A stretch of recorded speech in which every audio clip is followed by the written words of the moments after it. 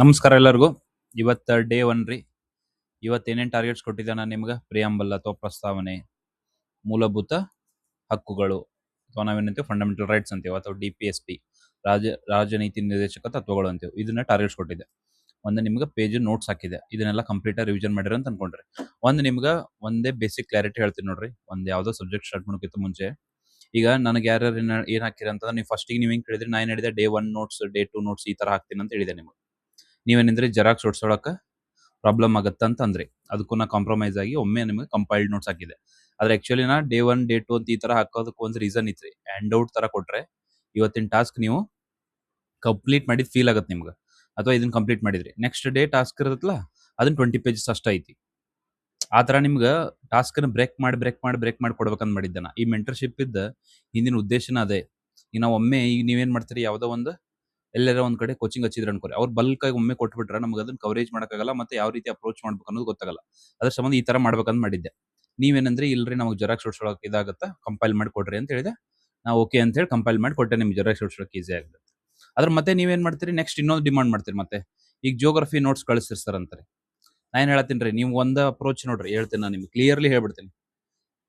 ನಿಮಗ ಈ ಮೆಂಟರ್ಶಿಪ್ ಒಳಗ one subject at a time ಅನ್ನು ಅಪ್ರೋಚ್ ಇಟ್ಕೊಂಡು ಹೊಂಟೇವ್ ನಾವು. ಒಂದ್ ಸಬ್ಜೆಕ್ಟ್ ಎಟ್ ಎ ಟೈಮ್, ಒಂದ್ ಸಬ್ಜೆಕ್ಟ್ನಾಗ ನಾವು ಕವರ್ ಮಾಡಕತ್ತೇವ್ ಅಂದ್ರ ಅದನ್ನ ನಾವು ಅದ್ರ ಮೇಲೆ ಫೋಕಸ್ ಮಾಡೋದು ಜಾಸ್ತಿ. ಬಿಟ್ರ ಅದ್ರ ರಿಲೇಟೆಡ್ ಕರೆಂಟ್ ಅಫೇರ್ಸ್, ಈ ಪೊಲಿಟಿ ಓದಾಯ್ತಲ್ಲ, ಪೊಲಿಟಿ ರಿಲೇಟೆಡ್ ಕರೆಂಟ್ ಅಫೇರ್ಸ್, ಇವೆರಡು ಬಿಟ್ರೆ ಎದ್ರ ಮೇಲೆ ಫೋಕಸ್ ಮಾಡ್ಬಿಟ್ರ ಅನ್ಕ. ಎದಕ್ಕೆ ಹೇಳತ್ನಂದ್ರ, ಈ ತರ ಮಾಡೋದ್ರಿಂದ ಇದರಿಂದ ಲಾಭ ಐತಿ. ನಾ ಹೇಳೋದು ಏನ್ ಲಾಭ ಅಂತಂದ್ರ, ನೀವು ಈ ತರ ಒಂದ್ ಸಬ್ಜೆಕ್ಟ್ ಎಟ್ ಎ ಟೈಮ್ ಅಂತ ಓದಿದ್ರ ಇದ್ರ ಮೇಲೆ ಒಂದ್ ಸತ ಕ್ಲಾರಿಟಿ ಸಿಕ್ತ ಅನ್ಕೋರಿ. ಅಂದ್ರೆ ನೀವು ಈ 7 ದಿವಸ ನಾವು ಪೊಲಿಟಿ ಕೊಡ್ತೇವೆ ಅಂದ್ರ 7 ದಿವಸ ಮಾರ್ನಿಂಗ್, ಆಫ್ಟರ್ನೂನ್, ಏನದು ಈವ್ನಿಂಗ್ ಎಲ್ಲ ಕಂಟಿನ್ಯೂಸ್ ನೀವ್ ಏನ್ ಮಾಡ್ಬೇಕು, ಪೊಲಿಟಿ ಬಗ್ಗೆನ ಥಿಂಕ್ ಮಾಡ್ಬೇಕು ಜಾಸ್ತಿ. ಹಿಂಗ ಆದಾಗ ನಮಗೇನಾಗುತ್ತೆ, ಡೆಪ್ತ್ ನಾಲೆಜ್ ಬರುತ್ತೆ. ಈಗ KE KPSC ಏನ್ ಮಾಡತ್ತಾರ, ಡೀಪ್ ನಾಲೆಜ್ ಅಥವಾ ಕಾನ್ಸೆಪ್ಟ್ಸ್ ಮೇಲೆ ಚೆಕ್ ಮಾಡತ್ತಾರಲ್ಲ. ಈಗ ನಾವು ಮೇಲ್ಮೇಲೆ ಈಗ ನಾನು ನೋಟ್ಸ್ ಕಳ್ಸಿನಿ ಅನ್ಕೋರಿ ನಿಮ್ಗೆ, ಎಷ್ಟು ಒಂದ್ 20 ಪೇಜಸ್ ನೋಟ್ಸ್ ಐತಿ. ಅದನ್ನ ಒಂದ್ಸತ ಓದಿದ್ದೆ, ಮುಗಿತ್ ಸರ್ ಅನ್ಬೇಡ್ರಿ. ಆ ತರ ವರ್ಕ್ ಆಗಲ್ರಿ ಇದು. ನೀವು ಡೀಪ್ ಆಗಿ ಹೊಳ್ಳೆ ಮೇಲೆ ರಿವಿಷನ್ ಮಾಡ್ಬೇಕು ಅದನ್ನ. ಇದು ಒಂದೇ ಸತ ಅವಕಾಶ ಕೊಡುತ್ತೆ, ಮತ್ತೆ ರಿವಿಷನ್ ಮಾಡಕ್ ಕೊಡ್ತೀನಿ ನಾನು. ಇಲ್ಲಿ ಕ್ಲಾಸ್ನಿಗೆ ನಿಮ್ ರಿವಿಷನ್ ಮಾಡಿಸ್ತೀನಿ, ಆ ಮಾತ್ ಬೇರೆ. ಅರ್ನ ಹೇಳತ್ತಿದ್ದು, ಇದು ಒಂದ್ಸತ ನೋಟ್ಸ್ ಒಂದ್ಸತ ರೀಡಿಂಗ್ ಮಾಡಿದ್ರೆ ಮುಗ್ದಂಗಲ್ಲದು. ಆಲ್ಮೋಸ್ಟ್ ನಿಮ್ ಮುಗ್ದೈತಿ ಅಂದ್ರ ಹೊಳ್ಳಿ ಇನ್ನೊಮ್ಮೆ ಓದ್ರಿ ಅದನ್ನೇ. ನೀವೇನ್ ಮಾಡ್ತೀರಿ, ನೆಕ್ಸ್ಟ್ ಸಬ್ಜೆಕ್ಟ್ ಕಳಿಸ್ರಿ ಅಂತೀರಿ. ಆ ತರ ಕಳ್ಸಕ್ ಆಗಲ್ಲ ಸರ್. ಇದು ಅಪ್ರೋಚ್ ಹೆಂಗೈತೆ ಅಂದ್ರೆ, ಮೆಂಟರ್ಶಿಪ್ ಒಂದ್ ಸಬ್ಜೆಕ್ಟ್ ಎಟ್ ಎ ಟೈಮ್, ಅದ್ರೊಳಗೆ ಡೆಪ್ತ್ ಆಲ ಏನಂತೀವಿ ಅದಕ್ಕ, ಅದ್ರ ಉದ್ದ ಆಗಲ್ಲ ಎಲ್ಲ ಓದ್ಬೇಕು ನೀವು. ಇವತ್ತು ಪ್ರಿಯಾಂಬಲ್ ಐತಾ, ಫಂಡಮೆಂಟಲ್ ರೈಟ್ಸ್ ಐತಾ, ಅಥವಾ DPSP ಐತಿಲ್ರಿ, ಇದ್ರದ್ದು ಯಾವ್ದು ಬೇಕಾದ ಕ್ವಶನ್ ಕೇಳಿದ್ರು ರೆಡಿ ಇರ್ಬೇಕು ನೀವು. ಈಗ ನೀವು ಇದನ್ನ ಚಂದಾಗ ಒಂದ್ಸತ ಓದಿ ಅದ್ರಾಗ ಏನು ನೆನಪ ಇಟ್ಕೊಂಡಿಲ್ಲ, ಅರ್ಧಂಬರ್ಧ ನೆನಪೈತಿ, ಓದಿದ್ ಮುಗಿತ್, ನನಗೆ ನೆಕ್ಸ್ಟ್ ಸಬ್ಜೆಕ್ಟ್ ಕಳಿಸ್ರಿ. ಈ ತರ ವರ್ಕ್ ಆಗಲ್ರಿ ಇದು. ಈ ಸತ ಇಷ್ಟು ದಿವಸ ಇದನ್ನ ಮಾಡಿ ಒಂದು ಸಬ್ಜೆಕ್ಟ್ ಮೇಲೆ ಕ್ಲಾರಿಟಿ ಇಲ್ಲ ನಮಗೆ. ಅರ್ಧತಿಲ್ರಿ. ಇದನ್ನ ಒಂದ್ ಹೇಳಕತ್ತಿದ್ದ ಕರೆಕ್ಟ್ ಫಾಲೋ ಮಾಡ್ರಿ. ಏನ ಮಾಡಿದ್ರು ನಿಮ್ ಬೆನಿಫಿಟ್ಗೆ ಮಾಡ್ತಿರ್ತೇನೆ ನಾ, ಅದ್ರ ಸಂಬಂಧ. ಇದು ಅರ್ಥ ಆತ ಅಂತ ಅನ್ಕೊಂಡಿನ. ಮತ್ತೆ ಇನ್ನೊಂದ್ ಏನ್ ಕೇಳ್ತೀರಿ, ನಮ್ಗೆ ಎರಡೆರಡು PDF ಕಳಿಸ್ಬಿಟ್ರಿ, ಒಮ್ಮೆ ನಾವು ಓದಿ ಮುಗಿಸ್ಬಿಡ್ತೇವೆ ಅಂತ ಹೇಳಿ. ಒಂದ PDF ನಾವು 20 ಪೇಜ್. ನಾ ಹೇಳತ್ತಿದ್ ಅರ್ಥ ಮಾಡ್ಕೊರಿ, ನಿಮ್ಗೆ ಏನೇನ್ ಕವರ್ ಮಾಡ್ಬೇಕು ಎಲ್ಲ ಕವರ್ ಮಾಡ್ತತಿ. ನೀವು ಅವಸರ ಮಾಡಿದ್ರ ಪಾಲಿಟಿ ನಾವು 3 ದಿವಸನೇ ಮುಗಿಸ್ತೇವೆ ಅನ್ಕೋರಿ. ನಿಮ್ ಕ್ಲಾರಿಟಿ ಇಲ್ಲ, ಈ ನೆಕ್ಸ್ಟ್ ಇಶ್ಯೂ ಸ್ಟಾರ್ಟ್ ಮಾಡ್ಬಿಡ್ತೀನಿ ನಾ 3 ದಿವಸನಾಗ. ಇದ್ರ ಮೇಲೂ ಕ್ಲಾರಿಟಿ ಚೆನ್ನಾಗಲ್ಲ, ಅವಸರ ಮುಗಿಸ್ತೀರಿ. ಇದನ್ನ ಪಾಲಿಟಿ ಏನು ನೆನಪಿರಲಿ ನಿಮ್ಗೆ. ಮತ್ತೆ ಇಲ್ಲಿ 3 ದಿವಸ ತಗೊಳ್ಳೋದೇ ಅದು. 3 ಯಾಕ್ರಿ, ಮತ್ತೆ ಇಲ್ಲಿ ಅರ್ಧಂಬರ್ಧ ಓದಿದ್ರೆ ಮತ್ತೆ ಟೋಟಲ್ ಇದು ಎಷ್ಟಾಗತ್ತೆ, 9, 10, 11 ದಿವಸ ಹಂಗ ನೀವು ಹೊಳ್ಳೆ ರಿವಿಷನ್ ಕೇಳ್ತೈತದ. ಅವಾಗ ಎಷ್ಟಾಗತ್ತೆ, 15 ದಿವಸ ಆಗತ್ತೆ. ನಾ ಹೇಳತ್ತಿದ್ ನಿಮಗೆ 7 ದಿವಸ ಫಸ್ಟ್ ಸ್ಟಾರ್ಟಿಂಗ್ ಇದಕ್ಕ ಕೊಡ್ರಿ ಕಂಪಲ್ಸರಿ. ಹೊಳ್ಳಿ ಹೆಂಗ್ ರೆಡಿ ಆಗ್ಬೇಕಂದ್ರೆ, ನೀವು ಪಾಲಿಟಿ ಈ 7 ದಿವಸ ಇದಕ್ಕ ಅದ್ರ ಉದ್ದ ಆಗಲ್ಲ ಎಲ್ಲ ಕವರ್ ಮಾಡಿದೇವ್ ಅನ್ಕೋರಿ. ಅದಾದ್ಮೇಲೆ ನಿಮಗೆ ಈಗ ಯಾವ್ದೋ ಒಂದು ನೋಟಿಫಿಕೇಶನ್ ಆತ ಅನ್ಕೋರಿ. ನೋಟಿಫಿಕೇಶನ್ ಅಂದ್ರೆ ನೀವು ಹೆಂಗ್ ರೆಡಿ ಇರ್ಬೇಕಂತ ಪಾಲಿಟಿ 1 ದಿವಸ ಸಾಕ್ರಿ, ನನಗೆ ಪಟ್ನ ರಿವಿಷನ್ ಮಾಡಿ ಹೋಗ್ಬಿಡ್ತೀನಿ. ಈ ಲೆವೆಲ್ ಆಫ್ ಕಾಂಪಿಟೆನ್ಸಿ ಬರ್ಬೇಕು ನಿಮ್ಗೆ ಈ 7 ದಿವಸನಾಗ. ಅದಕ್ಕೆ ಹೇಳತ್ತಿದ್ ನಾ, ಇದು ಮೆಂಟರ್ಶಿಪ್ ಇರೋದು ಹೆಂಗಂದ್ರ, ಒಂದ್ ರೀತಿ ನೀವು ಒಂದ್ ಸಬ್ಜೆಕ್ಟ್ ಅನ್ನು ಕವರ್ ಮಾಡಿದ್ರಿಲ್ಲ, ನೆಕ್ಸ್ಟ್ ನೋಟಿಫಿಕೇಶನ್ ಆತು, ಇನ್ನೇನು ಎಕ್ಸಾಮ್ ಒಂದ್ 15 ದಿವಸ ಐತೆ ಅನ್ಕೋರಿ, ನೋಟಿಫಿಕೇಶನ್ ಕಂಟಿನ್ಯೂಸ್ ಬರ್ತಿರ್ತಾವಲ್ಲ, ಆ ನೋಟಿಫಿಕೇಶನ್ ನಿನ್ ಮೇಲೆ ಹಾಕವಲ್ಲ, ಈ ನೆಕ್ಸ್ಟ್ ನೋಟಿಫಿಕೇಶನ್ ಎಕ್ಸಾಮ್ ಕೊಟ್ರೆ ನೀವು ಈಗ ಹೆಂಗ್ ಪ್ರಿಪೇರ್ ಆಗಿರ್ಬೇಕು, 7 ದಿವಸನಾಗ 1 ದಿವಸ ಅಥವಾ 2 ದಿವಸನಾಗ ಪಾಲಿಟಿ ನನ್ ಕವರ್ ಆಗುತ್ತೆ. ಲಾಸ್ಟ್ ಒಂದ್ 10 ದಿವಸನಾಗ ಒಟ್ಟು ಸಬ್ಜೆಕ್ಟ್ ಕವರ್ ಮಾಡೋಂಗ ಈ ತರ ಪ್ರಿಪೇರ್ ಮಾಡ್ಸತ್ ನಿಮ್ಗೆ. ನಾ ಸಿಂಪಲ್ ಇದನ್ನ ಒಳ್ಳೆ ಮೆಂಟರ್ಶಿಪ್ ಹಚ್ಚುದು, ರೊಕ್ಕ ಮಾಡುದು ಅದೇ ಇಲ್ಲ ನನ್ನ ಉದ್ದೇಶ. ನಿಮ್ಗೆ ಏನೈತಿ, ಒಂದ್ ಸಬ್ಜೆಕ್ಟ್ ಅನ್ನ ಹೆಂಗ್ ಕವರ್ ಮಾಡ್ಬೇಕು ಅನ್ನೋದು ಒಂದೇ ಸತ ತಿಳಿಸ್ಕೊಡ್ತತಿ. ಆಮೇಲೆ ನೀವು ಇದನ್ನ ಸ್ವಂತ ಮಾಡಕತ್ ಬಿಡ್ತೀರಿ. ಯಾವ್ದಾರ ಎಕ್ಸಾಮ್ ಕರೆದ್ರಂದ್ರ ಜಸ್ಟ್ ಅದ್ರ ಹಿಂದಿನ 10 ದಿವಸನಾಗ ಎಲ್ಲಾ ಸಬ್ಜೆಕ್ಟ್ಸ್ ಕವರ್ ಮಾಡ್ಕೊಂಡು ಹೋಗ್ಬಿಡ್ತೀರಿ. ಇದು ಒಂದ್ ಸತ ಮೆಂಟರ್ಶಿಪ್ ಫುಲ್ಲಿ ಡೆಡಿಕೇಟೆಡ್ಲಿ ಒಟ್ಟ ಡೈವರ್ಟ್ ಅಲಾರ್ದ ಏನ್ ಹೇಳ್ತೈತೆ ಅದನ್ನ ಕೇಳ್ರಿ. ನಿಮ್ಗೆ ಬೆನಿಫಿಟ್ ಆಗ್ಲಿಲ್ಲ ಅಂದ್ರೆ ಹೇಳ್ರಿ, ಒಂದ್ ವಾರನೇ ಬೆನಿಫಿಟ್ ಆಗುತ್ತೆ. ನೀವೀಗ ಜಿಯೋಗ್ರಫಿ ಕಳಿಸ್ರಿ, ಅಥವಾ ನಮ್ಗೆ ಎರಡೆರಡು PDF ಕಳಿಸ್ರಿ, ಈ ತರ ನಿಮ್ ಮಾತು ಕೇಳಕ್ಕಾಗಲ್ಲ. ನಾ ಇದು ಈಗ ಹೇಳ್ತೇನೆ ನಿಮ್ಗೆ. ಇದ್ದಿದ್ದೇನೈತ್ಲಾ, ಹೇಳಕತ್ತಿದ್ ಮಾಡಿದ್ರೆ ಮಾತ್ರ ಬೆನಿಫಿಟ್ ಆಗತೈತಿ. 1 ವೀಕ್‌ನಾಗ ನೋಡ್ರಿ. ನಾ ಗ್ಯಾರಂಟಿ ಕೊಡ್ತೇನೆ ನಿಮ್ಗೆ. ಅರ್ಥಾತಾ? ಮತ್ತೆ ಇನ್ನೊಂದು ನೋಟ್ಸ್ ಇನ್ನೊಂದ್ ಸ್ವಲ್ಪ ಡೀಪ್ ಮಾಡ್ರಿ ಸರ್ ನನ್ನ ಹತ್ರ. ಡೆಪ್ತ್ ಆಗಿ ಕವರ್ ಆಗ್ಲಿ ಅಂತ. ನಾನು ನಿನ್ನೆ ನಿಮ್ಗೆ ಹೇಳಿಲ್ಲ, ಅದನ್ನ ವಿಡಿಯೋನ ನೋಡಿಲ್ಲ ಅನ್ಸುತ್ತೆ ನೀವು. ಓರಿಯೆಂಟೇಷನ್ ವಿಡಿಯೋದಾಗ ಹೇಳೀನಿ. ಮತ್ತೆ ಅದನ್ನ ಓವರ್‌ವ್ಯೂ ವಿಡಿಯೋದಾಗೂ ರಿಪೀಟ್ ಮಾಡೀನಿ ಮತ್ತ. ಇಲ್ರಿ ನಮ್ದು ಲೇಯರ್ಡ್ ಸ್ಟಡಿ ಅಂತ ಐತಿ ಅಂತ ಹೇಳಿನಿ ನಾನು ನಿಮ್ಗೆ. ಅಂದ್ರೆ ಫಸ್ಟ್ ಒಂದು ಲೆವೆಲ್ ಆಫ್ ಬೇಸಿಕ್ಸ್ ಕವರ್ ಮಾಡ್ಬೇಕು ನಾವು. ಬೇಸಿಕ್ಸ್ ಕವರ್ ಮಾಡಿ ಆಮೇಲೆ ಅದ್ರ ಡೆಪ್ತ್ ಹೋಗ್ಬೇಕು. ಈಗ ಒಂದು 15 ಆರ್ಟಿಕಲ್ 15 ಹಿಡಿದ್ರೆ ನೀವು ಒಮ್ಮೆ ಸಡನ್ಲಿ ಒಟ್ಟು ಆರ್ಟಿಕಲ್ 15 1, 2, 3, 4 ಹಿಂಗ್ ಡೆಪ್ತ್ ಹೋದ್ರಿ ಅನ್ಕೋರಿ. ಏನಾಗತ್ತಾ ಯಾವ್ದು ನೆನಪುಳಿಲ್ಲ. ಮ್ಯಾಲಿನ ಆರ್ಟಿಕಲ್ 14 to 18 ಏನೇನದ ಬೇಸಿಕ್ಸ್ ಕೇಳಿದ್ರು ನಮ್ಗೆ ನೆನಪಿರಲ್ಲ. ನಾ ಅದಕ್ಕೆ ಏನ್ ಮಾಡ್ತೀನಿ, ಒಂದು ಬೇಸ್ ಲೆವೆಲ್ ನೋಟ್ಸ್ ಅಂತ ಮಾಡೀನಿ. ಇದು ಬೇಸ್ ಲೆವೆಲ್ ನೋಟ್ಸ್ ಅಷ್ಟೇ ನಿಮ್ಗೆ. ಆಮೇಲೆ ಇದಕ್ಕೆ ಆಡ್ ಆನ್ ಹಾಕೊಂತ ಹೋಗುತ್ತೆ ಡೆಪ್ತ್. ಕರೆಂಟ್ ಅಫೇರ್ಸ್ ಬೇಸ್ಡ್ ಏನ್ ಹ್ಯಾಂಡ್ ಔಟ್ ಕೊಡುತ್ತಲ್ಲ, ಅಲ್ಲಿ ನಿಮ್ಗೆ ಆಡ್ ಆನ್ ಆಗುತ್ತೆ ನೋಟ್ಸ್ ಎಲ್ಲ. ಅರ್ಥ ಆತಿಲ್ಲ ನಿಮ್ಗೆ? ಇದು ಜಸ್ಟ್ ಬೇಸ್ ಮೆಟೀರಿಯಲ್ ಅಷ್ಟೇ. ಇದ್ರೊಳಗ ಇದು ಯಾಕೆ ಬೇಸ್ ಮೆಟೀರಿಯಲ್ ಅಂತೀನಂದ್ರ, ಇದ್ರಾನ್ ಕ್ವಶನ್ಸ್ ಯಾವುದೇ ಇದೊಂದು ಪ್ರಿನ್ಸಿಪಲ್ ನಮ್ದ್ರಿ ಮೆಂಟರ್ಶಿಪ್. ಇದೊಂದು ನೆನಪಿಟ್ಕೋರಿ. ಇದೊಂದು ಸ್ವಲ್ಪ ಟೈಮ್ ಕೊಡ್ರಿ ನನಗೆ. ಕ್ವಶನ್ ಸ್ಟಾರ್ಟ್ ಮಾಡ್ತೀನಿ ಈಗ. ಆದ್ರೆ ಇದೊಂದು ಟೈಮ್ ಕೊಡ್ರಿ. ಯಾಕಂದ್ರೆ ಇದೊಂದು ಕ್ಲಾರಿಟಿ ಕೊಡೋದೈತೆ ಎಲ್ಲರಿಗೂ. ಇನ್ನೊಂದು ಪ್ರಿನ್ಸಿಪಲ್ ನಮ್ಮ ಮೆಂಟರ್ಶಿಪ್ ವರ್ಕ್ ಆಗೋದು. ಒಂದೇದೇನು ಹೇಳಿದೆ ನಿಮ್ಗೆ, 1 ಸಬ್ಜೆಕ್ಟ್ ಅಟ್ ಎ ಟೈಮ್ ಅಂತ ಹೇಳಿ. ಈ ಪ್ರಿನ್ಸಿಪಲ್ ಮೇಲೆ ವರ್ಕ್ ಮಾಡ್ತೀನಿ ನಾ. ಇನ್ನೊಂದು ಏನ್ ಮಾಡ್ತೀನಿ ಅಂತಂದ್ರ, ಯಾವುದೇ ಒಂದು ಸೀರಿಯಸ್ ಆಸ್ಪಿರೆಂಟ್ ಈಗ ಕಟ್ ಆಫ್ ಒಳ್ಳೆ ಮೇಲೆ ಕ್ಲಿಯರ್ ಮಾಡ್ತಿರ್ತಾರ ಗೊತ್ತನ್ರಿ ಅವ್ರು. ಯಾವುದೇ ಒಂದು ಸೀರಿಯಸ್ ಆಸ್ಪಿರೆಂಟ್, ಈಗ ನೀವು ಎಕ್ಸಾಂಪಲ್ ತಗೋರಿ. ಈಗ ಯಾವುದೇ ರೀತಿ ಎಕ್ಸಾಮ್ ತಗೋರಿ, KS ತಗೋರಿ. ಜಾಸ್ತಿ ಜನ ಯಾರು ಕ್ಲಿಯರ್ ಮಾಡತ್ತಾರ KS ಎಕ್ಸಾಮ್? UPSC ಓದಿದವರು ಕ್ಲಿಯರ್ ಮಾಡತ್ತಾರ 85% ಅಥವಾ 85% ಅವರೇ ಇದಾರ. ಯಾಕ? ನಾ ಏನ್ ನಿಮ್ಗೆ ಹೆಲ್ಪ್ ಮಾಡವಂತಂದ್ರ, ಇವ್ರಿಗೆ ಎಷ್ಟು ಬರುತ್ತಲ್ಲ ನಾಲೆಜ್, ಅದನ್ನ ನಿಮ್ಗೆ ಕಂಪ್ಲೀಟ್ಲಿ ನೀವು ಇದನ್ನ ಬೇಸ್ ಮೆಟೀರಿಯಲ್ ಓದಿದ್ರಿ ಅಂದ್ರೆ ಇಷ್ಟು ನಿಮ್ಗೆ ಅವರಷ್ಟು ನಾಲೆಜ್ ಇದ್ದೇ ಇರ್ತದೆ. ಅರ್ಥತಲ್ರಿ? ನಾನ್ ನಿಮ್ಗೆ ಬರ್ಬರ್ತ ನನ್ನ ಪಾತ್ರ ಏನಂತಂದ್ರೆ, ಕ್ವಶನ್ ಬಿಡಿಸೋ ಅಪ್ರೋಚ್ ಇವ್ರಿಗೆ ಬೇರೆ ಇರ್ತದೆ. ನಾವೇನ್ ಮಾಡ್ತಿರ್ತೀವಿ ಕರ್ನಾಟಕದವರಾಗಿ, ಜಸ್ಟ್ ಅವು ನಾಲೆಜ್ ಇತ್ತಂದ್ರೆ ಬಿಡಿಸ್ತೇವೆ, ಇಲ್ಲಾಂದ್ರೆ ಬಿಟ್ಬಿಡ್ತೇವೆ. ಆದ್ರೆ ಈ ತರ ಒಂದು ಲಾಜಿಕಲ್ ಕಂಜೆಕ್ಚರ್ಸ್ ಅಂತೀವಿ ನಾವು.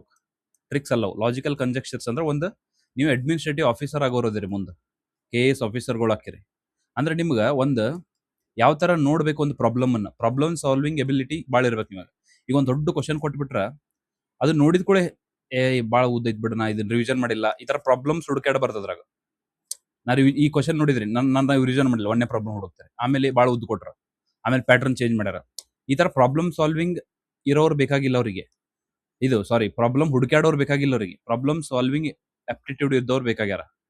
ಅದ್ರ ಸಂಬಂಧ ನಾನೇನ್ ಹೇಳುದಂದ್ರ, ಆ ತರ ನಿಮ್ಗೆ ಲಾಜಿಕಲ್ ಕಂಜೆಕ್ಚರ್ಸ್ ನಾನ್ ನಿಮ್ಗೆ ಕ್ವಶನ್ ಪೇಪರ್ ಇವ್ ಪ್ರಿವಿಯಸ್ ಇಯರ್ ಕ್ವಶನ್ ಡಿಸ್ಕಸ್ ಮಾಡೋದಿಲ್ಲ, ಅವ್ನು ನಾನ್ ನಿಮ್ಗೆ ಡೆವಲಪ್ ಮಾಡಿಸ್ತೇನೆ. ಅರ್ಥತಾ? ಏನೇನ್ ನೆನ್ಪಿಟ್ಕೊಂಡ್ರಿ, 1 ಸಬ್ಜೆಕ್ಟ್ ಅಟ್ ಎ ಟೈಮ್ ಒಂದೇ ಪ್ರಿನ್ಸಿಪಲ್. ಎರಡನೇ ಪ್ರಿನ್ಸಿಪಲ್ ಸೀರಿಯಸ್ ಆಸ್ಪಿರೆಂಟ್ ಪ್ರಿನ್ಸಿಪಲ್ ಅಂತ ಹೇಳುದು, ಅಥವಾ ಏನದು ಕಾಂಪಿಟೇಟರ್ ಪ್ರಿನ್ಸಿಪಲ್ ಅಂತ ನೋಡ್ರಿ. ಕಾಂಪಿಟೇಟಿವ್ ಪ್ರಿನ್ಸಿಪಲ್ ಎದಕ್ಕೆ ಅಂತೀನಂದ್ರೆ, ಇದಕ್ಕೆ ನಾನು ನಿಮ್ಮ ಕಾಂಪಿಟೇಷನ್ ಒಳಗೆ ಅಥವಾ ಯಾವನೊಬ್ಬ ಕಟ್ ಆಫ್ ಕ್ಲಿಯರ್ ಮಾಡತ್ತಾನಂದ್ರ ಅವ್ನಿಗೆ ಎಷ್ಟು ನಾಲೆಜ್ ಇರುತ್ತಲ್ಲ ಅಷ್ಟು ನಮ್ಗೆ ಅಟ್ ಲೀಸ್ಟ್ ಇರಬೇಕು. ಫಸ್ಟ್ ಇದನ್ನ ರೆಡಿ ಆದ್ಮೇಲೆ ನೆಕ್ಸ್ಟ್ ಡೀಪ್ ಆಗಿ ಹೋಗುದು. ಅರ್ಥದಲ್ರಿ? ಈ ಕಡೆ ಇವನಿಗೆ ಜೊತೆನೂ ಕಂಪೀಟ್ ಮಾಡಕ್ಕಾಗಲ್ಲ, ಡೀಪ್ ಆಗಿ ಹೋದ್ರೆ ನಿಮ್ಗೆ ಇದ್ರ ಮೇಲೂ ಕ್ಲಾರಿಟಿ ಇರಲ್ಲ. ಅದ್ರ ಸಂಬಂಧ ಈ ತರ ಮಾಡಾತೈತಿ. ಇದನ್ನ ಕರೆಕ್ಟ್ ನಂಬಿ ಟ್ರಸ್ಟ್ ಮಾಡಿ, ಈ ಪ್ರೊಸೆಸ್ ಅನ್ನ ಟ್ರಸ್ಟ್ ದ ಪ್ರೊಸೆಸ್ ಅಂತಾರಲ್ರಿ, ಈ ಪ್ರೊಸೆಸ್ ಟ್ರಸ್ಟ್ ಮಾಡ್ರಿ, ನೀವು ಕಂಪಲ್ಸರಿ ಬೆನಿಫಿಟ್ ಆಗುತ್ತೆ. ನೀವು ಫಾಸ್ಟ್ ಆಗಿ ಹೋದ್ರಿ ಅನ್ಕೋರಿ, ಈ ಕ್ವಾಲಿಟಿ ಒಂದು 4-5 ದಿವಸ ಮುಗಿಸಿ ಹೋಗ್ಬಿಡ್ತೇವೆ. ಆ ತರ ಆಗಲ್ರಿ. ನೀವು 20 ಪೇಜ್ ಕೊಡತ್ತೆ, 20 ಪೇಜ್ನಾಗ ಎಲ್ಲ ಫಿಂಗರ್ ಆಫ್ ದ ಟಿಪ್ ಅದಾವ ನಿಮ್ಗೆ. ಎಲ್ಲಕ್ಕೆಲ್ಲ ಪೂರ್ತಿ ನೆನಪು ಬಾಯ್ಟ್ ಹೊಡ್ದಂಗ ಆಗ್ಬಿಟ್ಟೆ ಸರ್, ನೆಕ್ಸ್ಟ್ ಕೊಡ್ರಿ ಅಂತೇಳಿ ನನಗೆ ಮೆಸೇಜ್ ಹಾಕಿರ್ಬೇಕಾರ. ನಾವಾಗ ನಿಮ್ಗೆ ಒಟ್ಟು ನೋಟ್ಸ್ ಕಳಿಸ್ತೇನೆ. ನೀವು ಅದನ್ನ ಕರೆಕ್ಟಾಗಿ ಕವರ್ ಮಾಡ್ಲಾರ್ದ ನೆಕ್ಸ್ಟ್ ಕಳಿಸ್ರಿ, ಅದನ್ನ ಕಳಿಸ್ರಿ, ಇದನ್ನ ಕಳಿಸ್ರಿ ಅಂತಂದ್ರೆ ಎಲ್ಲ ಕಾಂಪ್ರಮೈಸ್ ಆಗಕ್ಕಾಗಲ್ಲ ಸರ್. ಒಂದು ಪ್ರಿನ್ಸಿಪಲ್ ಮೇಲೆ, ಒಂದು ಅಪ್ರೋಚ್ ಮೇಲೆ ಹೊಟ್ಟಿರ್ತೀವಿ. ಆ ತರ ಮಾಡಿದ್ರೆ ಎಲ್ಲರಿಗೂ ನಮ್ಮ ಅಪ್ರೋಚ್ ನಂಬಿ ಹಚ್ಚಿದವ್ರಿಗೆ ಎಲ್ಲರಿಗೂ ನಾವು ಮೋಸ ಮಾಡಿದಂಗೆ ಆಗತ್ತೆ. ಅರ್ಥತಾ? ಈ ಅಪ್ರೋಚ್ ಆಕ್ಚುಲಿ ನಿಮ್ಗೆ ಹೇಳ್ಬೇಕಂದ್ರೆ ವರ್ಕ್ ಆಗೈತೆ ಆಲ್ರೆಡಿ. ಎಷ್ಟೋ ಜನಕ್ಕೆ ನಾವು ಪಾಲಿಟಿ ಯಾವಾಗ ಮೆಂಟರ್ಶಿಪ್ ಮಾಡಿ ಸ್ಟಾರ್ಟ್ ಮಾಡೈತಲ್ಲ, ಅವಾಗಿಂತ ನೋಡು ಪರ್ಸ್ಪೆಕ್ಟಿವ್ನ ಚೇಂಜ್ ಆಗೈತೆ ಅಂತ ಎಷ್ಟೋ ಜನ ನಂಗೆ ಹೇಳ್ಯಾರ. ಅದಕ್ಕೆ ಹೇಳತ್ತಿದ್ದು ನಾ ಏನ್ ಹೇಳ್ತಿತ್ಲಾ ಅಷ್ಟೇ ಮಾಡ್ರಿ ಸಾಕು. ಅಕಸ್ಮಾತ್ ನೀವು ಹೇಳಿದ್ ಕಡಿಮೆ ಸರ್, ನಾವು ನಮ್ಗೆ ಹೆಚ್ಚು ಕೊಡ್ರಿ, ನಮ್ಗೆ ನಡೆಯಲ್ಲ, ನನಗೆ ಜಸ್ಟ್ ಪರ್ಸನಲ್ ಮೆಸೇಜ್ ಆಗ್ಬಿಟ್ಟು, ನಮ್ಗೆ ಓದೋ ಸರ್ ಎಲ್ಲ ಇವತ್ತಿನ ಟಾರ್ಗೆಟ್ ಮುಗಿದಾವು, ನನಗೆ ಕ್ವಶನ್ಸ್ ಕಳಿಸಿರಿ ಜಾಸ್ತಿ ನಾ ಬಿಡಿಸ್ತೇನೆ ಅಂತ ನನ್ಗೆ ಹೇಳ್ರಿ, ನಾ ಕಳಿಸ್ತೇನೆ. ಅದ್ರ ಮುಗಿಸ್ಲಾರ್ದ ಏನು ಮಾಡ್ಲಾರ್ದ ನನಗೆ ಅದನ್ನ ಕಳಿಸಿರಿ ಇದನ್ನ ಕಳಿಸಿರಿ ಅಂತ ಅನ್ನಕೋಬೇಡ್ರಿ. ಅರ್ಥತಾ? ಈಗ ಏನ್ ಮಾಡೋಣ, ಭಾಳತನ ಅಂತ ಅನ್ಸುತ್ತೆ, ಸಾರಿ ನಿಮ್ ಟೈಮ್ ವೇಸ್ಟ್ ಆಗಿದ್ರೆ. ಆದ್ರೆ ನನಗೇನು ತಿಳಿಸೋದಿತ್ತು ಅಂದ್ರೆ, ನಮ್ದು ಯಾವ ಪ್ರಿನ್ಸಿಪಲ್ ಮೇಲೆ ವರ್ಕ್ ಆಗುತ್ತೆ ಮೆಂಟರ್ಶಿಪ್ ಅನ್ನು ತಿಳಿಸೋದಿತ್ತು. ಮತ್ತೆ ನಿಮ್ಗೆ ಡೇ ಟು ಡೇ ನಿಮ್ ಜೊತೆನೇ ಇರುತ್ತೆ ಯಾವಾಗ್ಲೂ. ಇದು ಯಾವ್ದೋ ಒಂದು ಡೈಲಿ ಟಾರ್ಗೆಟ್ಸ್ ಅಥವಾ ಹಿಂಗ ಹಾಕಿ ಓದ್ಕೋರಿ ಅಂತ ಒಂದು ಫುಲ್ ಬುಕ್ ಹಾಕೋದಲ್ಲ. ಕಂಪಲ್ಸರಿ ಏನ ನಿಮ್ಗೆ ಪ್ರಾಬ್ಲಮ್ ಇದ್ರು ನಿಮ್ ಜೊತೆನೇ ಇರುತ್ತೆ. ಅದ್ರ ಸಂಬಂಧ ಆ ಪ್ರಿನ್ಸಿಪಲ್ ಮೇಲೆ ವರ್ಕ್ ಮಾಡತ್ತೀವಿ ಅಂತ ಹೇಳಕ್ ಹೊಂಟೇನ. ಹೀಗೆ ಮಾಡೋಣ. ಒಂದನೇ ಕ್ವಶನ್ ಬಿಡ್ಸೋಣ. ಏನಿತ್ತು ಒಂದನೇ ಕ್ವಶನ್? ಏನೇನಿದ್ದು ಟಾಪಿಕ್ ಅಂತ ಹೇಳಿದೆ? ಪ್ರಿಯಾಂಬಲ್, ಫಂಡಮೆಂಟಲ್ ರೈಟ್ಸ್, DPSP, ಇವು 3 ಕೊಟ್ಟಿದ್ದೆ ನಾನು ನಿಮಗೆ. ಒಂದನೇ ಕ್ವಶನ್ ಏನಿದೆ? ಭಾರತದ ಸಂವಿಧಾನದ ಕೆಳಗಿನ ಯಾವ ಉಪಬಂಧಗಳು ಶಿಕ್ಷಣದ ಮೇಲೆ ಪ್ರಭಾವ ಬೀರುತ್ತೆ? ಈ ತರ ಕೇಳಿದಾಗ್ರಿ, ಶಿಕ್ಷಣ ಮೇಲೆ ಪ್ರಭಾವ ಏನ್ ಬೀಳುತ್ತಂದ್ರ, ನೀವು ಬ್ರಾಡ್ ಥಿಂಕ್ ಮಾಡ್ಬೇಕು, ಲಿಮಿಟ್ ಮಾಡ್ಕೊಳಂಗಿಲ್ಲ. ಬರೀ ಫಂಡಮೆಂಟಲ್ ರೈಟ್ಸ್ ಅಷ್ಟು ಶಿಕ್ಷಣದ ಮೇಲೆ ಎಫೆಕ್ಟ್ ಬೀಳ್ತಾವು ಅಥವಾ DPSP ಅಷ್ಟೇ ಬೀಳ್ತಾವು ಅಂತ ಥಿಂಕ್ ಮಾಡಿದ್ರೆ ಇಷ್ಟ ಆಗ್ತೀರಿ ನೀವು. ಎಜುಕೇಶನ್ ಮೇಲೆ ಪ್ರಭಾವ ಅಂತ ಕೇಳ್ಯಾರ. ಪ್ರಭಾವ ಅಂದ್ರೆ ಸ್ವಲ್ಪ ಪ್ರಭಾವ ಬೀರಿದ್ರು ಅದು ಪ್ರಭಾವ ಬೀರಿದಂಗ, ಸಬ್ಜೆಕ್ಟಿವ್ ಐತದ ಕ್ವಶನ್. ಅಂದ್ರೆ ಸ್ವಲ್ಪ ಅಟ್ಲೀಸ್ಟ್ ಸ್ವಲ್ಪ ಎಲ್ಲೇ ಒಂದು ಸ್ವಲ್ಪ ಅದರಿಂದ ಇನ್ಫ್ಲೂಯೆನ್ಸ್ ಆಗಿದ್ರು ಇನ್ಫ್ಲೂಯೆನ್ಸ್ ಆದಂಗಲ್ರಿ. ಸ್ವಲ್ಪ ಆದ್ರೂ ಇನ್ಫ್ಲೂಯೆನ್ಸ್, ಭಾಳ ಆದ್ರೂ ಇನ್ಫ್ಲೂಯೆನ್ಸ್. ಅದಕ್ಕೆ ನಾವು ಇದನ್ನ ಬ್ರಾಡ್ ಥಿಂಕ್ ಮಾಡ್ಬೇಕು ಯಾವಾಗಲೂ. ಈ ತರ ಕ್ವಶನ್ ಬಂದಾಗ ಈಗ DPSP ಆಗುತ್ತಲ್ಲ ಎಜುಕೇಶನ್ ಮೇಲೆ ಇದನ್ನ ಮಾಡ್ತದ. ಈಗ right to work, right to education ಈ ತರ ಅದಾವಲ್ಲ, ಪಬ್ಲಿಕ್ ಅಸಿಸ್ಟೆಂಟ್ ಇನ್ ಸರ್ಟನ್ ಇದೈತ್ಲಾ, ರೈಟ್ ಟು ವರ್ಕ್ ಐತ್ಲಾ, ಅದು DPSP ಒಳಗೆ ಐತದ. ಅಥವಾ ನಿಮ್ಗೆ ಇನ್ನೊಂದು ಎಕ್ಸಾಂಪಲ್, ಪರ್ಫೆಕ್ಟ್ ಎಕ್ಸಾಂಪಲ್ ಕೊಡೋದಾದ್ರೆ DPSP ಹೆಂಗೆ ಎಜುಕೇಶನ್ ಮೇಲೆ ಪ್ರಭಾವ ಬೀರುತ್ತೆ ಅಂದ್ರೆ ಆರ್ಟಿಕಲ್ 45 ಐತ್ ನೋಡ್ರಿ. ಆರ್ಟಿಕಲ್ 45 ಏನ್ ಹೇಳ್ತೈತಿ? ಅರ್ಲಿ ಚೈಲ್ಡ್ಹುಡ್ ಕೇರ್ ಅಂತ ಹೇಳ್ತೈತಲ್ರಿ. ಅಂದ್ರೆ ಇದನ್ನ ಮಾಡೋದು early childhood care below 6 years, ಅಂದ್ರೆ 6 ವರ್ಷ ಒಳಗಿನ ಮಕ್ಕಳಿಗೆ ಕರೆಕ್ಟ್ ಆಗಿ ಚೈಲ್ಡ್ಹುಡ್ ಕೇರ್ ಕೊಡೋದನ್ನ 45 ಆರ್ಟಿಕಲ್ ಹೇಳ್ತೈತಿ. ಇಲ್ಲಿ ಎಜುಕೇಶನ್ ಬಗ್ಗೆನ ಮಾತಾಡತ್ತದ. ಅರ್ಥತಾ? ಹಂಗಂದ್ರ DPSP ಏನ್ ಮಾಡ್ತೈತಿ? ಅದು ಪ್ರಭಾವ ಬೀರ್ತೈತಿ ಎಜುಕೇಶನ್ ಅಥವಾ ಶಿಕ್ಷಣದ ಮೇಲೆ. ಗ್ರಾಮೀಣ ಮತ್ತು ನಗರ ಸ್ಥಳೀಯ ಸಂಸ್ಥೆಗಳು, ಹೌದಲ್ರಿ, ಲೋಕಲ್ ಸೆಲ್ಫ್ ಗವರ್ನೆನ್ಸ್ ಅಂತೀವಲ್ಲ, ಪಂಚಾಯತ್ಗಳು ಅಥವಾ ಮುನ್ಸಿಪಾಲಿಟಿಗಳು ಎಜುಕೇಶನ್ ಮೇಲೆ ಸ್ವಲ್ಪ ಪ್ರಭಾವ ಬೀರಲ್ಲ ಅಂತ ಹೇಳ್ರಿ. ಜಸ್ಟ್ ಮುನ್ಸಿಪಾಲಿಟಿ ಅವರು ಒಂದು ಇದೇನೋ ಫೆಸಿಲಿಟಿ ಕೊಟ್ರ ಅನ್ಕೋರಿ ಹುಡುಗರಿಗೆ, ಅದು ಎಜುಕೇಶನ್ ಮೇಲೆ ಪ್ರಭಾವ ಬೀರಿದಂಗಲ್ಲ. ಆತರ ಇದು ಕರೆಕ್ಟ್ ಐತಿ. 5ನೇ ಅನುಸೂಚಿನೂ ಬೀಳಬೇಕಲ್ಲ. ಅಥವಾ 5th ಶೆಡ್ಯೂಲ್ ಅಂತೀವಿ ನಾವು, 5th ಶೆಡ್ಯೂಲ್ ಸ್ಟೇಟ್ಸ್ ಅಂತೀವಲ್ಲ, ಅದ್ರೂ ಟ್ರೈಬಲ್ ಪಾಪ್ಯುಲೇಷನ್ ಇರುತ್ತಲ್ಲ, ಅವ್ರಿಗೆ ಏನ್ ಮಾಡ್ತೇವೆ ಅದ್ರ ಸ್ವಲ್ಪ ಎಜುಕೇಶನ್ ಮೇಲೆ ಪ್ರಭಾವ ಬೀರಲ್ಲ ಅಂತಾರೆ, ಬೀರ್ತತಿ. ಅದಕ್ಕೂ ಕರೆಕ್ಟ್ ಐತಿ. 6ನೇ ಅನುಸೂಚಿ 6th schedule autonomic district councils ಅಂತೀವಲ್ಲ, ADCs ಅದಲ್ಲ, ಅವ್ರು ಬೀರ್ತಾರ ಎಜುಕೇಶನ್ ಮೇಲೆ ಅಥವಾ ಶಿಕ್ಷಣ ಮೇಲೆ ಪ್ರಭಾವ ಬೀರ್ತತಿ. 7ನೇ ಅನುಸೂಚಿನೂ ಬೀಳಬೇಕಲ್ರಿ. 7ನೇ ಅನುಸೂಚಿ ಏನ್ ಹೇಳ್ತೈತೆ? 7ನೇ ಅನುಸೂಚಿ ಏನದ? ಡಿವಿಷನ್ ಆಫ್ ಪವರ್ ಅಥವಾ ಏನ ಲಿಸ್ಟ್ ಬರ್ತಾವಲ್ರಿ, central list, state list, concurrent list, ಕೇಂದ್ರ ಪಟ್ಟಿ, ರಾಜ್ಯ ಪಟ್ಟಿ ಅಂತ ಬರ್ತಾವಲ್ಲ, ಸಮರ್ಥ ಪಟ್ಟಿ ಅಂತ ಬರ್ತಾವಲ್ಲ, ಇವು 7ನೇ ಅನುಸೂಚಿ ಅದನ್ನ ಹೇಳ್ತೈತಿ. 7ನೇ ಅನುಸೂಚಿನೂ ಎಜುಕೇಶನ್ ಮೇಲೆ ಪ್ರಭಾವ ಬೀರಬೇಕು. ಅರ್ಥತ್ತಲ್ರಿ ನಿಮ್ಗೆ? ಆಲ್ಮೋಸ್ಟ್ ಇಂಥವು ಇದ್ದಾಗ ಬ್ರಾಡ್ ಥಿಂಕ್ ಮಾಡ್ರಿ. 1 2 3 4 5 ಆನ್ಸರ್ ಎಲ್ಲಾನು ಇದ್ರ ಮೇಲೆ ಬೀಳ್ತೈತಿ. ಇಲ್ಲಿ ನಾನು ಸಿಂಪಲ್ ನಿಮಗೆ ಒಂದು ಸಣ್ಣ ಫ್ಯಾಕ್ಟ್ಸ್ ಹೇಳ್ಕೊತ ಹೋಗ್ತೀನಿ ನೋಡ್ರಿ, ಇಲ್ಲೇ ಮುಂದೆ ಬರ್ಕೊಂಡ್ಬಿಡ್ರಿ ಅವ್ನು. ಯಾಕಂದ್ರೆ ನಾನು ಇದು PYQ ಕ್ಲಾಸ್ ಮಾಡೋದು ಒಂದೇ ಉದ್ದೇಶಕ್ಕೆ, ಒಳ್ಳೆ ನಿಮ್ಗೆ ಫ್ಯಾಕ್ಟ್ಸ್ ಅನ್ನ ರಿವಿಷನ್ ಮಾಡ್ಸಕ್, ಪದೇ ಹೇಳಿ ಹೆಂಗ್ ನೆನ್ಪಿಟ್ಕೊಳ್ಳೋದು ಅಂತ ಅನಿಸ್ತಿರುತ್ತೆ ನಿಮಗೆ. ಅದಕ್ಕೆ DPSP ಏನು ಪಾರ್ಟ್ 4 ಬರ್ತಲ್ರಿ, ಇದು ಅರ್ಥತ್ತಲ್ರಿ, ಪಾರ್ಟ್ 4 ಬರ್ತೈತಿ. ಇದು ಗ್ರಾಮೀಣ ಮತ್ತು ಸ್ಥಳೀಯ, ಇದು ಪಾರ್ಟ್ 9 ಬರ್ತೈತಿ. ಅಥವಾ ಮುನ್ಸಿಪಾಲಿಟೀಸ್ ಎದ್ರ ಬರ್ತೈತಿ, ಪಾರ್ಟ್ 9A ಬರ್ತೈತಿ. ಇಲ್ಲಿ ಫ್ಯಾಕ್ಟ್ಸ್ ಇಲ್ಲೇ ಬರ್ಕೊಂಡ್ಬಿಡ್ರಿ. ಇದ್ರ ಮುಂದೆ 5ನೇ ಅನುಸೂಚಿ ಸ್ಟೇಟ್ಸ್ಗಳ್ದಾವು, ಆಮೇಲೆ 6ನೇ ಅನುಸೂಚಿ, ಇವನ್ನೆಲ್ಲ ಮುಂದೆ 6ನೇ ಅನುಸೂಚಿ 5ನೇ ಅನುಸೂಚಿ ಅದ್ರಾಗ ಹೇಳ್ತೀನಿ. 7th ಶೆಡ್ಯೂಲ್ ನಿಮ್ಗೆ ಗೊತ್ತೈತಿ, ಅರ್ಥತಾ? ಈಗ 6ನೇ ಅನುಸೂಚಿನ ಸ್ಟೇಟ್ಸ್ಗಳು ಸುಮ್ಮಂಗ ಹೇಳೋದಾದ್ರೆ ನಿಮಗೆ ಇಲ್ಲಿ ಮತ್ತಿದು ಭಾಳ ಇದಾಗ್ಬಿಡ್ತೈತ್ರಿ, ಏನಂದ್ರ ಗಿಜಿಬಿಜಿ ಆಗ್ಬಿಡುತ್ತೆ. ಅದಕ್ಕೆ ಬರ್ಸಾತಿಲ್ಲ ಇಲ್ಲಿ, ಇದನ್ನ ಕವರ್ ಮಾಡೋಣ ಅಂತ. ಆದ್ರೂ 6ನೇ ಅನುಸೂಚಿ ಒಂದು ಬರ್ಕೊಂಡ್ಬಿಡ್ರಿ. 5ನೇ ಅನುಸೂಚಿ ಭಾಳ ದೊಡ್ಡ ಭಾಳ ಅಕ್ಕವು, 10 ಅಕ್ಕವು, ಇವನಷ್ಟರ ಬರ್ಕೊಂಡ್ಬಿಡ್ರಿ. ಅಸ್ಸಾಂ, ಮೇಘಾಲಯ, ಆಮೇಲೆ ಮಿಜೋರಾಮ್, ತ್ರಿಪುರಾ, ಅಂದ್ರೆ TAMM ಟಮ್ ಅಂತ ನೆನ್ಪಿಡ್ರಿ.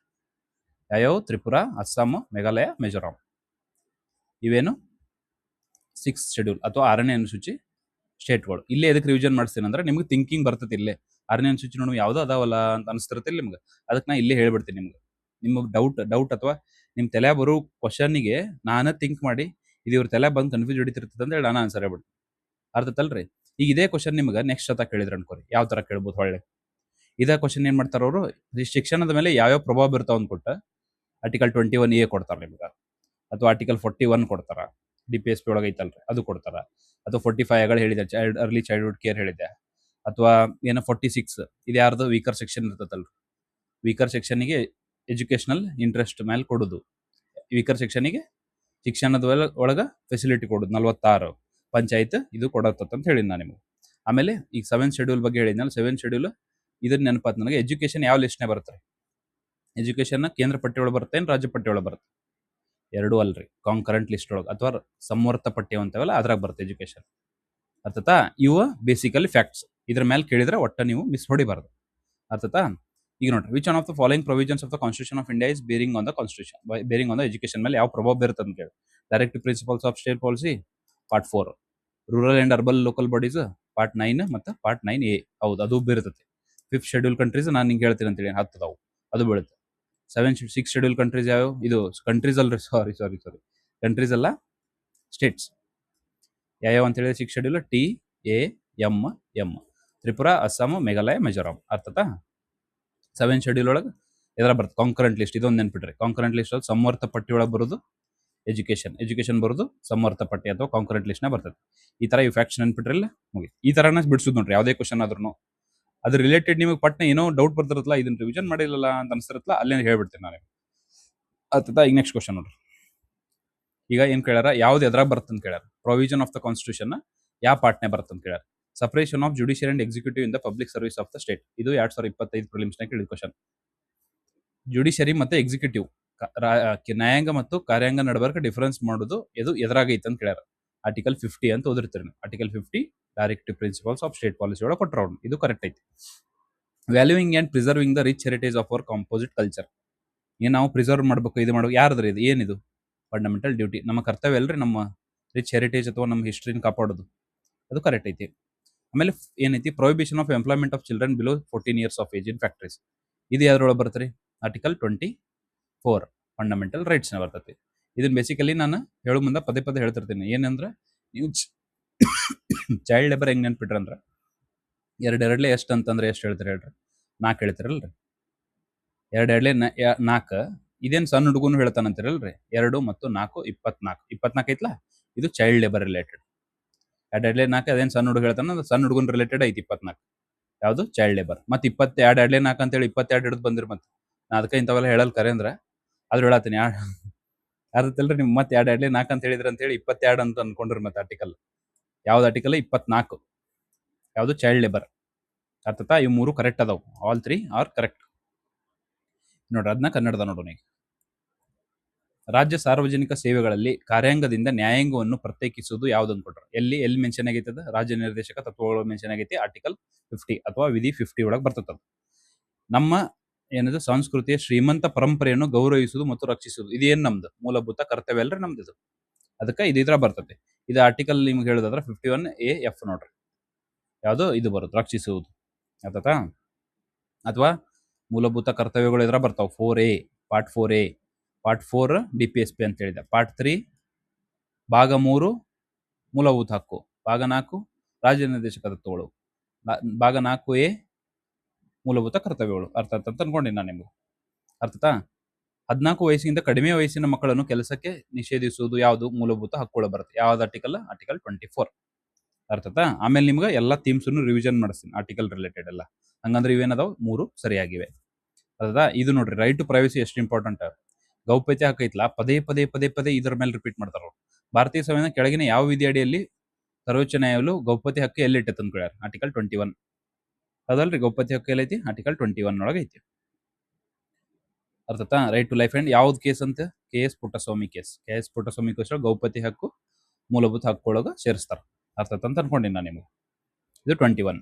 ಹಂಗಂದ್ರೆ 15 ಏನು, 15 ಏನಂದ್ರೆ ಎಜುಕೇಶನಲ್ ಇದು ಅಥವಾ ಶೈಕ್ಷಣಿಕ ಇದು ಫೆಸಿಲಿಟೀಸ್ ಕೊಡ್ತೇವಲ್ಲ ಯಾರಿಗೆ, ಸೋಷಿಯಲಿ ಮತ್ತು ಎಜುಕೇಶನಲಿ ಬ್ಯಾಕ್ವರ್ಡ್ ಕ್ಲಾಸಿಗೆ. ಅಥವಾ ಸೋಷಿಯಲಿ ಮತ್ತು ಅಥವಾ ಸಾಮಾಜಿಕ ಮತ್ತು ಆರ್ಥಿಕ ಹಿಂದುಳಿದ ವರ್ಗಕ್ಕೆ educational qualification, education facilities institution ಒಳಗೆ ಇದನ್ನು ರಿಸರ್ವೇಷನ್ ಕೊಡೋದು 15. 19 ಏನ್ ಹೇಳ್ತೈತೆ ಹಂಗಂದ್ರೆ ಇದು ಈ ಸ್ವಾತಂತ್ರ್ಯಗಳು ಕೊಡ್ತದಲ್ರಿ, ವಾಕ್ ಸ್ವಾತಂತ್ರ್ಯ ಈ ತರ ಕೊಡುತ್ತಲ್ಲ, ಅದು ಫ್ರೀಡಮ್ ಇದೆ. Right to freedom of speech and expression ಬರ್ತದೆ. ಅದ್ರಾಗ ವೆರೈಟಿ ಆಫ್ ಇವು ಬರ್ತಾವಲ್ಲ ಆ ತರ. 16 ಏನ್ ಹೇಳ್ತೈತಿ, 15 ಮತ್ತು 16 ಏನ್ ಡಿಫ್ರೆನ್ಸ್, ಇಲ್ಲಿ ಇದನ್ನು ಸೇಮ್ ಸೋಷಿಯಲಿ ಮತ್ತು ಎಜುಕೇಶನಲ್ಲಿ ಬ್ಯಾಕ್ವರ್ಡ್ ಕ್ಲಾಸಿಗೆ ನಾವು. ಆದ್ರೆ ಇಲ್ಲಿ ಏನ್ ಕೊಡ್ತೈತೆ ಅಂದ್ರೆ ಎಜುಕೇಶನ್ ರಿಲೇಟೆಡ್, ಎಜುಕೇಶನ್ ಅಲ್ಲ ಸಾರಿ ಇಲ್ಲಿ ಎಜುಕೇಶನ್ ಆಯ್ತು. 15 ಎಜುಕೇಶನ್ ಆಯ್ತು, 15 education related reservation, 16 employment related reservation ಕೊಡೋದು. ಎಂಪ್ಲಾಯ್ಮೆಂಟ್ ಅಂದ್ರೆ ಉದ್ಯೋಗ ರಿಲೇಟೆಡ್ ರಿಸರ್ವೇಷನ್ ಕೊಡೋದು 16, ಎಜುಕೇಶನ್ ರಿಲೇಟೆಡ್ ಕೊಡೋದು 15, 19 ವಾಕ್ ಸ್ವಾತಂತ್ರ್ಯ ಬರ್ತದಲ್ಲ ಅದು ಇದ್ರ ಬರ್ತದೆ. 21 right to life and personal liberty. ಅರ್ಥದಾ? ಜೀವಿಸುವ ಹಕ್ಕು ಅಂತೀವಲ್ಲ ಅದು. ಗೌಪ್ಯತೆ ಹಕ್ಕು ಮತ್ತೆ ಬಿತ್ತು. ಗೌಪ್ಯತೆ ಹಕ್ಕು ಭಾರತ ಸಂವಿಧಾನ ಯಾವ ವಿಡಿಯಲ್ಲಿ ಇದನ್ನ ನಾನು ಒಳ್ಳೆ ರಿಪೀಟ್ ಮಾಡಿಲ್ರಿ, ಪ್ರಿಂಟಿಂಗ್ ಮಿಸ್ಟೇಕ್ ಅಲ್ಲಿ ಇದು. ಪ್ರಿವಿಯಸ್ ಇಯರ್ ಕ್ವಶನ್ ರಿಪೀಟ್ ಆಗೈತೆ, ಅದಕ್ಕೆ ಹಾಕಿನ. ಇದು ಬೇಕಾದ್ರೆ ಚೆಕ್ ಮಾಡ್ರಿ, ಇದು 2021 ಬಿದ್ದೈತಿ, ಇದು 2024 ಮತ್ತೆ same to same question repeat ಆಗೈತೆ. ಅದಕ್ಕೆ ಪ್ರಿವಿಯಸ್ ಇಯರ್ ಕ್ವಶನ್ ಭಾಳ ಇಂಪಾರ್ಟೆಂಟ್. ನಾವಂತರೂ ತೋರಿಸ್ತೇನೆ ರೀ ನಿಮ್ಗೆ UPSC ಕ್ವಶನ್ಸ್ನ ಇವ್ರಂತರೂ ಹೆಂಗ್ ಮಾಡತ್ತಾರ ಅಂತಂದ್ರೆ ಒಂಥರ ಸಿಕ್ಕಾಪಟ್ಟಿ ಇನ್ಸ್ಪಿರೇಷನ್ ಸ್ವಲ್ಪ ತಗೋಬೇಕ್ರಿ, ನಡೀತೈತಿ. ಅದರಿಂದ ಬೇಕಾದ್ರೆ ಮಾಡ್ಲಿ, ಕಾಪಿ ಪೇಸ್ಟ್ ಮಾಡಕತ್ಬಿಟ್ರು ಅಷ್ಟು ಕ್ವಶನ್ಸ್. ತಮ್ಮ ಎಫರ್ಟ್ ಇರಲಿ ಅಂತೇಳಿ ಇಲ್ಲಿ ಆಪ್ಷನ್ಸ್ನ ಚೇಂಜ್ ಮಾಡತ್ತಾರ ಅಷ್ಟೇ. ಅದ್ರ ಸಂಬಂಧ ನಾನು UPSC ಕ್ವಶನ್ಸ್ ಎಲ್ಲ ಹಾಕೊಂಡು, KA ಕ್ವಶನ್ಸ್ ಹಾಕೊಂಡು, APSC ಹಾಕೊಂಡು ನಿಮ್ಗೆ ಇದ್ರೊಳಗೆ ಈ ವಿಡಿಯೋದಾಗ ಒಂದು ಗ್ಯಾರಂಟಿ ಕೊಡ್ತೀನಿ ನಾನು ನಿಮ್ಗೆ. ಏನಿಲ್ಲ, ಫಂಡಮೆಂಟಲ್ ರೈಟ್ಸ್ ಮೇಲೆ ಯಾವ ಕ್ವಶನ್ ಕೇಳ್ಯಾರ, DPSP ಮೇಲೆ ಯಾವ ಕೇಳ್ಯಾರ, ಅಥವಾ ಪ್ರಿಯಂಬಲ್ ಯಾವ ಕವರ್, ಎಲ್ಲ ಆಲ್ಮೋಸ್ಟ್ ಇದ್ರಾಗ ಕವರ್ ಆಗೈತಿ. ಅರ್ಥತಾ? ಇದನ್ನ ಕರೆಕ್ಟಾಗಿ ಕುಂತು ನೋಟ್ಸ್ ಮಾಡ್ಕೊಂಡ್ಬಿಡ್ರಿ. ಒಟ್ಟ ನಿಮಗೆ ಇವೇನು ಈ ಕ್ಲಾಸ್ನಾಗ ಏನು ನೀವು ಬರ್ಕೋತಿರಲ್ಲ, ಇವ್ನು ಯಾವತ್ತು ನೆನಪಾರಂಗಿಲ್ಲ ನೀವು. ನೆನಪಾರ್ಲಾರ್ದಂಗೆ ಇವ್ನು ರಿವಿಷನ್ ಮಾಡ್ಬೇಕು. ನೀವು ಲಾಸ್ಟ್ ಮೂಮೆಂಟ್ ರಿವಿಷನ್ ಅಂತ ಗೊತ್ತಂದ್ರೆ ಇದೇನು ನಾನು ಪ್ರಿಂಟ್ಔಟ್ ಕೊಟ್ಟಿರ್ತೀನಿ ನಿಮ್ಗೆ ಅದು PYQ ಇದ್ರೊಳಗನ ನೀವು ಬರ್ಕೊಂಡಿರ್ತಿರಲ್ಲ ಇದನ್ನೇ ಲಾಸ್ಟ್ ರಿವಿಷನ್ ಮಾಡೋದು. ನೀವು ಶಾರ್ಟ್ ನೋಟ್ಸ್ ಅಂತ ಕೇಳ್ತಿರಲ್ಲ, ಶಾರ್ಟ್ ನೋಟ್ಸ್ ಇದೆ. ನೀವೇನು ಪ್ರಿವಿಯಸ್ ಇಯರ್ ಕ್ವಶನ್ ಕ್ಲಾಸ್ ಕೇಳಿ ಏನ್ ಬರ್ಕೊಂಡಿರ್ತಿರಲ್ಲ, ಇದ್ರ ಮುಂದೆ ಏನೇನ್ ಬರ್ಕೊಂಡಿರ್ತಿರಲ್ಲ ಇವೇ ಕ್ವಶನ್ಸ್ ನ ನೀವು ರಿವಿಷನ್ ಮಾಡಿ ಹೋಗ್ಬೇಕು. ಅರ್ಥತಾ? ರೈಟ್ ಟು ಪ್ರೈವಸಿ ಯಾವುದು? ಆರ್ಟಿಕಲ್ 21. ಮತ್ತೆ ನಿಮಗೆ ಹೇಳ್ಕೊತ ಕುಂತ್ರ ಟೈಮ್ ಆಗುತ್ತೆ. ಬಡ ಬಡ ಕ್ವಶನ್ಸ್ ಬಿಡ್ಸೋಣ, ಭಾಳ ಅದಾವ್ರಿ ಇವತ್ತು questions. And which one of the following articles of constitution of India Supreme Court placed right to privacy. Right to privacy ಯಾವ್ದು ಅಂತ ಹೇಳಿದೆ? ಆರ್ಟಿಕಲ್ 21. ಆಮೇಲೆ ನಿಮ್ಗೆ ಎ ಕೆ ಗೋಪಾಲನ್ ಕೇಸ್ ಬಗ್ಗೆ ಗೊತ್ತಲ್ಲ. ಎ ಕೆ ಗೋಪಾಲನ್ ಕೇಸ್ ಒಳಗೆ ಏನಾಯ್ತು, ಅಥವಾ ಆಮೇಲೆ ಮೇನಕಾ ಗಾಂಧಿ ಕೇಸ್ ಒಳಗೆ ಏನಾಯ್ತು, ಆಮೇಲೆ ಅದ ಕೆ ಎಸ್ ಪುಟ್ಟಸ್ವಾಮಿ ಕೇಸ್ ಒಳಗೆ ಏನಾಯ್ತಂತ. ಎ ಕೆ ಗೋಪಾಲನ್ ಸಿಂಪಲ್ ಆಗಿ ಹೇಳ್ತೀನಿ. ಎ ಕೆ ಗೋಪಾಲನ್ ಕೇಸ್ನಾಗ ಏನಾಯ್ತು ಗೊತ್ತಂದ್ರೆ, ಈಗ ಇದೈತಲ್ಲ ಯಾವ್ದದು ಪ್ರೊಸೀಜರ್ ಎಸ್ಟಾಬ್ಲಿಷ್ ಬೈ ಲಾ ಅಂತ ಬರ್ತಲ್ರಿ. ಅಂದ್ರೆ ಕಾನೂನು ಆಗುವ ರೀತಿ, ಪ್ರೊಸೀಜರ್ ಏನೈತಲ್ಲ ಅದು ಬರೋಬ್ಬರಿ ಇದ್ರ ಕರೆಕ್ಟ್ ಅಂತ ಹೇಳ್ತದೆ. ಯಾವುದೇ ಒಂದು ಕಾನೂನು ಲಾ ಆಗ್ಬೇಕಂತಂದ್ರ ಅದ್ರ ಪ್ರೊಸೀಜರ್ ಕರೆಕ್ಟ್ ಇತ್ತು ಅನ್ಕೋರಿ. ಪ್ರೊಸೀಜರ್ ಏನ್ ಪ್ರೊಸೀಜರ್? ಅದನ್ನ ಲೆಜಿಸ್ಲೇಚರ್ ಅಥವಾ ನ್ಯಾಯಾಂಗ ಮಾಡೈತಾ? ಮಾಡೈತಿ. ನ್ಯಾಯಾಂಗದಕ್ಕೆ ಶಕ್ತಿ ಐತಾ ಮಾಡಕ್ಕ? ಐತಿ. ಪವರ್ ಐತಾ? ಇದೈತೆ ಅಂದ್ರ ಮುಗಿತ. ಆ ಲಾ ಹೆಂಗಾರ ಇರ್ಲಿ, ಕಾನೂನು ಹೆಂಗಾರ ಇರ್ಲಿ ಅಂದ್ರೂ ಅದು ಕರೆಕ್ಟ್ ಬರೋಬ್ಬರಿ ಅಂತ ಹೇಳ್ತ ಎ ಕೆ ಗೋಪಾಲನ್ ಒಳಗೆ. ಆಮೇಲೆ ಮೇನಕಾ ಗಾಂಧಿ ಕೇಸ್ನಾಗ ಏನಾಗತ್ತ, ಇಲ್ಲ ಬರೀ ಲಾ ಪ್ರೊಸೀಜರ್ ಫಾಲೋ ಮಾಡಿದ್ರೆ ಸಾಕಂಗಿಲ್ಲ, ಅದು ನ್ಯಾಯನ್ನ ಎತ್ತಿ ಹಿಡಿಬೇಕಂತ ಹೇಳ್ತೈತಿ. ಅದಕ್ಕೆ ನಾವೇನಂತೀವಿ? ಡ್ಯೂ ಪ್ರೊಸೆಸ್ ಆಫ್ ಲಾ ಅಂತೀವಿ. ಅತ್ತಲ್ರಿ? ಪ್ರೊಸೀಜರ್ ಎಸ್ಟಾಬ್ಲಿಷ್ ಬೈ ಲಾ ಬರೀ ಪ್ರೊಸೀಜರ್ ಕರೆಕ್ಟ್ ಇದ್ರೆ ಸಾಕು.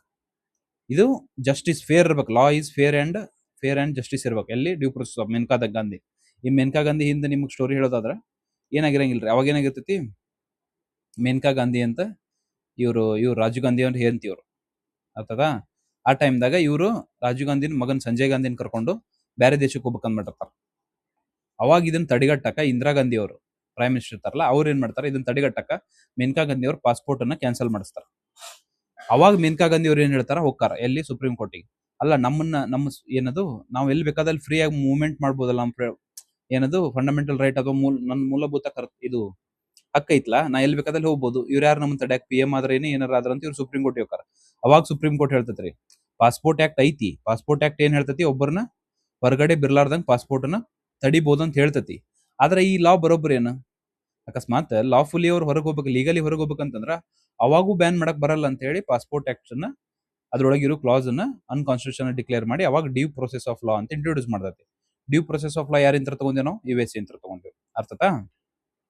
ಇದು ಅಂದ್ರೆ ಸ್ಟೋರಿ ನೋಡಿ. ಎಲ್ಲೆಲ್ಲಿ ಅಂತ ಎಲ್ಲೆಲ್ಲಿ ಹೋಗ್ಬಿಡ್ತೀನಿ. 21 ಎ ಕೆ ಗೋಪಾಲನ್ ಗೊತ್ತಲ್ಲ, just procedure establish by law. ಇಲ್ಲಿ due process of law. Procedure establish by law ಅಂತ ಕನ್ನಡದಾಗ ಹೇಳ್ಬೇಕಂದ್ರೆ ನಿಮಗೆ ಜಸ್ಟ್ ಕಾನೂನು ಮಾಡುವ ಪ್ರಕ್ರಿಯೆ ಕರೆಕ್ಟ್ ಇತ್ತಂದ್ರ ಆ ಕಾನೂನು ಕರೆಕ್ಟ್. ಇಲ್ಲಿ ಆ ಕಾನೂನು ಬರೇ ಪ್ರಕ್ರಿಯೆ ಕರೆಕ್ಟ್ ಇದ್ರೆ ಸಾಲದು, ಅದ್ರದ್ದೇನು ಅದ್ರ ಇದು ಏನದು, ಅದು ನ್ಯಾಯವನ್ನು ಒದಗಿಸ್ಬೇಕು. ನ್ಯಾಯ ಒದಗಿಸ್ಬೇಕದ ಅಂದ್ರೆ ಅದು ಬರೋಬ್ಬರಿ ಅಂತ ಹೇಳುದು ಮೇನಕಾ ಗಾಂಧಿ ಕೇಸ್ನಾಗ.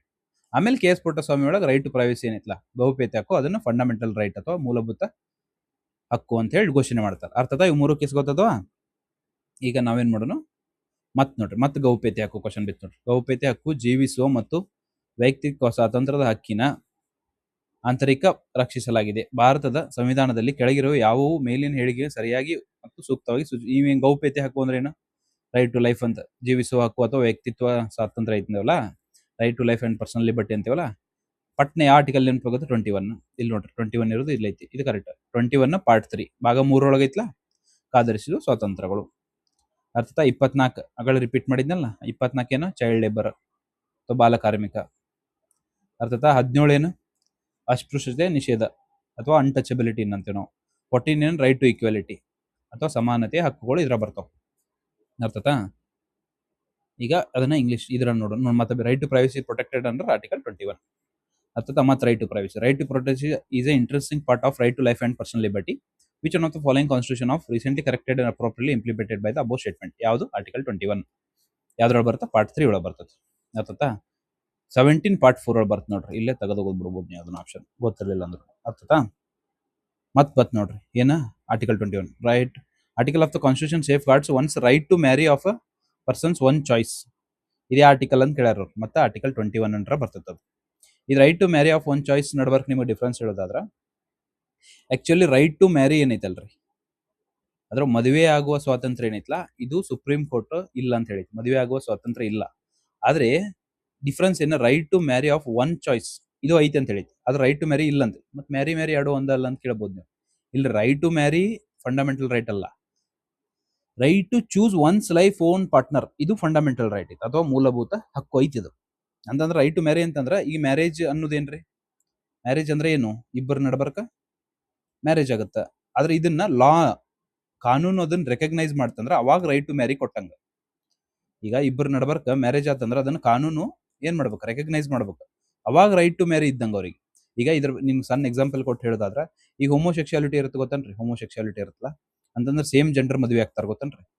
ಅವ್ರು ಹೋಗಿ ಚಾಲೆಂಜ್ ಮಾಡಿದ್ದು ರೈಟ್ ಟು ಮ್ಯಾರಿ ನಮಗೂ ಐತಿ, ನಾವು ಲಗ್ನ ಹಾಕ್ಯವ್ ಇಬ್ರು ಏನದು ಸೇಮ್ ಜೆಂಡರ್ ಇದ್ದವ್ರು ಅಂತ ಹೇಳಿ.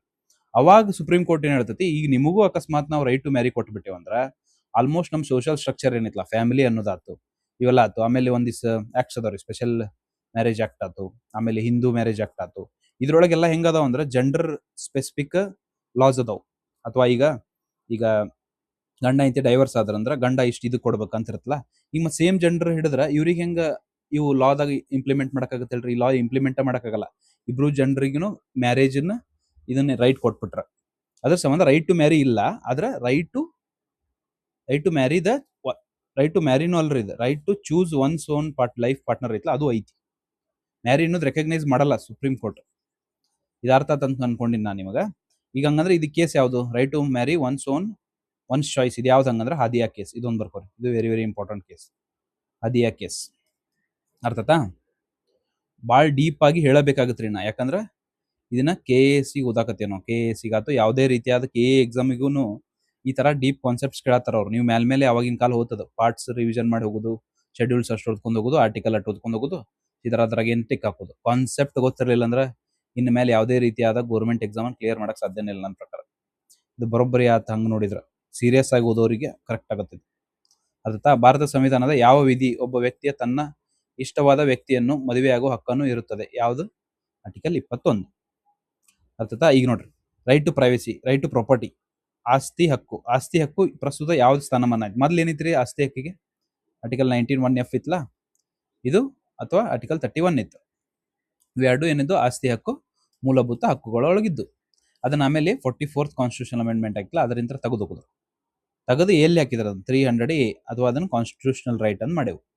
ಅರ್ಥತಾ? ಇಲ್ಲಿ ಏನ್ ಕೊಟ್ಟಾರ? ನಾಗರಿಕರಿಗೆ ಮಾತ್ರ ಲಭ್ಯವಿರೋ ಕಾನೂನುಬದ್ಧ ಹಕ್ಕು. ನಾಗರಿಕರಿಗಲ್ಲ, ಯಾವುದೇ ವ್ಯಕ್ತಿಗೆ ಲಭ್ಯವಿರೋ ಕಾನೂನುಬದ್ಧ ಹಕ್ಕು. ಹೌದು, ಯಾವುದೇ ವ್ಯಕ್ತಿಗೂ ರೈಟ್ ಟು ಪ್ರಾಪರ್ಟಿ ಐತಿ. ನಾಗರಿಕರಿಗೆ ಮಾತ್ರ ಲಭ್ಯವಿರೋ ಮೂಲಭೂತ ಹಕ್ಕು ಅಂತೂ ಅಲ್ಲ. ಮೂಲಭೂತ ಹಕ್ಕು ಅಲ್ಲ, ಕಾನೂನುಬದ್ಧ ಹಕ್ಕು. ಇದು ಅಂತೂ ಕಾನೂನುಬದ್ಧ ಹಕ್ಕರ ಐತ್ಲ. ಇವೆರಡು ಅಂತೂ ಸೀದಾ ತೆಗೆದೋಗಿತ್ರಿ. ಇವೆರಡು ನಡುವೆ ಕನ್ಫ್ಯೂಸ್ ಹಿಡಿಬಹುದು ನಿಮ್ಗೆ. ಆದ್ರೆ ಯಾವುದೇ ವ್ಯಕ್ತಿಗೆ ಐತಿ. ಯಾವುದು? ಇದು 300A ಅಂಡರ್ ಐತ್ರಿ ಆರ್ಟಿಕಲ್ ಒಳಗೆ. ಇದೊಂದು ಫ್ಯಾಕ್ಟ್ ಬರ್ಕೊಂಡ್ಬಿಟ್ರಲ್ಲೇ ಮಗ್ಲ. ಅರ್ಥ ಅಂತ ಅನ್ಕೊಂಡಿನಿ ನಾನು ನಿಮಗಿದು. Right to property. What is the position of right to property in India ಅಂತ ಐತಿ. Legal right available to citizens only. ತಪ್ಪು. Legal right available to any person. ಇದು ಕರೆಕ್ಟ್. ಯಾರಿಗಾದ್ರೂ, ಫಾರಿನರ್ಗಾದ್ರೂ ಇವರಿಗೂ ಅವೈಲೇಬಲ್ ಐತಿ ರೈಟ್ ಟು ಪ್ರಾಪರ್ಟಿ. ಅಥವಾ fundamental right available to citizens only. ತಪ್ಪು. Neither fundamental right nor legal right. ಇದು ತಪ್ಪೈತಿ. ಈಗ ನಾನು ನಿಮ್ಗೆ ಇಂಪಾರ್ಟೆಂಟ್ ಹೇಳ್ಬೇಕು ಏನಂತಂದ್ರೆ, ಒಂದು ಇಂಪಾರ್ಟೆಂಟ್ ಜಜ್ಮೆಂಟ್ಸ್ ಅಂತ ಹೇಳಿ ವಿಡಿಯೋ ಮಾಡಿ ಹಾಕಿನಿ ನಾನು. ಒಂದು 30 ಮಿನಿಟ್ಸ್ ಮೇಲೆ ಐತದ. ಇದೇ ರೈಟ್ ಟು ಪ್ರಾಪರ್ಟಿ ಏನ್ ಇಶ್ಯೂ ಆದ್ ಸ್ಟಾರ್ಟಿಂಗ್ ಲ್ಯಾಂಡ್ ರಿಫಾರ್ಮ್ಸ್ ಅದವಲ್ಲ ಅಥವಾ ನಮ್ಮ ಭೂ ಸುಧಾರಣೆ ಕಾಯ್ದೆಗಳಾದ್ವಲ್ಲ, ಅದರಿಂದ ನಮ್ಗೆ ಆಕ್ಚುಲಿ ನಮ್ಮ ಸುಪ್ರೀಂ ಕೋರ್ಟ್ನಾಗ ಹೆಂಗೆ ಕೇಸ್ಗಳದು, ಯಾವ್ಯಾವ ಶಂಕರಿ ಪ್ರಸಾದ್ ಕೇಸ್, ಗೋಲಕ್ನಾಥ್ ಕೇಸ್, ಆಮೇಲೆ ಕೇಶವಾನಂದ ಭಾರತಿ ಕೇಸ್, ಹಿಂಗೆ ಹಾಕೋಂತ ಹೋಗೋಲ್ಲ. ಐಆರ್ ಕೋಲು ಹಾಕತಿ. ಈ ತರ ಏನಾಗತ್ತಲ್ಲ, ಇದು ಪೂರ್ತಿ ಸ್ಟೋರಿ ಹೇಳಿನ. ಶಂಕರಿ ಪ್ರಸಾದ್ ಅಂದ್ರೆ ಯಾರು, ಗೋಲಕ್ನಾಥ್ ಅಂದ್ರೆ ಯಾರು, ಕೇಶವಾನಂದ ಭಾರತಿ ಅವ್ರಿಗೆ ಏನಾಗಿತ್ತು, ಅವ್ರ ಯಾಕೆ ಕೋರ್ಟ್ನಾಗ ಕೇಸ್ ಹಾಕಿದ್ರು, ಇದನ್ನೆಲ್ಲ ಪೂರ್ತಿ ಮಾಡಿ ಯೂಟ್ಯೂಬ್ ಒಳಗೆ ಪಬ್ಲಿಕ್ ಐತಿ ನೋಡ್ರಿ. ಇಂಪಾರ್ಟೆಂಟ್ ಜಜ್ಮೆಂಟ್ಸ್ ಅಂತ ಐತಿ. ಅದರ ಫುಲ್ ಬೇರೆ ಯೂನಿಕ್ ಸ್ಟೈಲ್ದಾಗ ಹೇಳ್ಕೊಟ್ಟಿನಿ ನೀವು ಕೇಸಸ್. ಎಲ್ಲರೂ ಒಂದ್ ಏನ್ ಮಾಡ್ತಾರ, ಕೇಸಸ್ ಕೊಡ್ತಾರ, ಅದ್ರ ಮುಂದೆ ಏನೇನಂತ ಹೇಳ್ಬಿಡ್ತಾರ. ಈ ತರ ನಮ್ಗೆ ನೆನ್ಪಿಟ್ಕೊಳಕ್ ಆಗಲ್ಲ. ಅದೇ ತರ ನಾವು ಸ್ಟೋರಿ ತರ ಮಾಡೀನಿ ಅದನ್ನ, ಅದ್ರ ಫ್ಲೋ ಚಾರ್ಟ್ ತರ ಒಂದಗನ ಹಿಂಗ್ ಕವರ್ ಮಾಡೀನಿ. ಅದೇ ನೀವು ಇಂಪಾರ್ಟೆಂಟ್ ಜಜ್ಮೆಂಟ್ಸ್ ವಿಡಿಯೋ ಕಂಪಲ್ಸರಿ ಇವತ್ತಿದ್ದು ಹೋಮ್ವರ್ಕ್ ನಿಮಗೆ. ಇದನ್ನ ಕಂಪಲ್ಸರಿ ನೋಡಿ, ಇದನ್ನ ನೀವೇನ್ ಮಾಡ್ಬೇಕು, ನೋಟ್ಸ್ ಮಾಡ್ಕೋಬೇಕು. ಯಾಕಂದ್ರೆ ವೆರಿ ವೆರಿ ಇಂಪಾರ್ಟೆಂಟ್ ಅದು. ಅದಾ which one of the following are envisaged by the right against exploitation. Right against exploitation in the constitution of India. Right against exploitation ಯಾವ್ದ್ರಾಗ ಬರುತ್ತೆ ಅಂತ ಕೇಳ್ಯಾರ. ರೈಟ್ ಅಗೇನ್ಸ್ಟ್ ಎಕ್ಸ್ಪ್ಲಾಯ್ಟೇಷನ್ ಥೀಮ್ ಯಾವ್ದು? 23, 24 ಅಲ್ರಿ. ಈಗ ನಿಮಗೆ ಪಟ ಇವನ್ ರಿವಿಷನ್ ಮಾಡಿಸ್ಬಿಡ್ತೀನಿ ನೋಡ್ರಿ, ಯಾವ ಥೀಮ್ದಾಗ ಏನೇನು ಬರುತ್ತೆ ಅಂತೇಳಿ. ಈಗ ರೈಟ್ ಟು ಈಕ್ವಾಲಿಟಿ ಅಥವಾ ಸಮಾನತೆ ಹಕ್ಕು ಯಾವ್ದ್ರಿಂತ ಯಾವುದು? 14ರಿಂದ 18 ರೈಟ್ ಟು ಈಕ್ವಾಲಿಟಿ. ಅಥವಾ ರೈಟ್ ಟು ನೆಕ್ಸ್ಟ್ ಯಾವ್ದು ಬರುತ್ತೆ? ರೈಟ್ ಟು ಫ್ರೀಡಮ್ ಬರ್ತದೆ 19ರಿಂದ 22. ಆಮೇಲೆ ರೈಟ್ ಟು ಯಾವ್ದು ಬರ್ತೈತಿ? ರೈಟ್ ಟು ಇದು 22 ರೈಟ್ ಅಗೇನ್ಸ್ಟ್ ಎಕ್ಸ್ಪ್ಲಾಯ್ಟೇಷನ್ ಬರುತ್ತೆ. ರೈಟ್ ಟು ಅಲ್ಲ, ರೈಟ್ ಅಗೇನ್ಸ್ಟ್ ಎಕ್ಸ್ಪ್ಲಾಯ್ಟೇಷನ್ ಬರುತ್ತೆ. ರೈಟ್ ಅಗೇನ್ಸ್ಟ್ ಎಕ್ಸ್‌ಪ್ಲಾಯಿಟೇಷನ್ ಎಷ್ಟು 23 ಮತ್ತು 24. ಆಮೇಲೆ ರೈಟ್ ಟು ರಿಲಿಜನ್ ಬರ್ತೈತಿ. ರೈಟ್ ಟು ರಿಲಿಜನ್ ಅಂತಂದ್ರೆ ಅದು ಯಾವುದು 25 to 28. ಆಮೇಲೆ ಯಾವ್ದು ಬರ್ತೈತಿ, ರೈಟ್ ಟು ಮೈನಾರಿಟಿ ರೈಟ್ಸ್ ಬರ್ತಾವಲ್ರಿ, ಎಜುಕೇಶನಲ್ ಆ್ಯಂಡ್ ಮೈನಾರಿಟಿ ರೈಟ್ಸ್ 29 ಮತ್ತು 30 ಬರ್ತೈತಿ. ಆಮೇಲೆ ರೈಟ್ ಟು ಕಾನ್ಸ್ಟಿಟ್ಯೂಷನಲ್ ರೆಮಿಡೀಸ್ ಏನಿತ್ತು ಅದು 32. ಸಂವಿಧಾನ ಮುಖಾಂತರ ನಾವು ಹಕ್ಕು ಪಡಿತೀವಲ್ಲ, ನಮ್ದು ಅದು 32. ಅರ್ಥತಾ? ಇದು ಮೇಜರ್ ಥೀಮ್ಸ್. ನಾವು ಇದು ಎದಕ್ಕೆ ನೆನ್ಪಿಡ್ಬೇಕಂದ್ರೆ ಇದ್ರ ಮೇಲೆ ಕ್ವಶನ್ ಭಾಳ ಸತ ಕೇಳ್ತಾರ. ಇದು ಟ್ರ್ಯಾಪ್ ತರ ಇದೆ, ಟ್ರ್ಯಾಪ್ ಹಾಕ್ತಾರ ಅವ್ರು. ಇಲ್ಲೇ ಟ್ರ್ಯಾಪ್ ಹಾಕ್ಯಾರ, ತೋರಿಸ್ತೀನಿ ನಾನು ನಿಮಗೆ. ಈಗ ಯಾವ್ದು ಓದಿ ನೋಡಿ, ರೈಟ್ ಅಗೇನ್ಸ್ಟ್ ಎಕ್ಸ್‌ಪ್ಲಾಯಿಟೇಷನ್ 23, 24 ಅಷ್ಟೇ ಓದಿವಲ್ಲ. ಇಲ್ಲಿ ಏನು ಕೊಟ್ರ, ರೈಟ್ ಅಗೇನ್ಸ್ಟ್ ಎಕ್ಸ್‌ಪ್ಲಾಯಿಟೇಷನ್ ನೋಡಿ ಯಾವ ಬರ್ತಾವ ಅಂತ ಕೇಳ್ಯಾರ. ಈಗ ಏನದು prohibition of trafficking in human beings ಇದೆ, ಯಾವುದು ಆರ್ಟಿಕಲ್ 23 ಇದೆ. Human beings and force labour. Abolition of untouchability, ನೀವು ಥಿಂಕ್ ಮಾಡ್ರಿ. ಎಕ್ಸ್‌ಪ್ಲಾಯಿಟೇಷನ್ ಅಂದ ಕೂಡ ಚಂದ ಓದ್ಲಾರ್ದವ್ರು ಏನ್ ಮಾಡ್ತಾರ, ಅನ್ಟಚಬಿಲಿಟಿ, ಅಸ್ಪೃಶ್ಯತೆ, ಎಕ್ಸ್‌ಪ್ಲಾಯಿಟೇಷನ್ ಆಗತ್ತೈತೆ ಅಂತ ಹಾಕ್ತಾರ. ಅದಕ್ಕಂತ ಈ ಸ್ಟೇಟ್ಮೆಂಟ್ ಕೊಟ್ಟಿರೋದವ್ರು, ನೀವು ಟ್ರ್ಯಾಪ್ ಆಗ್ಲಿ ಅಂತ. ಆದ್ರೆ ಅನ್ಟಚಬಿಲಿಟಿ ಎದ್ರ ಬರುತ್ತೆ, 17 ಬರುತ್ತೆ. 17 ಇದ್ರಾಗ ಬರುತ್ತೆ ಅಂದ್ರೆ 22 to 24 ಇಲ್ಲಲ್ಲ. 17 ಹಂಗಂದ್ರೆ ಎದ್ರ ಬರ್ತೈತಿ, ಸಮಾನತೆ ಹಕ್ಕುಗಳು ಬರ್ತೈತಿ. ಯಾವ ಸಮಾನತೆ, ರೈಟ್ ಟು ಈಕ್ವಾಲಿಟಿ ಅಂತಿರಲ್ಲ, 14 to 18 ಫಸ್ಟಿಗೆ ಬರ್ತಲ್ಲ ಅದ್ರ ಬರುತ್ತೆ. Protection of interest of minority ಇದು ಯಾವ್ದ್ರ ಬರುತ್ತೆ, 29 ಬರ್ತೈತಿ. 29 ಅಥವಾ 30 ಅನ್ಕೋ, ಎದ್ರ ಬರ್ತೈತಿ. Prohibition of employment in children in factories ಇದು ಯಾವುದು, 24. ಇವೆರಡು ಬರ್ತಾವ, 23, 24 ಇಲ್ಲಿ ಬಂದಾವಲ್ರಿ. ಇದು ಕರೆಕ್ಟ್ ಆನ್ಸರ್. ಯಾವುದು 1 ಮತ್ತು 4. ಅರ್ಥ ಆತಂತ ಅನ್ಕೊಂಡಿನಿ ನಾ ಇದನ್ನ. ನೀವು 1 ಮತ್ತು 4 ಈ ಅದನ್ನ ಕನ್ನಡದ ನೋಡು. ಭಾರತ ಸಂವಿಧಾನದಲ್ಲಿ ಶೋಷಣೆ ವಿರುದ್ಧ ಹಕ್ಕು ಅಥವಾ ರೈಟ್ ಅಗೇನ್ಸ್ಟ್ ಕೆಳಗಿನ ಯಾವುದನ್ನು ಒಳಗೊಂಡಿದೆ, ಮಾನವ ಅಕ್ರಮ ಸಾಗಾಣಿಕೆ ಮತ್ತು ಬಲವಂತದ ದುಡಿಮೆ ನಿಷೇಧ. ಹೌದು, ಇದು ಯಾವುದು ಆರ್ಟಿಕಲ್ 23. ಬಲವಂತದ ದುಡಿಮೆ ನಿಷೇಧ ಮಾಡ್ತಾರಲ್ಲ, ಮಾನವ ಅಕ್ರಮ ಸಾಗಾಣಿಕೆ, ಅದು 23. ಅಸ್ಪೃಶ್ಯತೆ ನಿರ್ಮೂಲನೆ ಯಾವುದು, ಆರ್ಟಿಕಲ್ 17. ಇದು 23 ರೈಟ್ ಅಗೇನ್ಸ್ಟ್ 23 to 24 ಅಂತ ಹೇಳಿ ನಾನು ನಿಮಗೆ. 17 ಅದ್ರ ಬರಲ್ಲ, ಅದಕ್ಕೆ ಇದು ತೆಗಿತೀವಿ ನಾವು. ಅಲ್ಪಸಂಖ್ಯಾತರ ಹಿತಾಸಕ್ತಿ 29, 30 ಅಲ್ರಿ, ಅಂದ್ರೆ ಇದ್ರ ಬರ್ತಾ ನೋಡ್ರಿ, ಇಲ್ಲ ಬರಲ್ಲ, ಹಂಗಂದ್ರೆ ಅದು ಹೋದ್. ಕಾರ್ಖಾನೆ ಮತ್ತು ಗಣಿಗಾರಿಕೆಯಲ್ಲಿ ಮಕ್ಕಳ ಉದ್ಯೋಗ ಯಾವುದು, 24. 23, 24 ಇದ್ರಾಗ ಬರ್ತಾವಲ್ರಿ, ಹಂಗಂದ್ರೆ 1 ಮತ್ತು 4. ಅರ್ಥ ಅಂತ ಅನ್ಕೊಂಡಿನಿ ಈ ಕ್ವಶನ್. ಅರ್ಥತಾ? ಭಾರತೀಯ ಸಂವಿಧಾನ ಅಡಿಯಲ್ಲಿ ಸಂಪತ್ತಿನ ಕೇಂದ್ರೀಕರಣ ಯಾವುದನ್ನು ಉಲ್ಲಂಘಿಸುತ್ತದೆ. ಸಂಪತ್ತಿನ ಕೇಂದ್ರೀಕರಣ ಅಂತ ಕೇಳ್ಯಾರ, ಅಂದ್ರೆ ಕಾನ್ಸಂಟ್ರೇಷನ್ ಆಫ್ ವೆಲ್ತ್ ಅಂತೀವಲ್ಲ, ಯಾವುದನ್ನ ಮೇಜರ್ಲಿ ಅದು ಇದು ಮಾಡ್ತದೆ. ಇದು ಪಟ್ನ ನಿಮ್ಗೆ ಆರ್ಟಿಕಲ್ ಯಾವ್ದು ನೆನಪಾಗಬೇಕಾ, ಆರ್ಟಿಕಲ್ 31C ನೆನಪಾಗಬೇಕಾ, 39C ಯಾವುದು DPSP ಒಳಗೆ ಬರ್ತಲ್ಲ, ರಾಜ್ಯ ನಿರ್ದೇಶಕ. ಇವೆರಡು ಸ್ವಲ್ಪ ಕನ್ಫ್ಯೂಸ್ ಹಿಡಿದ್ರೆ 39B ಮತ್ತು 39C. ನಾನು ಸಿಂಪಲ್ ಹೇಳ್ತೀನಿ ನೋಡ್ರಿ. ಸಿ ಅಂದ್ರೆ ಏನು, ಕಾನ್ಸಂಟ್ರೇಷನ್. ಕಾನ್ಸಂಟ್ರೇಷನ್ ಆಫ್ ವೆಲ್ತ್ ಅನ್ನ ಪ್ರಿವೆಂಟ್ ಮಾಡೋದು, ತಡೆಗಟ್ಟುದು, ಅಥವಾ ಒಂದೇ ಕಡೆ ಸಂಪತ್ತು ಕೇಂದ್ರೀಕರಣ. ಸಿ ಅಂದ್ರೆ ಕೇಂದ್ರೀಕರಣ, ಸೆಂಟ್ರಲೈಸೇಷನ್ ಅನ್ಕೋರಿ.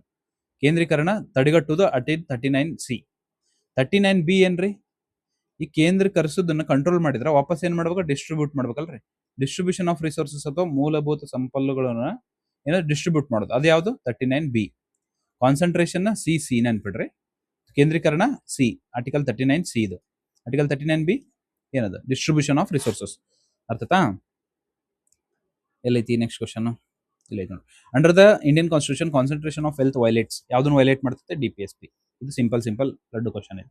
ಇಲ್ಲಿ ಮತ್ತೆ ಹೇಳ್ರಿ, 40 ಈ ಹೊಳ್ಳೆ ಮಳೆ ಎದಕ್ಕೆ ಹೇಳ್ತೀನಿ, 14 to 18.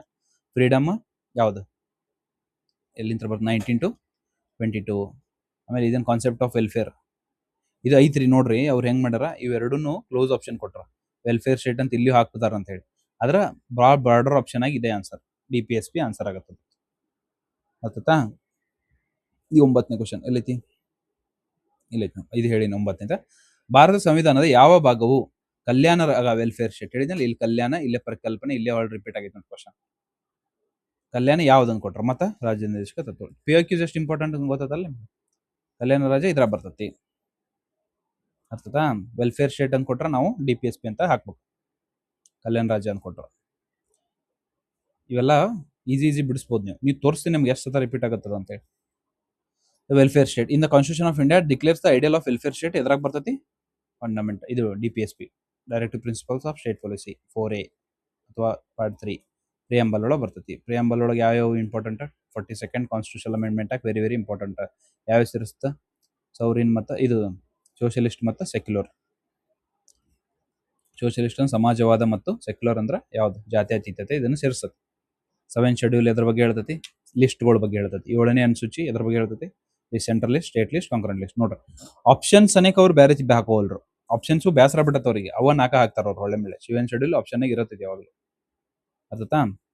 ಭಾರತ ಸಂವಿಧಾನದ ಭಾಗ 4 ಈಗ ನೋಡ್ರಿ ಇಲ್ಲಿ ಭಾಗ 4 ಗೊತ್ತಿರಲಾದವ್ರು ಇದನ್ನ ಆನ್ಸರ್ ಮಾಡೋದು ವಜ್ಜಾಗತ್ತೆ. ಭಾಗ 4 ಯಾವ್ದು ಹೇಳ್ತೈತಿ? DPSP.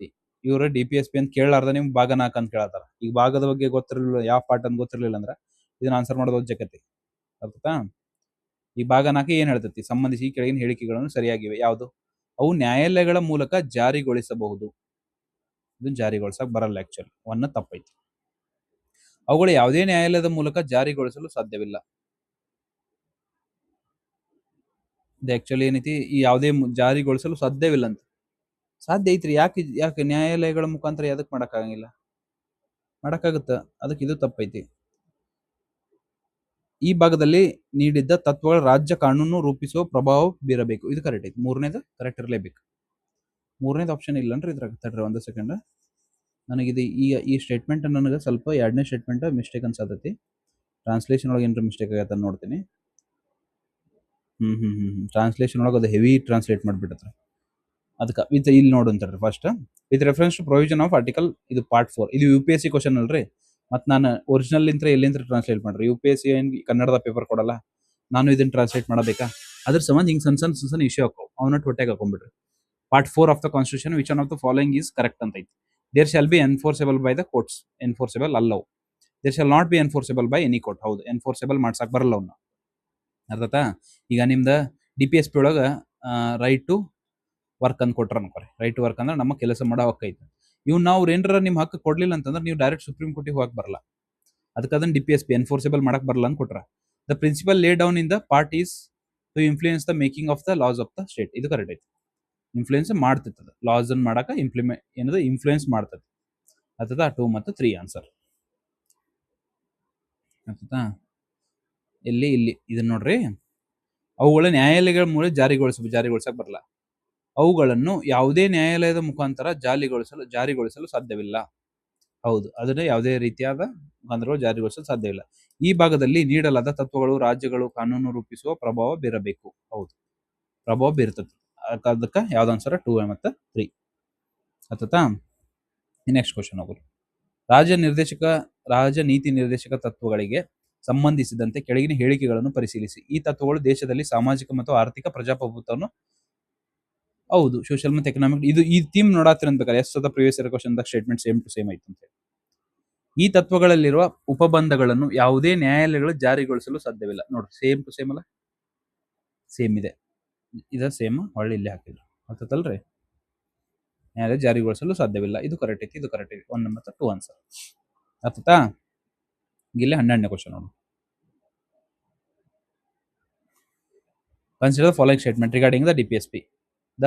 The principles spell out the socio-economic democracy in the country. ಇದು ಕರೆಕ್ಟ್ ಐತಿ. The provision contained in these principles are not enforceable by the any court. ಹೌದು, they are not enforceable by any court. Enforce ಮಾಡಕ್ ಬರಲ್ಲ ಅವನ್ನ. ಅರ್ಥತಾ? Next question. In the constitution of India promotion of ಇದು ಸ್ವಲ್ಪ confused chance ಇರುತ್ತೆ. International peace and security ಎದ್ರ ಬರ್ತಂತ ಕೇಳ್ತಾರ. Internal peace and security preamble ಒಳಗೆ ಬರ್ತೋ, ಅಥವಾ DPSP ಒಳಗೆ ಬರ್ತೋ, ಅಥವಾ ಫಂಡಮೆಂಟಲ್ ಡ್ಯೂಟೀಸ್ ಒಳಗೆ ಬರ್ತೋ, ಅಥವಾ 9th ಶೆಡ್ಯೂಲ್ ಒಳಗೆ ಬರ್ತೋ ಅಂತ ಕೇಳತ್ತಾರ ನಿಮ್ಗೆ. ಆಕ್ಚುಲಿ ಅದು DPSP ಒಳಗೆ ಬರ್ತದೆ. ಆಕ್ಚುಲಿ ಒಬ್ಬೊಬ್ರು ಏನು ಕನ್ಫ್ಯೂಸ್ ಇಟ್ಕೋತಾರ ಅಂದ್ರೆ ಅದು ಫಂಡಮೆಂಟಲ್ ಡ್ಯೂಟಿ ಒಳಗೆ ಲಾಸ್ಟಿಗೆ ಐತೆ ಅಂತ ಅನ್ಸುತ್ತೆ. ಆದ್ರೆ ಆಕ್ಚುಲಿ ಇರಂಗಿಲ್ಲ. ಅದು ಎದ್ರ ಬರ್ತೈತಿ? DPSP ಒಳಗೆ ಬರ್ತದೆ. ಅರ್ಥತಾ? ಈ ಪ್ರಿಯಾಂಬಲ್ ಒಳಗೇನು ಅದ್ರ ಬಗ್ಗೆ ಮೆನ್ಷನ್ ಇಲ್ಲ. ಏನದು ಪೀಸ್ ಅಂಡ್ ಸೆಕ್ಯೂರಿಟಿ ಬಗ್ಗೆ DPSP ಒಳಗೆ ಮೆನ್ಷನ್ ಐತಿ. ಎಲ್ಲಿ? ಆರ್ಟಿಕಲ್ 51 ಒಳಗೆ ಬರ್ತದೆ ನೋಡ್ರಿ. 51 ಅನ್ಸುತ್ತೆ. 51 ಒಳಗೆ 51 ಇದು. ಆಮೇಲೆ 51A ಫಂಡಮೆಂಟಲ್ ಡ್ಯೂಟೀಸ್ ಅಥವಾ ಮೂಲಭೂತ ಕರ್ತವ್ಯಗಳು ಅಲ್ಲಿ ಸ್ಟಾರ್ಟ್ ಆಗ್ತವೆ. ಅರ್ಥತಾ? ಇದು ಕನ್ಫ್ಯೂಸ್ ಆಗಲಿ ಅಂತ ಕೊಟ್ಟಿರ್ತಾರೆ ನಿಮ್ಗೆ. 51A 51 ಇದು ಹೇಳ್ತದೆ. ಇದು ಆರ್ಟಿಕಲ್ ಯಾವುದು? 51. ಇಲ್ಲೇ ಬರ್ಕೊಂಡ್ಬಿಟ್ರೆ ಮೇಲೆ. ಅರ್ಥತಾ? ಆಮೇಲೆ ನೆಕ್ಸ್ಟ್ ಕ್ವಶನ್. ಇದು ಕನ್ನಡದ ನೋಡೋಣ. ಕನ್ನಡದಾಗ ಭಾರತೀಯ ಸಂವಿಧಾನದಲ್ಲಿ ಅಂತಾರಾಷ್ಟ್ರೀಯ ಶಾಂತಿ ಮತ್ತು ಭದ್ರತೆಯನ್ನು ಉತ್ತೇಜಿಸುವುದು ಎಲ್ಲಿ ಸೇರಿಸಲಾಗಿದೆ? ಎಲ್ಲಿ ಸೇರಿಸಾರ ಇದನ್ನ? ರಾಜ್ಯ ನಿರ್ದೇಶಕ ತತ್ವಗಳು. ಎಷ್ಟ ವಿಧಿ 21. 9ನೇ ಅನುಸೂಚಿ ಬಗ್ಗೆನೂ ಈಗ ನಾ ಇಂಪಾರ್ಟೆಂಟ್ ಜಜ್ಮೆಂಟ್ಸ್ ಅಂತ ಹೇಳಿದ್ನಲ್ಲಿ ನಿಮ್ಗೆ ವಿಡಿಯೋ. ಅದ್ರಾಗ 9ನೇ ಅನುಸೂಚಿ ಹೆಂಗ್ ವರ್ಕ್ ಆಗುತ್ತೆ, ಎದಕ್ಕೆ ಅದ್ರೊಳಗ ಲಾಸ್ ಆಗ್ತಿದ್ರು ಮೊದ್ಲು, ಆಮೇಲೆ ಈಗ ಯಾಕದ IR ಕೆಲವು ಕೇಸ್ನ ಚೇಂಜ್ ಆತ, ಅದನ್ನ ಹೇಳಿನ್ರಿ. Important judgements, very important video. ಅದನ್ನೊಂದು ನೋಡ್ರಿ ಪ್ಲೀಸ್, ನಿಮ್ಗೆ ಹೆಲ್ಪ್ ಆಗುತ್ತೆ 100%. ಆ ಥರ ಈಸಿಲಿ ಹೇಳಿತ್ತು ಅದ್ರಾಗ. ಅರ್ಥತಾ? ಭಾರತ ಸಂವಿಧಾನದಲ್ಲಿ ಅಳವಡಿಸಿರೋ ರಾಜ್ಯ ನಿರ್ದೇಶಕ ತತ್ವಗಳು. ಮತ್ತೆ ನೋಡ್ರಿ, ಹೊಳ್ಳೆ ಮೇಳೆ ರಾಜ್ಯ ನಿರ್ದೇಶಕ ತತ್ವಗಳ ಮೇಲೆ ಅವ್ರು ಕಂಪಲ್ಸರಿ ಒಂದು ಅದೇ ಥೀಮ್ ಫಾಲೋ ಮಾಡ್ತಿರ್ತದ. ಅದಕ್ಕೆ ಉಪಬಂಧಗಳು ಪರಿಶೀಲಿಸಿ ಅಂತ ಕೊಟ್ಟರು. ಉಪಬಂಧನಗಳನ್ನು ಭಾರತ ನಾಗರಿಕರಿಗೆ ಏಕರೂಪ ಸಿವಿಲ್ ಸಾನ್ನಿಧ್ಯ ಖಚಿತಪಡಿಸುವುದು. ಹೌದಲ್ರಿ? ಏಕರೀತಿ ಗಾಂಧಿ ಗಾಂಧಿ ಇಲ್ಲೈತಿ ಅದ ಅಂದನ. ಗಾಂಧಿವಾದಿ ತತ್ವಗಳು ಯಾವ ಅಂತ ಕೇಳ್ಯಾರ ಇದ್ರಾಗ ಅವ್ರು ಕೇಳ್ಯಾರ ಕ್ವಶನ್ ಮೇಲೆ ಇದನ್ನ ಪರಿಶೀಲಿಸಿ ಅಂತ ಹೇಳಿ. ಇದ್ರಾಗ ಗಾಂಧಿವಾದಿ ಅಥವಾ ಗಾಂಧಿಯನ್ ಪ್ರಿನ್ಸಿಪಲ್ಸ್ ಯಾವ ಇದ್ರಾಗ ಅಂತ ಹೇಳತ್ತಾರ ಅವ್ರು. ಇದು ಅಲ್ಲ, ಇದು ಯಾವುದು ಲಿಬರಲ್ ಪ್ರಿನ್ಸಿಪಲ್ ರೀ. ಇದು ಬರಂಗಿಲ್ಲ ಅದ್ರಾಗ. ಗ್ರಾಮ ಪಂಚಾಯಿತಿಯನ್ನು ಇದು ಹೌದಲ್ರಿ? ಗಾಂಧೀಜಿ ಅವರು ಗ್ರಾಮ ಸ್ವರಾಜ್ ಅಂತ ಮಾತಾಡ್ತಾರಲ್ಲ, ಅದಕ್ಕೆ ಟೂ ಕರೆಕ್ಟ್. ಇದು 40 ಆರ್ಟಿಕಲ್ ಒಳಗೆ ಕೇಳ್ತದೆ ನೋಡ್ರಿ. ಗ್ರಾಮೀಣ ಪ್ರದೇಶಗಳಲ್ಲಿ ಗುಡಿ ಕೈಗಾರಿಕೆಗಳನ್ನು ಗ್ರಾಮೀಣ ರಿಲೇಟೆಡ್ ಅಂತ ಬಂತಂದ್ರ ಗಾಂಧೀಜಿ ಅವ್ರು ನೆನಪಾಗಬೇಕು ನಮಗೆ. ಅದಕ್ಕೆ ಇದು ಬರೋಬ್ಬರಿನ ಐತಿ. ಹಂಗ ನೋಡಿದ್ರೆ ಕಾಟೇಜ್ ಇಂಡಸ್ಟ್ರಿ ಅಂತೀವಲ್ಲ, ಅದನ್ನ ಮಾಡೋದು ಗಾಂಧೀಜಿಯವರು ಹೇಳ್ಯಾರ. ಎಲ್ಲಾ ಕಾರ್ಮಿಕರಿಗೆ ಯೋಗವಾದ ಬಿಡುವಿನ ವೇಳೆಯನ್ನು ಅಥವಾ ಸಾಂಸ್ಕೃತಿಕ ಅವಕಾಶಗಳನ್ನು ಖಚಿತಪಡಿಸುವುದು. ಇದು ಆಕ್ಚುಲಿ ಲಿಬರಲ್ ಪ್ರಿನ್ಸಿಪಲ್ ಒಳಗೆ ಬರುತ್ತೆ.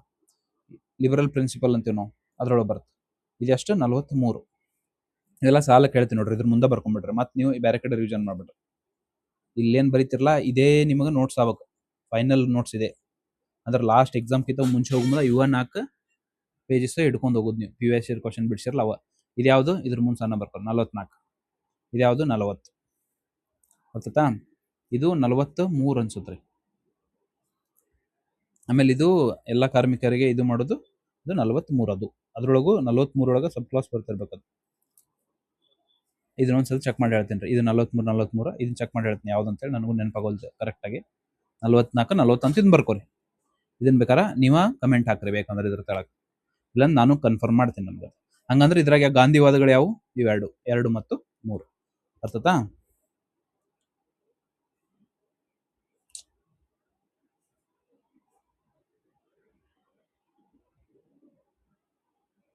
Consider the following statement directive principal state as enshrined in the Constitution of India. Securing citizens of uniform civil code. ಇದು ಫಸ್ಟ್ ಸ್ಟೇಟ್ ಯಾವ್ದ್ರಿ ಇದನ್ನ ಇಂಪ್ಲಿಮೆಂಟ್ ಮಾಡಿದ್ದು? ಉತ್ತರಾಖಂಡ್. ಅರ್ಥತಾ? ಈಗ ನೆಕ್ಸ್ಟ್ ಯಾವ್ದು ಮಾಡೈತಿ? ತೆಲಂಗಾಣ ಮಾಡೈತಿ ಅನ್ಸುತ್ತೆ. ಇಲ್ಲ ಸಾರಿ ತೆಲಂಗಾಣ ಮಾಡೈತಿ. ತೆಲಂಗಾಣ ಬೇರೆ ರಿಲೇಟೆಡ್ ಐತಿ. ಇದೊಂದು ಫ್ಯಾಕ್ಟ್ ನೆನ್ಪಿಟ್ಕೋರಿ. ಉತ್ತರಾಖಂಡ UCC ನ ಇಂಪ್ಲಿಮೆಂಟ್ ಮಾಡೈತಿ. ಗೊತ್ತಾ? Secure the citizens of universal civil code. ಇದೇನ್ ಕೇಳ್ಯಾರ ಅವರು? ಗಾಂಧಿಯನ್ ಪ್ರಿನ್ಸಿಪಲ್ ಕೇಳ್ಯಾರ. ಗಾಂಧಿಯನ್ ಪ್ರಿನ್ಸಿಪಲ್ ಅಲ್ಲದು. ಅರ್ಥತಾ?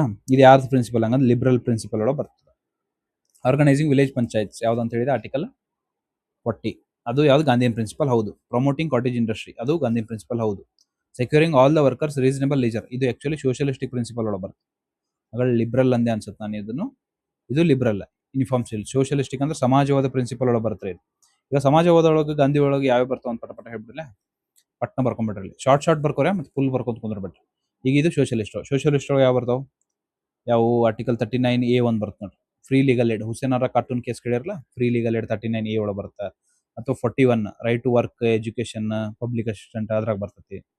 ಆಮೇಲೆ ಯಾವುದು ವೇಜ್ ಕೊಡೋದು ಬರ್ತಲ್ರಿ, ವೇಜ್ 43 ಒಂದು ವೇಜ್ ಕೊಡೋದು ಒಂದು ಬರ್ತೈತಿ. ವೇಜ್ ಅಥವಾ ಇದು 43 ಇದನ್ನ ಹೇಳ್ರಿ. ಇಲ್ಲಿ ಕೊಟ್ಟಿಲ್ಲ ಇದೆ ಅನ್ಕೋರಿ. ಯಾವುದು ಲಿವಿಂಗ್ ಕಂಡೀಷನ್ಸ್ ಇದೇನೈತಲ್ಲ, ಲೇಜರ್ ಟೈಮ್ ಕೊಡೋದು ವರ್ಕಿಂಗ್ ಟೈಮ್ದಾಗ ಅದು. ಆಮೇಲೆ ಗಾಂಧಿಯನೊಳಗೆ ಯಾವ ಸಿಂಪಲ್ ಬರ್ತಾವ? 20 ಅಂದ್ರು ಪಂಚಾಯತ್ ನೆನ್ಪಿಟ್ರೆ. ಆಮೇಲೆ ಕಾಟೇಜ್ ಇಂಡಸ್ಟ್ರಿ ಈಗ ಬಂದು 20 ಅಲ್ರಿ 40 43 ಯಾವುದು? ಕಡೆ ಹೇಳಿದ್ನಲ್ಲ ಕಾಟೇಜ್ ಇಂಡಸ್ಟ್ರಿಗಳು, ಸಣ್ಣ ಕೈಗಾರಿಕೆ. ಅಥವಾ 43B1 ಬರ್ತಲ್ರಿ, ಇದನ್ನ ಅಮೆಂಡ್ಮೆಂಟ್ಲಿ ಆ್ಯಡ್ ಮಾಡಿದೇವಲ್ಲ, ಕೋಆಪರೇಟಿವ್ಸ್ ಅಥವಾ ಸಹಕಾರಗಳು ಅಂತೇವಲ್ಲ, ಅದು 43B. ಅದೇ ಅದ್ರ ಬರ್ತಾ ಗಾಂಧೀಜಿನೊಳಗೆ ಬರ್ತದೆ ಅದು. ವೀಕರ್ ಸೆಕ್ಷನ್ 40 ಅಗಳೆ ಒಂದು ಇದ್ರಾಗ ಹೇಳತ್ತೀವಿ. ವೀಕರ್ ಸೆಕ್ಷನ್ಗೆ ಹೆಲ್ಪ್ ಮಾಡೋದು ಎಜುಕೇಶನ್. ಅದು ಏನು ಎಜುಕೇಶನ್ ಯಾವ ಪ್ರಭಾವ ಬೀರ್ತಾವ ಅಂತ ಕೇಳಿದ್ರೆ 46 ಅದು ಗಾಂಧಿ ಒಳಗೆ ಬರುತ್ತೆ. ಆಮೇಲೆ ಕೌಸ್ ಒಂದು ರಿಲೇಟೆಡ್ ಬರುತ್ತೆ. ಇದು ಆಕ್ಚುಲಿ ನಾನು ಇದನ್ನ ಇದು ಕ್ವಶನ್ ಕಾಂಟ್ರವರ್ಸಿ ಆಗತ್ತಂತ ಕೇಳಲ್ ಅನ್ಕೊಂಡಿದ್ದೆ. ಆದ್ರೆ ಕೇಳಿದವ್ರು ಕೇಳ್ಯಾರ ಇದನ್ನು.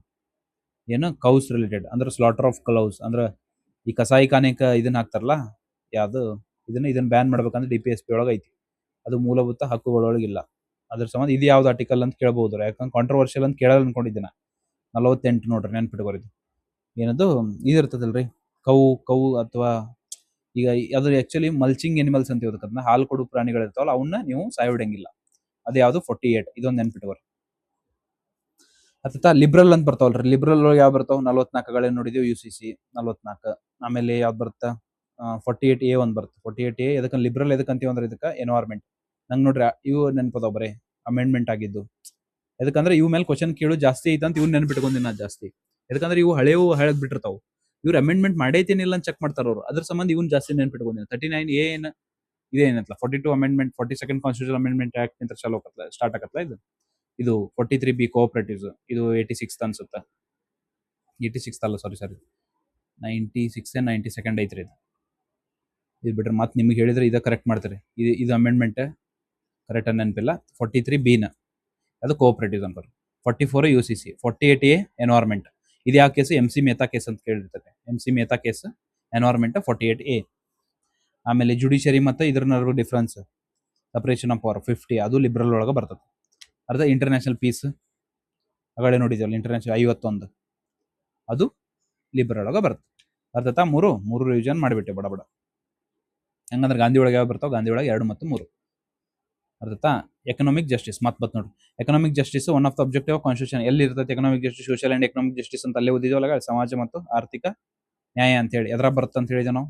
ಎಕನಾಮಿಕ್ ಜಸ್ಟಿಸ್ ಒಳಗೆ DPSP ಅಂತೂ ಇರಬೇಕು ಆಪ್ಷನ್ನಾಗ. DPSP ಇಲ್ಲೈತಿ, DPSP ಇಲ್ಲೈತಿ. ಹಂಗಂದ್ರೆ ಇವು ಮ್ಯಾಲಿನೂ ಹೋದು. ಫಂಡಮೆಂಟಲ್ ರೈಟ್ ಒಳಗೆ ಐತೆ ಅಂತಿರೋ, ಪ್ರಿಯಂಬಲ್ ಒಳಗೆ ಐತೆ ಅಂತಿರೋ? ಅದು ಪ್ರಿಯಂಬಲ್ ಒಳಗೆ ಐತಲ್ರಿ. ಪ್ರಿಯಂಬಲ್ ಓದಿರ್ತೀರಿ ನೀವು, ಅದ್ರೊಳಗೆ ಐತಲ್ಲ ಸೋಷಿಯೋ ಎಕನಾಮಿಕ್ ಜಸ್ಟಿಸ್ ಅಂತ ಬರ್ದ, ಅದ್ರ ಮುಂದೆ ಸೋಷಿಯೋ ಎಕನಾಮಿಕ್ ಜಸ್ಟಿಸ್ ಅಂತ ಐತಲ್ಲ, ಅದಕ್ಕೆ ಇದು ಕರೆಕ್ಟ್. ಪ್ರಿಯಂಬಲ್ ಒಳಗೂ ಐತಿ, DPSP ಒಳಗೆ ಐತಿ. ಅರ್ಥದ? ಎಲ್ಲೈತಿ 15ನೇ ಕ್ವಶನ್. ಭಾರತೀಯ ಸಂವಿಧಾನ ಉದ್ದೇಶಗಳು ಒಂದಾದ ಅರ್ಥ ನ್ಯಾಯವು ಅಥವಾ ಎಕನಾಮಿಕ್ ಜಸ್ಟಿಸ್ ಯಾವುದರಲ್ಲಿದೆ? ಪ್ರಸ್ತಾವನೆಯಲ್ಲಿತಿ ಮತ್ತು ರಾಜ್ಯ ನಿರ್ದೇಶಕ ತತ್ವಗಳೊಳಗೈತಿ. ಇದು 2 ಕರೆಕ್ಟ್ ಅದಾವ. ಅರ್ಥದಾ? ಹಂಗಂದ್ರೆ ಎಕನಾಮಿಕ್ ಜಸ್ಟಿಸ್ ಅಂದ್ರೆ ಆಕ್ಚುಲಿ ನಾ 39B ಮತ್ತು 39C ಅಗಳ ಹೇಳಿದ್ನಲ್ಲ, ಅದೇ ಆ ಆರ್ಟಿಕಲ್ಗಳು ನೆನಪಾಗಬೇಕು ನೀವು ಪಟ್ನ. ಇದು ಡಿಸ್ಟ್ರಿಬ್ಯೂಷನ್ ಮಾಡೋದು, ಇದು ಕಾನ್ಸಂಟ್ರೇಷನ್ ತಡೆಯೋದು. ಅರ್ಥತಾ? ನೆಕ್ಸ್ಟ್ ಏನೈತೆ ಯಾವ್ದು ಕ್ವಶನ್? 26 ಜನವರಿ 1950 ಭಾರತ ನಿಗರವಾದ ಸಾಂವಿಧಾನಿಕ ಸ್ಥಾನ ಏನಾಗಿತ್ತಂತ, ಅಥವಾ ಪ್ರಿಯಂಬಲ್ ಒಳಗೆ ಏನ್ ಬರ್ತೈತಿ? ಯಾವಾಗ ನಮ್ಮ ಸ್ವಾತಂತ್ರ್ಯ ಸಿಕ್ಕಾಗ. ಅವಾಗ ನಮಗೆ ಏನ್ ನೆನಪಿರ್ಬೇಕು? 42ನೇ ಕಾನ್ಸ್ಟಿಟ್ಯೂಷನ್ ಅಮೆಂಡ್ಮೆಂಟ್ ಇಂದ ಏನೇನು ಸೇರ್ಸೇವು? ಸೆಕ್ಯುಲರ್ ಅಥವಾ ಜಾತ್ಯತೀತತೆ ಮತ್ತು ಸೋಷಿಯಲಿಸ್ಟ್ ಅಥವಾ ಸಮಾಜವಾದನ ಸೇರ್ಸೇವು. 42 ಇಂತ್ರ ಸೇರ್ಸೇವಲ್ಲ. ಹಂಗಂದ್ರೆ ಅವೆರಡು ಇರಬಾರ್ದು ಇದ್ರಾಗ. ಅದಕ್ಕೆ ಕೇಳತ್ತಾರ 1950 ಏನಾಗಿತ್ತು ಅಂತ ಕೇಳತ್ತಾರ. ಇದು 42ನೇ ತಿದ್ದುಪಡಿ ಅಂತ ಆ್ಯಡ್ ಮಾಡ್ಯಾವಲ್ಲ, ಅದಕ್ಕೆ ಏನೇನಿದ್ದು ಹಂಗಂದ್ರೆ ಜಾತ್ಯತೀತ ಇದ್ದಿದ್ದು ತೆಗಿರಿ, ಸಮಾಜವಾದ ಇದ್ದಿದ್ದು ತೆಗಿರಿ. ಇಲ್ಲ ಐತಿ ನೋಡ್ರಿ, ಸಾರ್ವಭೌಮ ಪ್ರಜಾಸತ್ತಾತ್ಮಕ ಗಣರಾಜ್ಯ, ಈ 3 ಇತ್ತು. ಅದಕ್ಕೆ ಅದು ಕರೆಕ್ಟ್. ಅದ ಹೊಳ್ಳಿ ಅವ್ರ ಟ್ರ್ಯಾಪ್ ಹಾಕ್ತಾರ. ಮತ್ತೆ ನಿಮಗ ಹೊಳ್ಳಿ ಈಗ ಏನಿತ್ತು ಅಂತ ಕೇಳ್ತಾರ. ಇಲ್ಲ ನೋಡಿ, what was the exact constitution status on 26 ಜನವರಿ 1950? ಏನಿತ್ತು? ಸೆಕ್ಯುಲರ್ ಇದ್ದಿದ್ದು ತೆಗಿರಿ, ಸೋಷಿಯಲಿಸ್ಟ್ ಇದ್ದಿದ್ದು ತೆಗಿರಿ. ಇದ್ರಾಗ ಏನೈತಿ? ಸೌರಿನ್ ಇಲ್ಲ ಇದ್ರಾಗ, ಅದಕ್ಕೆ ಇದು correct answer. Sovereign democratic republic ಅಂತಿತ್ತು.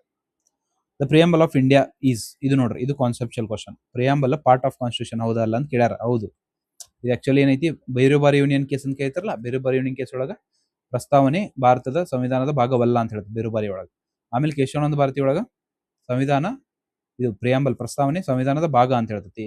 ಮತ್ತೆ ಕೇಶವಾನಂದ ಭಾರತಿ ಒಳಗ ಅದನ್ನ ತಿದ್ದುಪಡಿ ಮಾಡಬಹುದು, ಆದ್ರೆ ಬೇಸಿಕ್ ಸ್ಟ್ರಕ್ಚರ್ ನ ತಿದ್ದುಪಡಿ, ಮೂಲ ರಚನೆಯನ್ನು ಚೇಂಜ್ ಮಾಡಕ್ ಬರಲ್ಲ ಅಂತ ಹೇಳಿ ಕೇಶವಾನಂದ ಭಾರತಿ ಒಳಗೆ ಹೇಳ್ತೈತಿ. ಇಲ್ಲೇನ್ ಕೊಟ್ರ?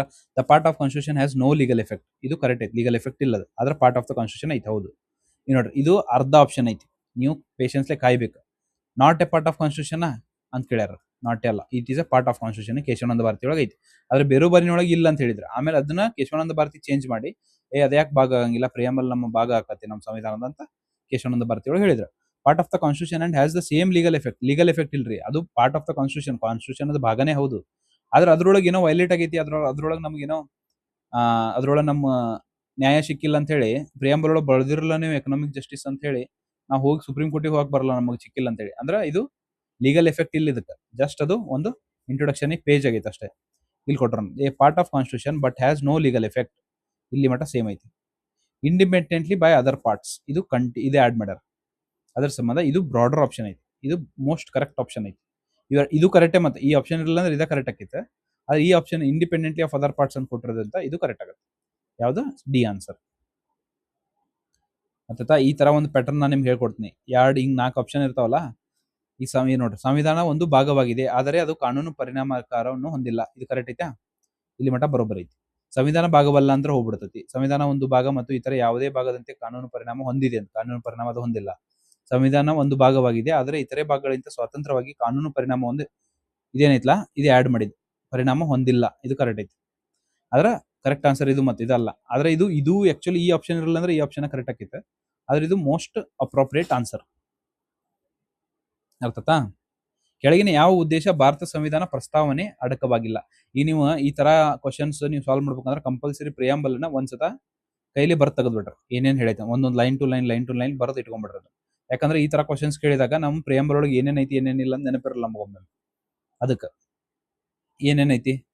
ವಿಚಾರದ ಸ್ವಾತಂತ್ರ್ಯ, ಅಭಿವ್ಯಕ್ತಿ ಸ್ವಾತಂತ್ರ್ಯ, ಆರ್ಥಿಕ ಸ್ವಾತಂತ್ರ್ಯ ಅಥವಾ ನಂಬಿಕೆ ಸ್ವಾತಂತ್ರ್ಯ. ಇವೆಲ್ಲ ಅದಾವಲ್ರಿ. ಆರ್ಥಿಕ ಸ್ವಾತಂತ್ರ್ಯ ನೋಡ್ರೇನ್ರಿ ಇದ್ರಾಗ ಬರ್ದಿದ್ದು, ಅಥವಾ ಎಕನಾಮಿಕ್ ಲಿಬರ್ಟಿ ಅಂತ ನೋಡ್ರೇನ? ಇಲ್ಲಲ್ಲ. ಇದ ರೈಟ್ ಆನ್ಸರ್. ಇದನ್ನು ಬರ್ದಿಲ್ಲ ನಾವು, ಎಕನಾಮಿಕ್ ಲಿಬರ್ಟಿ ಅಥವಾ ಆರ್ಥಿಕ ಸ್ವಾತಂತ್ರ್ಯ ಅಂತ ಇಲ್ಲಿ ವರ್ಡ್ ಮೆನ್ಷನ್ ಇಲ್ಲ. ಯಾವ್ಯಾವ ಮೆನ್ಷನ್ ಅದಾವ? ವಿಚಾರ ಸ್ವಾತಂತ್ರ್ಯ ಐತಿ, ಅಭಿವ್ಯಕ್ತಿ ಐತಿ, ನಂಬಿಕೆ ಐತಿ. ಅರ್ಥತಾ? ಅದರ ಸಂಬಂಧ ಇದು ಅದರ ಆನ್ಸರ್. ಈಗ ನೋಡ್ರಿ ಎಷ್ಟನೇದು? 18ನೇ. Which one of the following statement is not embodied in the preamble of the constitution? ಯಾವ್ದಿಲ್ಲ? ಲಿಬರ್ಟಿ ಆಫ್ ಥಾಟ್ ಐತಾ, ಲಿಬರ್ಟಿ ಆಫ್ ಎಕ್ಸ್ಪ್ರೆಷನ್ ಐತಾ, ಲಿಬರ್ಟಿ ಆಫ್ ಬಿಲೀಫ್ ಐತಿ. ಆದ್ರೆ ಎಕನಾಮಿಕ್ ಲಿಬರ್ಟಿ ಇಲ್ಲ. ಎಕನಾಮಿಕ್ ಲಿಬರ್ಟಿ ಅಂತ ವರ್ಡ್ ಮೆನ್ಷನ್ ಇಲ್ಲ ಅದ್ರಾಗ. ಅರ್ಥತಾ? ನೆಕ್ಸ್ಟ್ ಕ್ವಶನ್ ನೋಡು. ನೆಕ್ಸ್ಟ್ ಕ್ವಶನ್ ಅಲ್ಲಿ ಐತಿ 18ನೇ 19ನೇ. Next, mind of the makers of the constitution. Mind of the makers of the constitution ಎಲ್ಲಿ ರಿಫ್ಲೆಕ್ಟ್ ಆಗತ್ತೆ ಅಂತ ಕೇಳ್ತಾರ ಅವ್ರು. ಅಥವಾ ನಾವು ಸಂವಿಧಾನ ಬರೆಯತ್ತಾರಲ್ಲ, ಅವ್ರ ಮೈಂಡ್ ಎಲ್ಲಿ ರಿಫ್ಲೆಕ್ಟ್ ಆಗತ್ತೈತಿ? ಪ್ರಿಯಾಂಬಲ್ದಾಗ ರಿಫ್ಲೆಕ್ಟ್ ಆಗತ್ತೈತಿ. ಇದು ಕರೆಕ್ಟ್ ಆನ್ಸರ್. ಅರ್ಥದ? ಪ್ರಿಯಾಂಬಲ್ ಏನೇನ್ ಹೇಳ್ತೈತೆ ಅಂದ್ರೆ nature of the state. Nature of the state ಏನೇನು? ಸೌರಿನ್ ಐತ್ಯಾ, ಅಂದ್ರೆ ಸಾರ್ವಭೌಮ ಐತ್ಯಾ, ಅಥವಾ ರಿಪಬ್ಲಿಕ್ ಐತಿ. ರಿಪಬ್ಲಿಕ್ ಅಂತಂದ್ರೆ ಗಣರಾಜ್ಯ ಐತಿ. ಯಾಕೆ ಗಣರಾಜ್ಯ ಐತಿ? ಹೆಡ್ ಆಫ್ ದ ಸ್ಟೇಟ್ ಐತ್ಲ, ಅದು ಎಲೆಕ್ಟೆಡ್ ಅದಾರ ಅವ್ರು, ಯಾರೋ ಒಂದು ರಾಯಲ್ ಫ್ಯಾಮಿಲಿ ಅಂತ ಇಲ್ಲವ್ರು, ಅದಕ್ಕೆ ರಿಪಬ್ಲಿಕ್ ಐತ್ಯಾ. ಇದು ಇದ್ರೊಳಗೆ ಮೆನ್ಷನ್ ಐತಿಲ್ಲ, ಸೌರಿನ್, ಡೆಮೊಕ್ರೆಟಿಕ್. ಸಿಸ್ಟಮ್ ಹೆಂಗೈತಿ? ಡೆಮೊಕ್ರೆಟಿಕ್ ಅಥವಾ ಪ್ರಜಾಪ್ರಭುತ್ವ ಐತಾ. ಇದೇನ್ ಹೇಳತೈತಿ ಪ್ರಿಯಾಂಬಲ್ ಹಂಗಂದ್ರ? ನಮ್ದು ಭಾರತದ ನೇಚರ್ ಏನೈತಿ, ಸ್ಟೇಟ್ ಅಥವಾ ಇದು ಏನದು ಕಂಟ್ರಿ ನೇಚರ್ ಏನೈತಿ ಅಂತ ಹೇಳತೈತಿ.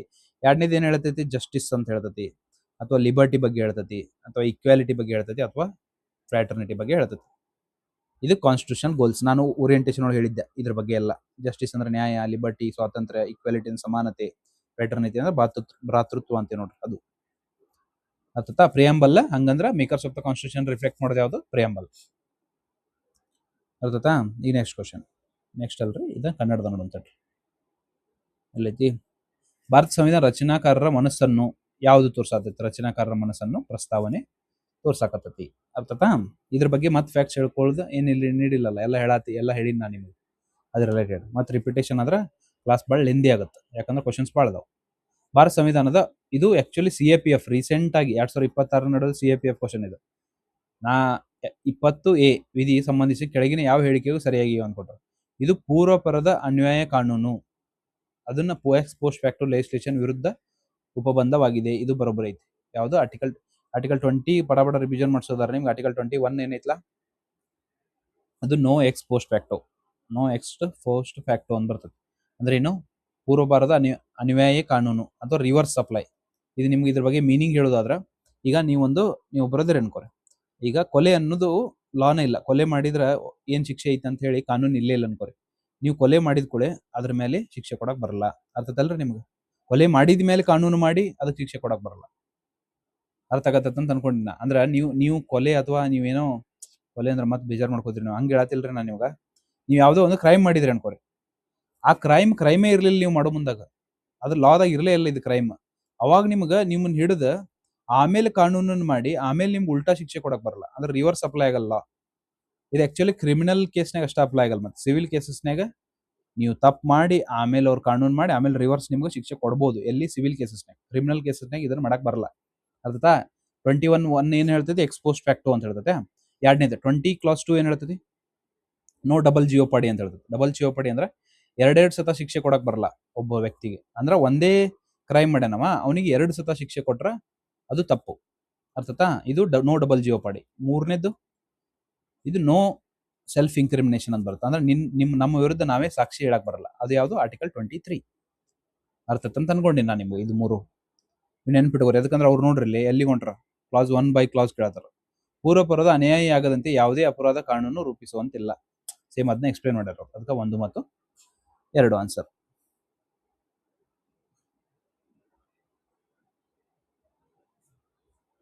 ಓಕೆತಾ? ಎಲ್ಲೈತೆ question? Which one of the following statement about article 21 clause 1 constitution is correct ಅನ್ಕೊಟ್ರು. It contains the provision against ex post facto legislation. ಇದು ಕರೆಕ್ಟ್ ಐತಿ. No criminal law can be framed so has to apply retrospectively. ಕ್ರಿಮಿನಲ್ ಲಾನ reverse ಆಗಿ apply ಮಾಡಕ್ ಬರಲ್ಲ ಅಂತ ಹೇಳಿದಾನೆ ನಿಮ್ಗೆ. ಇದು ಬರೋಬ್ಬರಿ ಐತಿ. Both 1 and B answer. ಅರ್ಥತಾ?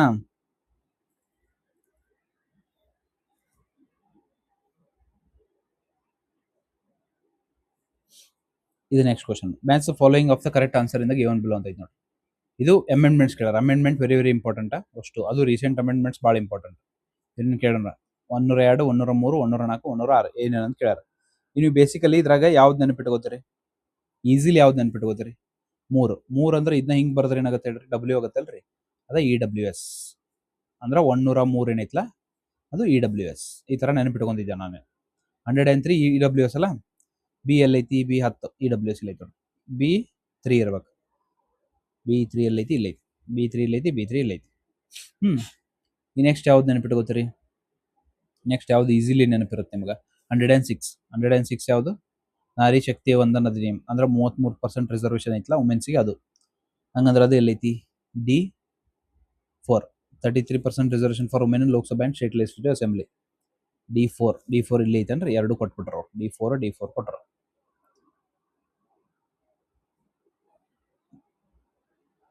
ಒಂದು ಸೆಕೆಂಡ್ ತಡ್ರಿ. ಆಮೇಲೆ 102 ಕಾನ್ಸ್ಟಿಟ್ಯೂಷನ್ ಅಮೆಂಡ್ಮೆಂಟ್ ಆಗೋದು NCBC. ಎಲ್ಲೈತಿ NCBC?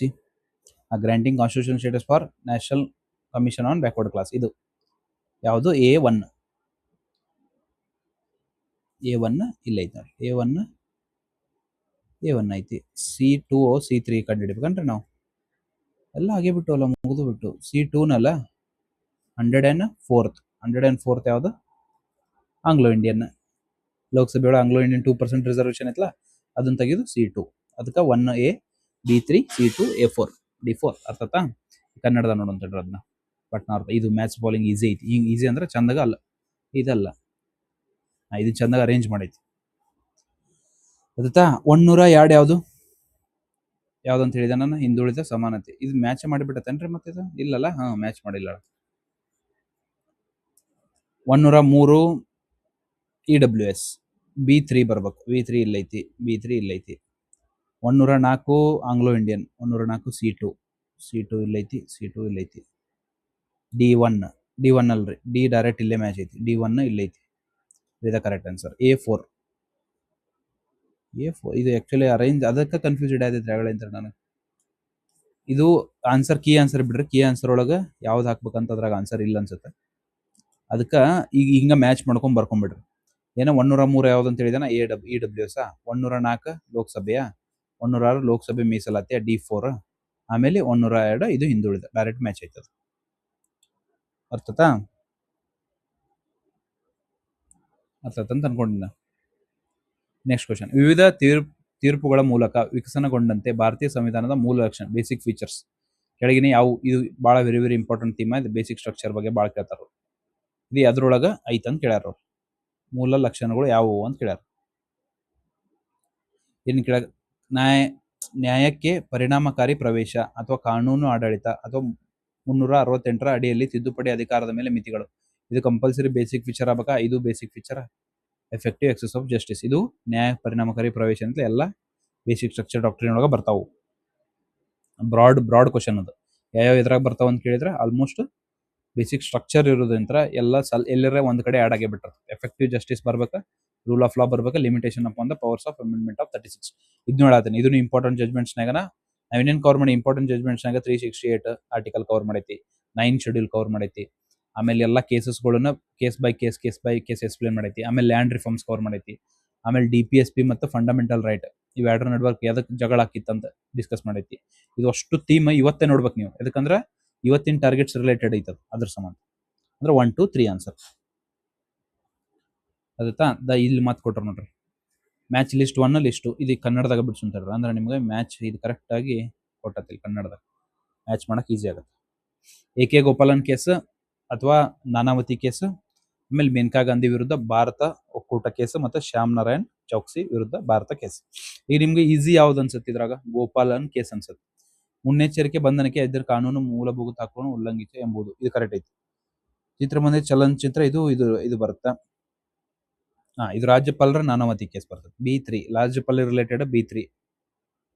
B3 ಎಲ್ಲೈತ್ರಿ? B3 ಇಲ್ಲೈತಿ. ಆಮೇಲೆ ಮೇನಕಾ ಗಾಂಧಿ ಒಕ್ಕೂಟ ಇದು ಆರ್ಟಿಕಲ್ ಕ್ಲಾಸ್ 1 ಬರುತ್ತೆ. ಅಡ್ಡಿಪಡಿ ಸೇರಿ ಅಂದ್ರೆ ವಿದೇಶಿ ಪ್ರವಾಸ. ಆಗ ಹೇಳಿದ್ನಲ್ಲ ಸ್ಟೋರಿ, ಮೇನಕಾ ಗಾಂಧಿ ವಿದೇಶಕ್ಕೆ ಹೋಗ್ಬೇಕಂದ್ ಮಾಡಿರ್ತಾರ, ಅದಕ್ಕೆ ಇದಾಗತ್ತೆ ಅಂತೇಳಿ. C4 ಎಲ್ಲೈತಿ? A2 AK Gopal A1 ಬರುತ್ತನ್ರಿ. A1 ಇಲ್ಲೈತಿ ನೋಡ್ರಿ. A1 D2 ಕರೆಕ್ಟ್ ಆತ್ಲ. ಈಗ ನಿಮ್ಗೆ ನಾನಾವತಿ ಕೇಸ್ ಬಗ್ಗೆ ಹೇಳ್ಬೇಕು. ನಾನಾವತಿ ಕೇಸ್ ಅಂದ್ರೆ ಇದು ಆಕ್ಚುಲಿ ನಾನಾವತಿ ಅಂತ ಹೇಳಿ ಒಬ್ರು ನೇವಿ ಆಫೀಸರ್ ಇರ್ತಾರ. ಇವರಿಗೆ ಅವ್ರ ವೈಫ್ ಬೇರೆದವ್ರ ಜೊತೆ ಅಫೇರ್ ಇರ್ತೈತೆ ಅವ್ರಿಗೆ. ಅವ್ರು ಸೀದಾ ಬಂದು ನೋಡಿ ಸೀದಾ ಸಾಯ್ ಬಿಡ್ತಾರ ಅವ್ರು. ಅಂದ್ರೆ ಇವ್ರೇನು ಅಫೇರ್ ಇರ್ತೈತಲ್ಲ ಅವ್ರನ್ನ ಸಾಯ್ ಬಿಡ್ತಾರೆ ನಾನಾವತಿ ಅವ್ರು. ಆಮೇಲೆ ಇವ್ರನ್ನ ಎಲ್ಲಿ ಸ್ಟೇಟ್ ಹೈಕೋರ್ಟಿಗೆ ಕರ್ಕೊಂಡು ಹೋಗ್ತಾರೆ. ಸ್ಟೇಟ್ ಹೈಕೋರ್ಟ್ನಾಗ ಅವ್ರಿಗೇನು ಖುಲಾಸೆ ಮಾಡ್ಬಿಡ್ತಾರೆ. ಆಮೇಲೆ ಫಸ್ಟ್ ಡಿಸ್ಟ್ರಿಕ್ಟ್ ಕೋರ್ಟ್ನಾಗ ಅವ್ರಿಗೆ ಏನಾಗುತ್ತೆ ಗೊತ್ತನ್ರಿ, ಅವರಿಗೆ ಗಲ್ ಶಿಕ್ಷೆ ಆಗುತ್ತೆ ಅಥವಾ ಡೆತ್ ಸೆಂಟೆನ್ಸ್ ಆಗುತ್ತೆ. ಆಮೇಲೆ ಹೈಕೋರ್ಟ್ನಾಗ ಅವ್ರನ್ನ ಬಿಟ್ಟು ಬಿಡ್ತಾರೆ. ಆಮೇಲೆ ಸುಪ್ರೀಂ ಕೋರ್ಟ್ನಾಗ ಅವ್ರಿಗೆ ಇದಾಗುತ್ತೆ. ಆಮೇಲೆ ಗವರ್ನರ್ ಪಾರ್ಡನಿಂಗ್ ಪವರ್ಸ್ ಮಟ್ಟ ಹೋಗುತ್ತದೆ. ಗವರ್ನರ್ ಅಂತ ತೆಗೆದುಹಾಕಿ ಬರೋದು, ಅದ್ರ ರಿಲೇಟೆಡ್ ಏನೇನು ಕೇಸ್ ಆಗಿ ಆ ಥರ ಆಗುತ್ತೆ. ಅದಕ್ಕೆ ರಾಜ್ಯಪಾಲರ ಅಧಿಕಾರ ವ್ಯಾಪ್ತಿ ಪರಿಶೀಲನೆ ಆರ್ಟಿಕಲ್ 161 ನಾನಾವತಿ ಕೇಸ್ ಅರ್ಥಾತಾ. ಶ್ಯಾಮ್ ನಾರಾಯಣ್ ಚೌಕ್ಸಿ ವಿರುದ್ಧ ಇದು ಚಿತ್ರಮಂದಿರಗಳ ಚಲನಚಿತ್ರ ಪ್ರದರ್ಶನಕ್ಕೆ ರಾಷ್ಟ್ರಗೀತೆ ನುಡಿಸುವುದೇನಿಲ್ಲ ಫಸ್ಟ್ ಪಿಕ್ಚರ್ನ ಹಾಡಾಡ್ತಿರಲ್ಲ ಅದು ಯಾವ ಕೇಸ್, ಶ್ಯಾಮ್ ನಾರಾಯಣ್ ಚೌಕ್ಸಿ ಅರ್ಥಾತಾ. ಎ ಕೆ ಗೋಪಾಲನ್ ಅಂತೂ direct right to equality related ಐತಿ. ರೈಟ್ ಟು ಇದು ಪ್ರೊಸೀಜರ್ ಎಸ್ಟಾಬ್ಲಿಷ್ ಬೈ ಲಾ ಬಗ್ಗೆ ಐತಿ. Maneka Gandhi case due process of law ಬಗ್ಗೆ ಐತಿ. ಅರ್ಥ ಆಯ್ತು ಅಂತ ಅನ್ಕೊಂಡಿನಿ ನಾನು ನಿಮಗೆ. ಇದನ್ನ ಇಲ್ಲೇ ಬಿಡ್ಸುಂತಲ್ರಿ. ಎಲ್ಲೈತಿ ಇಲ್ಲೈತಿ ನೋಡ್ರಿ. ಎ ಕೆ ಗೋಪಾಲನ್ ಕೇಸ್ ಯಾವುದು, law relating to preventive detention. ಹೌದಾ, ಎ ಕೆ ಗೋಪಾಲ್ ಅವರನ್ನ ಪ್ರಿವೆಂಟಿವ್ ಡಿಟೆನ್ಷನ್ ಆಗಿ ಇಟ್ಟಿದ್ರು. ಅದ್ರ ಸಂಬಂಧ ಇದು ರಿಲೇಟೆಡ್ ಐತಿ. Nanavati governors B3. Maneka Gandhi right to travel abroad article 19 clause 1 ಒಳಗೆ ಬರ್ತಂತ ಹೇಳ್ಯಾರ. ಶ್ಯಾಮ್ ನಾರಾಯಣ್ ಚೌಕ್ಸಿ ಎದ್ರ ಬರ್ತೈತಿ, whether to play national anthem during the screen of films ಅಂತ ಬರ್ತೈತಿ. ಇದು ಅರ್ಥ ಆಯ್ತು ಅಂತ ಅನ್ಕೊಂಡಿನಿ ನಾನು ನಿಮಗೆ. ಹಂಗಂದ್ರೆ ಆನ್ಸರ್ ಕರೆಕ್ಟಾಗಿ ಮ್ಯಾಚ್ ಆಗುತ್ತೆ ನೋಡೋಣ.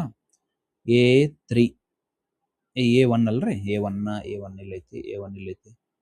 ಆಮೇಲೆ D2 ಅಂತೂ ಕಾಮನ್ ಐತಿ. B4 ಬಿ ಆಕ್ಚುಲಿ ನಾನಾವತಿ 3 ಐತ್ರಿ. B3 ಇದು ಆನ್ಸರ್, ಬಿ ಆನ್ಸರ್ ನೋಡ್ರಿ. ಅರ್ಥತಾ. ಈ ನೆಕ್ಸ್ಟ್ ಕ್ವಶನ್ ನೋಡು. ಇಲ್ಲೈತಿ ನೆಕ್ಸ್ಟ್ ಕ್ವಶನ್ ಇಲ್ಲೈತಿ ನೋಡ್ರಿ. ಭಾರತೀಯ ಸಂವಿಧಾನ ಅಡಿಯಲ್ಲಿ ಕೆಳಗಿನ ಯಾವ ಮೂಲಭೂತ ಹಕ್ಕಲ್ಲ ಅಂತ ಕೊಟ್ಟರು. ಯಾವುದು ಮೂಲಭೂತ ಹಕ್ಕಲ್ಲ ಇದ್ರಾಗ? ಸಮಾನತೆ ಹಕ್ಕು ಐತ್ಯಾ, ಧರ್ಮ ಬೋಧಿಸಲು ಹಕ್ಕು ಐತ್ಯಾ, ವಾಕ್ ಸ್ವಾತಂತ್ರ್ಯ ಐತ್ಯಾ, ಆರ್ಟಿಕಲ್ 19 ಐತ್ಯಾ, ಆಮೇಲೆ ಇದು ಆರ್ಟಿಕಲ್ 25 ಧರ್ಮ ಬೋಧಿಸಲು ಹಕ್ಕು ಐತ್ಯಾ, ಸಮಾನತೆ ಹಕ್ಕು ಅಂದ್ರೆ 14 to 18 ಐತಿ. ಕೆಲಸ ಮಾಡೋ ಹಕ್ಕು ಐತ್ಲ, ಇದು ಅಲ್ಲ ನಮ್ಮ ಕಡೆ. ಕೆಲಸ ಮಾಡೋದು ಹಕ್ಕಿಲ್ಲ. ಮನ್ರೇಗಾ ಅಂಡ್ರ್ ಬರ್ತೈತಿ, ಆದ್ರೆ DPSP ಒಳಗೆ ಬರ್ತದ ಕೆಲಸ ಮಾಡೋ ಹಕ್ಕು. ಅದು ನಮ್ಮ ಮೂಲಭೂತ ಹಕ್ಕು ಅಲ್ಲ. ಕೆಲಸ ಮಾಡೋ ಹಕ್ಕು ಆನ್ಸರ್. ಸಂವಿಧಾನ ಯಾವ ವಿಧಿಯ ಕಾರ್ಖಾನೆ ಮತ್ತು ಗಣಿಗಾರಿಕೆ ಅಥವಾ ಅಪಾಯಕಾರಿ ಉದ್ಯೋಗ ಅದು ಮತ್ತೆ ಕೇಳಿದ್ರು ನೋಡಿ. 14ನೇ ವರ್ಷಕ್ಕಿಂತ ಕಡಿಮೆ ವಯಸ್ಸಿನ ಮಕ್ಕಳು ಅಂದ್ರೆ ಪಟ್ಟಣ ಏನು 2 24 ಮುಗಿತು. ಭಾರತ ಸಂವಿಧಾನದ ಮೂಲ ರಚನೆ ಮತ್ತು ಬೇಸಿಕ್ ಸ್ಟ್ರಕ್ಚರ್ ಡಾಕ್ಟ್ರಿನ್ ಪ್ರತಿಪಾದಿಸುವ ಪ್ರಕರಣ ಯಾವ್ದಂತ ಹೇಳಿದೆ ನಮ್ಗೆ basic structure doctrine? Kesavananda Bharati case. ಇವೆಲ್ಲ ಕೇಸ್ ಅದಾವಲ್ಲ ಅದ್ರಾಗ ಅದಾವ ನೋಡ್ರಿ. ಅದಕ್ಕೆ ಇವನ್ ಎದಕ್ಕೆ ನಾನು ಅದನ್ನ ಇಂಪಾರ್ಟೆಂಟ್ ವಿಡಿಯೋನ ಮಾಡಿಬಿಟ್ಟಿನಿ ಅಂದ್ರೆ, ಇಲ್ಲಿ ನಡ್ಬರ್ಕ್ ಹೇಳಿದ್ರೆ ನಿಮ್ಗೆ ಒಮ್ಮೆ ಕ್ಲಾರಿಟಿ ಸಿಗಲ್ಲ ಅದ್ರ ಮೇಲೆ. ನಡ್ಬರ್ಕ್ ಸ್ವಲ್ಪ ಆ ಕೇಸ್ ಬಗ್ಗೆ ಹೇಳುದು ಮತ್ತೆ ಹೊಳ್ಳಿ ಟೈಮ್ ಆಗತ್ತಂತ ಹಂಗಾಗೋದು. ಹಂಗ ಅಡಗು ಸಂಬಂಧ ನಾ ಅದನ್ನ ವಿಡಿಯೋ ಮಾಡೀನಿ. ಇದು ಪೂರ್ತಿ ಎಲ್ಲಾ ಕೇಸ್, ಇವು ಅಷ್ಟು ಕೇಸ್ ಬಗ್ಗೆನೂ ಐತಿ. ಇದು ಆಪ್ಷನ್ಸ್ ಆಗಿ ಇರೋದ್ರಿಂತ ಅದು ನೀಡ್ ಐತಿ ನಿಮ್ಗೆ ಅಂತ ಅನಿಸ್ತಾನ, ಅದಕ್ಕೆ ಮಾಡೀನಿ.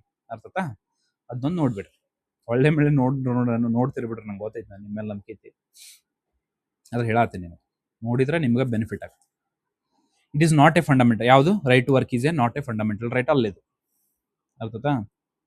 ಹಂಗಂದ್ರೆ ರೈಟ್ ಟು ವರ್ಕ್ ಎದ್ರಾಗ ಬರ್ತಾರೆ? ಹಂಗಂದ್ರೆ ಆರ್ಟಿಕಲ್ 41 ಒಳಗೆ ಬರ್ತಲ್ರಿ DPSP ರೈಟ್ ವರ್ಕ್. ಮನ್ರೇಗಾ ಏನೋ ಇರ್ತಲ್ಲ, ಈಗ ಇದನ್ನ VG ಏನೋ ಮಾಡ್ಯಾರಲ್ಲ, ವಿಕಸಿತ್ ಭಾರತ್ VBG ರಾಮ್ಜಿ ಅಂತ ಮಾಡ್ಯಾರಲ್ಲ, VBG ರಾಮ್ಜಿ ಅಂತ ಮಾಡ್ಯಾರಲ್ಲ, ಇದ್ರೊಳಗೆ ಬರುತ್ತೆ ರೈಟ್ ವರ್ಕ್.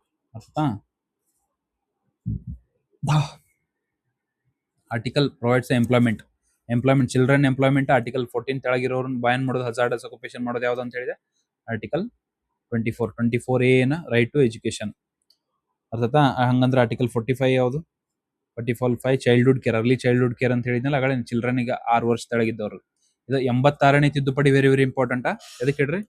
ಇದ್ರೊಳಗೆ ಎಲ್ಲಾದ್ರೊಳಗೂ ಚೇಂಜಸ್ ಆಕೋ. ಫಂಡಮೆಂಟಲ್ ರೈಟ್ ಒಳಗೆ ಚೇಂಜ್ ಆಗುತ್ತೆ, DPSP ಒಳಗೆ ಚೇಂಜ್ ಆಗುತ್ತೆ, ಅಥವಾ ಫಂಡಮೆಂಟಲ್ ಡ್ಯೂಟಿ ಒಳಗೂ ಚೇಂಜ್ ಆಗುತ್ತೆ. ಅದಕ್ಕೆ ಇದು ವೆರಿ ವೆರಿ ಇಂಪಾರ್ಟೆಂಟ್. ಇದಕ್ಕೆ ಫಂಡಮೆಂಟಲ್ ರೈಟ್ ಒಳಗೆ ಏನು ಚೇಂಜ್ ಮಾಡ್ತೀವಿ? 21A ಸೇರಿಸ್ತೇವೆ. DPSP ಒಳಗೆ ಇದು 45 ಸೇರಿಸ್ತೇವೆ. 21A 45. ಫಂಡಮೆಂಟಲ್ ಡ್ಯೂಟಿ ಒಳಗೆ ಲಾಸ್ಟ್ ಆಗ್ತೇವೆ ನೋಡ್ರಿ 51 ಕ್ಲಾಸ್ 1 F1 K ಐತ್ರಿ, K ಇರ್ಬೇಕು. K ಇದನ್ನ ಸೇರಿಸ್ತೇವೆ ನಾವು. ಅದಕ್ಕೆ 86 constitution amendment very very important. ಅದಕ್ಕೆ ಕೇಳ್ತಿರ್ತಾರೆ ಅದ್ರ ಮೇಲೆ ಕ್ವಶನ್ಸ್ ಭಾಳ. 23 ಯಾವುದು? ಹ್ಯೂಮನ್ ಟ್ರಾಫಿಕಿಂಗ್ ಅಂತ ಹೇಳಿದ್ರೆ ಮಾನವ ಕಳ್ಳ ಸಾಗಾಣಿಕೆಯನ್ನು ತಡೆಗಟ್ಟುವುದು 23. ಅರ್ಥ ಅಂತ ಅನ್ಕೊಂಡಿ. Which one of the cases basic structure doctrine ಎದ್ರಾಗ ಕೊಟ್ಟರು? ಬೇಸಿಕ್ ಸ್ಟ್ರಕ್ಚರ್ ಡಾಕ್ಟ್ರಿನ್ ಎದ್ರಾಗೈತಿ? ಕೇಶವಾನಂದ ಭಾರತಿ ಕಾಲ್ಸ್. ಇವು ಕೇಸ್ಗಳನ್ನ ಇಂಪಾರ್ಟೆಂಟ್ ವಿಡಿಯೋ ಜಜ್ಮೆಂಟ್ಸ್ನ ನೋಡ್ರಿ. Which one of the following is not correct ಅಂತ ಐತಿ? ಯಾವುದು ಕರೆಕ್ಟ್ ಅಲ್ಲ? All the citizens have the right to freedom of speech and expression ಐತ್ಯಾ? ಐತೆ ಅವರಿಗೆ. No right to express the dissent through their ಇದು ಐತೆ ಅವ್ರಿಗೆ. ಇದು ಆ್ಯಕ್ಚುಲಿ ಏನದು decent through speech and expression. No right ಇಲ್ಲ ಅಂತ ಕೊಡತ್ತಾರ, ಅದಕ್ಕೆ ತಪ್ಪಿದು. The right to move freely throughout the India ಇದು ಐತಿ ಆರ್ಟಿಕಲ್. ಇದನ್ನ ನೆನ್ಪಿಟ್ಕೊಳಕ್ಕೆ ಹೇಳ ನಿಮ್ಗೆ. ಇದು ಕ್ಲಾಸ್ ಬೈ ಕ್ಲಾಸ್ ಹೇಳೇನು. ಈಗ freedom of speech and expression ಯಾವುದು? Article clause 1. ಅದೇ ನೀವು ಒಬ್ಬರ ಮಾತಾಡ್ತಾರೇನ್ರಿ, ಈಗ ಸ್ಪೀಚ್ ಆ್ಯಂಡ್ ಎಕ್ಸ್ಪ್ರೆಷನ್ ಐತಿ, ಒಬ್ಬರ ಮಾತಾಡಲ್ಲ, ಇನ್ನೊಬ್ರು ಬೇಕಲ್ಲ ನಿಮ್ಗೆ, ಅದಕ್ಕೆ ಗುಂಪು ಸೇರುದು. ಅಸೆಂಬಲ್ ಅಂತೀವಲ್ಲ, ಅಸೆಂಬಲ್ ವಿತೌಟ್ ಆರ್ಮ್ಸ್ ಅಂತೀವಲ್ಲ, ಅದು ಆರ್ಟಿಕಲ್ ಬಿ. ಅಂದ್ರೆ ಗುಂಪು ಸೇರಿದ್ರಿ. ಗುಂಪು ಸೇರಿದ ಕೂಡ ಏನ್ ಮಾಡ್ತೀರಿ ಹೇಳ್ರಿ? ಸಂಘ ಕಟ್ತಿರಲ್ಲ, ಗುಂಪು ಸೇರಿದ ಕೂಡ ಸಂಘ ಕಟ್ತೀರಿ, ಅದಕ್ಕೆ ಕೋಆಪರೇಟಿವ್ಸ್ ಅಸೋಸಿಯೇಷನ್ ನೆಕ್ಸ್ಟ್ ಬರುತ್ತೆ. ಆಮೇಲೆ ಆರ್ಟಿಕಲ್ ಕ್ಲಾಸ್ 1D, ಸಂಘ ಕಟ್ಟಿದ ಕೂಡ ಸುಮ್ ಕುಂದಿರ್ತೀರಿ, ಮೂವ್ಮೆಂಟ್ ಮಾಡ್ತಾರೆ, ಮೂವ್ಮೆಂಟ್ ನಡೆಸ್ತಿರಲ್ಲ ಸಂಘ ಆದ್ಮೇಲೆ, ಅದಕ್ಕೆ ಡಿ ಅಲ್ಲಿ ಬರುತ್ತೆ. ಆರ್ಟಿಕಲ್ ಕ್ಲಾಸ್ 1D ಆದ್ಮೇಲೆ ಈ ಸಂಘ ಅಲ್ಲಿ ಹೋದ್ಮೇಲೆ ಏನಾಗತ್ರಿ? ಈ ಮೂವ್ಮೆಂಟ್ ಎಲ್ಲಾ ಕಡೆ ದೇಶದಾಗ ಅಡ್ಡಾಡತ್ತೀರಿ, ಅಲ್ಲಿ ಎಲ್ಲರೂ ಒಂದ್ ಕಡೆ ರೆಸಿಡ್ ಹಾಕಿರಲ್ಲ, ಸೆಟಲ್ ಹಾಕಿರಿ, ಅದಕ್ಕೆ ರೆಸಿಡೆನ್ಸ್ ಕೊಟ್ಟಾರ. Article 19 class 1F ಏನಾತ? ಇದು ಡಿಲೀಟ್ ಆಗೈತಿ, ರೈಟ್ ಟು ಪ್ರಾಪರ್ಟಿ ಇತ್ತು. ಆಮೇಲೆ ಆರ್ಟಿಕಲ್ 19 ಕ್ಲಾಸ್ 1 ಸಬ್ ಕ್ಲಾಸ್ ಜಿ ಏನೈತ್ಲಾ, ಇದು ನಿಮ್ಗೆ ಲೈವ್ಲಿಹುಡ್ ಅಥವಾ ನೀವು ಏನಾರ ಉದ್ಯೋಗ ಮಾಡೋದು, ಅದು ವಿತೌಟ್ ಮತ್ತು ಉದ್ಯೋಗ ಯಾವ್ದು ಬೇಕಾದ್ ಮಾಡ್ತೀವಿ ಅಂತ ಹೇಳಿ, ಮತ್ತೆ ನಾವು ಉದ್ಯೋಗ ಮಾಡೋ ಸ್ವಾತಂತ್ರ್ಯ ಐತಂದ್ ನಮ್ಮ ಟೆರರಿಸ್ಟ್ ಆಗಕ್ಕೆ ಬರಲ್ಲ. ಮತ್ತೆ ಲಾ ಅಂಡರ್ ಏನೇನು ಪರ್ಮಿಟೆಡ್ ಐತ್ಲ ಅದಷ್ಟ. ಮತ್ತೆ ನಾವು ಉದ್ಯೋಗ ಮಾಡಕ್ ಬರುತ್ತೆ ಅಂತ ಹೇಳಿ ಡಾಕ್ಟರ್ ಆಗ್ಬಿಡ್ತೀನಿ ತಗೋರಿ ನಾನು. ಅದ ಕ್ವಾಲಿಫಿಕೇಶನ್ ಇರ್ಬೇಕು ನಿಮಗೆ MBBS ಆಗಕ್ಕೆ, ಆಮೇಲೆ ಡಾಕ್ಟರ್ ಆಗ್ಬೋದು. ಉದ್ಯೋಗ ಮಾಡುವ ಸ್ವಾತಂತ್ರ್ಯ ಐತೆ ಅಂತ ಹೇಳಿ ಯಾವ್ದು ಬೇಕಾದ ಉದ್ಯೋಗ ಮಾಡಕ್ ಬರಲ್ಲ, ಲಾ ಅಂಡರ್ ಇರ್ಬೇಕದು. ಅರ್ಥತಾ?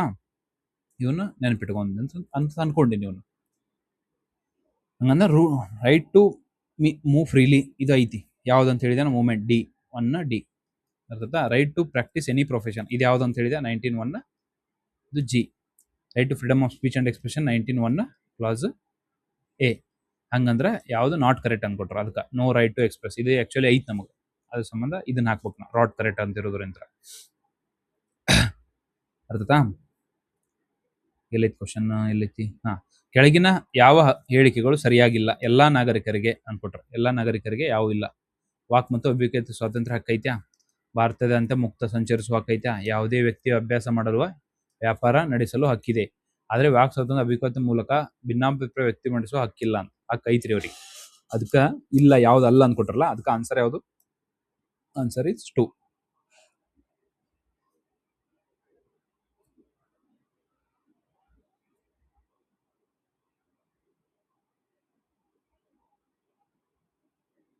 Next question.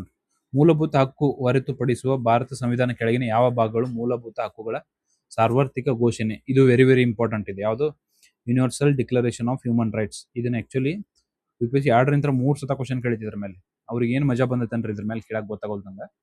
ಅದೇನ್ ಕೇಳ್ಯಾರ? ತತ್ವಗಳು ಮತ್ತು ಉಪಬಂಧವನ್ನು ಪ್ರತಿಪಾದಿಸುತ್ತದೆ ಅಂತಂದ್ರೆ ಏನ್ ಹೇಳ್ರಿ? ಬಟ್ ಅದರಿಂದ ಏನ್ ಇನ್ಫ್ಲೂಯೆನ್ಸ್ ಏನೇನ್ ಈ ತರ ಥಿಂಕ್ ಮಾಡಿದಾಗ ನಾವು ಯಾವತ್ತು ಲಿಮಿಟ್ ಮಾಡಬಾರ್ದು ಬ್ರೇನ್. ಸ್ವಲ್ಪ ಎಲ್ಲೇ ಮಾಡ್ತಿರ್ತದ ಬಿಡ ಅಂತ ಹೇಳಿ ಪ್ರಸ್ತಾವನೆಗಳು ಮಾಡ್ತತಿ, ರಾಜ್ಯ ನಿರ್ದೇಶಕ ತತ್ವಗಳು ಮಾಡ್ತತಿ, ಮೂಲಭೂತ ಕರ್ತವ್ಯಗಳು ಮಾಡ್ತತಿ. ಆತರ ಅಗಳಿನೂ ಒಂದು ಎಕ್ಸಾಂಪಲ್ ಕೊಟ್ಟು ಹೇಳಿದ್ನಲ್ಲ ನಿಮ್ಗೆ, ಈ ಎಜುಕೇಶನ್ ಮೇಲೆ ಯಾವ್ದು ಇನ್ಫ್ಲೂಯೆನ್ಸ್ ಬರ್ತದೆ ಅಂತ ಹೇಳಿದಾಗ ನಾವು ನಮ್ಮ ಬ್ರೈನ್ ಲಿಮಿಟ್ ಮಾಡ್ಕೊಳಂಗಿಲ್ಲ, ಫ್ರೀ ಬಿಟ್ಬಿಡೋದು, ಅದನ್ನ ಎಲ್ಲಾದ್ರ ಮೇಲೆ ಮಾಡ್ತೈತೆ ಅಂತ ಥಿಂಕ್ ಮಾಡ್ಬಿಡೋದು ಅವ್ರು. ಅದಕ್ಕೆ ಅದು ಕರೆಕ್ಟ್ ಆಗಬೇಕು ಆಪ್ಷನ್ ಅದು. ಅರ್ಥದ?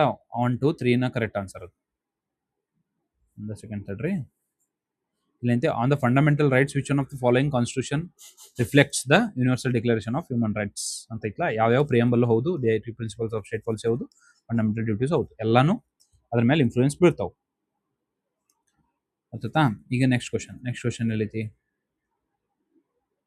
ಇಲ್ಲೈತಿ ನೋಡಿ. ಯಾವುದು? ಕೆಳಗಿನ ಪರಿಶೀಲಿಸಿ. ಈ ಮಾನವ ಹಕ್ಕುಗಳ ಮತ್ತೆ ಕೇಳಿದ್ರಂತ, ಅದಕ್ಕೆ ಹೇಳತ್ತೀನಿ ನಾನು ನಿಮ್ಗೆ. ಈಗ ಮಾನವ ಹಕ್ಕುಗಳ ಸಾರ್ವತ್ರಿಕ ಘೋಷಣೆ 1948 ಮತ್ ಸೇಮ್ ಕ್ವಶನ್.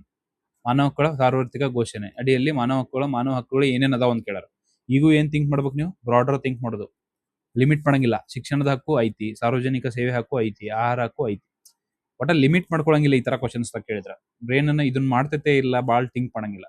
ಮಾಡ್ತಿರ್ಬೋದು ಬಿಡಿ, ಎಲ್ಲೇ ಒಂದ್ ಕಡೆ ಮಾಡಿದ್ರು ಕರೆಕ್ಟ್ ಆಗತ್ತೈತೆ ಅಂತ ಥಿಂಕ್ ಮಾಡೋದು. ಯಾಕಂದ್ರ ಇದ್ರ ಹಿಂದ್ ಒಂದು ಇದೈತ್ರಿ, ಈ ತರ ಹಿಂದ ಒಂದು ಲಾಜಿಕ್ ಐತಿ, ಎಕ್ಸಾಮಿನರ್ ಸೈಕಾಲಜಿ ಅಂತ ನಾವು. ಯಾಕಂದ್ರ ಅವ ಈ ಕ್ವಶನ್ ಫ್ರೇಮ್ ಮಾಡೋ ಮುಂದಾಗ ಹುಡುಕಾಡಿರಂಗಿಲ್ರಿ, ಎಲ್ಲರೂ ಎಲ್ಲಾ ಪ್ರಿಯಂಬಲ್ ತಗೋದು, ಎಲ್ಲಾ DPSP ತಗೋದು, ಎಲ್ಲಾ ಫಂಡಮೆಂಟಲ್ ಡ್ಯೂಟಿ ತಗೋದು ಕುಂತ ಇದು ಸ್ವಲ್ಪ ಮಾಡಲ್ಲನ ಅಂತ ಹೇಳಿ ಮಾಡ್ಲಾರ್ದು ಸ್ಟೇಟ್ಮೆಂಟ್ ಹಾಕಕ್ ಬರಲ್ಲ. ಅಷ್ಟೆಲ್ಲಾ ಲೇಜಿ ಅದಾರ ಅವ್ರು ಕ್ವಶನ್ ಪೇಪರ್ ತೆಗಿಯೋರು. ಅದ್ರ ಸಂಬಂಧ ಮಾಡ್ಲಾರ್ದು ಹುಡುಕಾಡಿ ಹಾಕಕ್ ಬರಲ್ಲ ಅವ್ರಿಗೆ. ಅದ್ರ ಸಂಬಂಧ ಎಲ್ಲೋ ಒಂದ್ ಕಡೆ ಮಾಡ್ತಿರ್ತದ ಅಂತ ಅವನು ಏನ್ ಮಾಡ್ಬಿಡ್ತಾನ, ಎಲ್ಲಾ ಕೊಟ್ಬಿಡ್ತಾನ. DPSP ಫಂಡಮೆಂಟಲ್ ಡ್ಯೂಟಿ ಕನ್ಫ್ಯೂಸ್ ಮಾಡಂಗಿಲ್ಲ. ನಿಮ್ಗೆ ಇಲ್ಲಿ ಏನ್ ಟೆಸ್ಟ್ ಮಾಡತ್ತಾರ ಅಂದ್ರ, ನೀವು ಬ್ರಾಡ್ ಥಿಂಕ್ ಮಾಡ್ತಿರೋ ನಿಮ್ ಮೈಂಡ್ ಲಿಮಿಟ್ ಆಗುತ್ತೋ ಅಂತ ಥಿಂಕ್ ಮಾಡತ್ತಾರ, ಟೆಸ್ಟ್ ಮಾಡತ್ತಾರ ನಿಮ್ಗೆ. ನಾವು ಬ್ರಾಡ್ ಥಿಂಕ್ ಮಾಡ್ತೀವಿ ಅಂತ ನಾವು 3 ಹೊಡಿಬೇಕಲ್ಲಿ. ಅರ್ಥತಾ? ಇಲ್ಲಿ ನೋಡ್ರಿ ಮತ್ತೆ ವಿತ್ ಕ್ವಶನ್ ನಾನು ಹೇಳತ್ತೀನಿ ನಿಮಗೆ. ಸೇಮ್ ಕ್ವಶನ್ ಯಾವುದು? Universal declaration of human rights 3 ಸತ ಕೇಳ್ಯಾರ ಅಂತ ಹೇಳಿದ್ನಲ್ಲ ನಾನು. ಇವರು KPSC ದವರು ಕೇಳ್ಯಾರ ಅದ್ರ ಮೇಲೆ, ಅದ್ರ ಸಂಬಂಧ ಇದನ್ನ ಕ್ವಶನ್ಸ್ ಈ ತರ ಹಾಕಿದ್ರು. ಇವು ಏನೇನು ಇನ್ಕ್ಲೂಡ್ ಅಕ್ಕವ ಅಂತ ಕೇಳ್ಯಾರ. Right to education, right to public service, right to food. ಯಾವ ತರ ಥಿಂಕ್ ಮಾಡ್ಬೇಕಂತ ಹೇಳಿ ಅಲ್ಲಿ ಬ್ರಾಡ್ ಥಿಂಕ್ ಮಾಡೋದು, ಎಲ್ಲ ಇರ್ತಾವಂತ ಥಿಂಕ್ ಮಾಡೋದು ಯಾವಾಗಲೂ. ಅದ್ರ ಸಂಬಂಧ ಇದು ಕರೆಕ್ಟ್ ಆಗುತ್ತೆ. 1 2 3 ಕರೆಕ್ಟ್ ಆಗುತ್ತೆ. ಅರ್ಥತಾ? ಇಲ್ಲೈತಿ ನೋಡ್ರಿ, ಇಲ್ಲೈತಿ ಮೇಲೆ ತೆಳಗಾಗೋದು ಭಾಳ ಕ್ವಶನ್ಸ್. ಶಿಕ್ಷಣಕ್ಕೆ ಆತಾ ಸಂವಿಧಾನಿಕ ಪರಿಹಾರದ ಹಕ್ಕು. ಇದು ನೋಡ್ರಿ, ಇದನ್ನ ಕೇಳ್ಯಾರ ಅವ್ರು. ಎಲ್ಲೆಲ್ಲಿ ಏನೇನು ಮ್ಯಾಚ್ ಮಾಡ್ತೀವಿ ಅಂತ ಕೇಳ್ಯಾರ. ಎಲ್ಲೆಲ್ಲಿ ಮ್ಯಾಚ್ ಮಾಡ್ತೀವಿ? ಸಂವಿಧಾನಕ ಪರಿಹಾರಗಳ ಹಕ್ಕು ಯಾವುದು? ಆರ್ಟಿಕಲ್ 32. ಇದಕ್ಕೆ ಅಂಬೇಡ್ಕರ್ ಅವ್ರು ಏನ್ ಕರ್ದಾರ? Heart and soul of the Indian constitution ಅಂತ ಕರ್ದಾರ.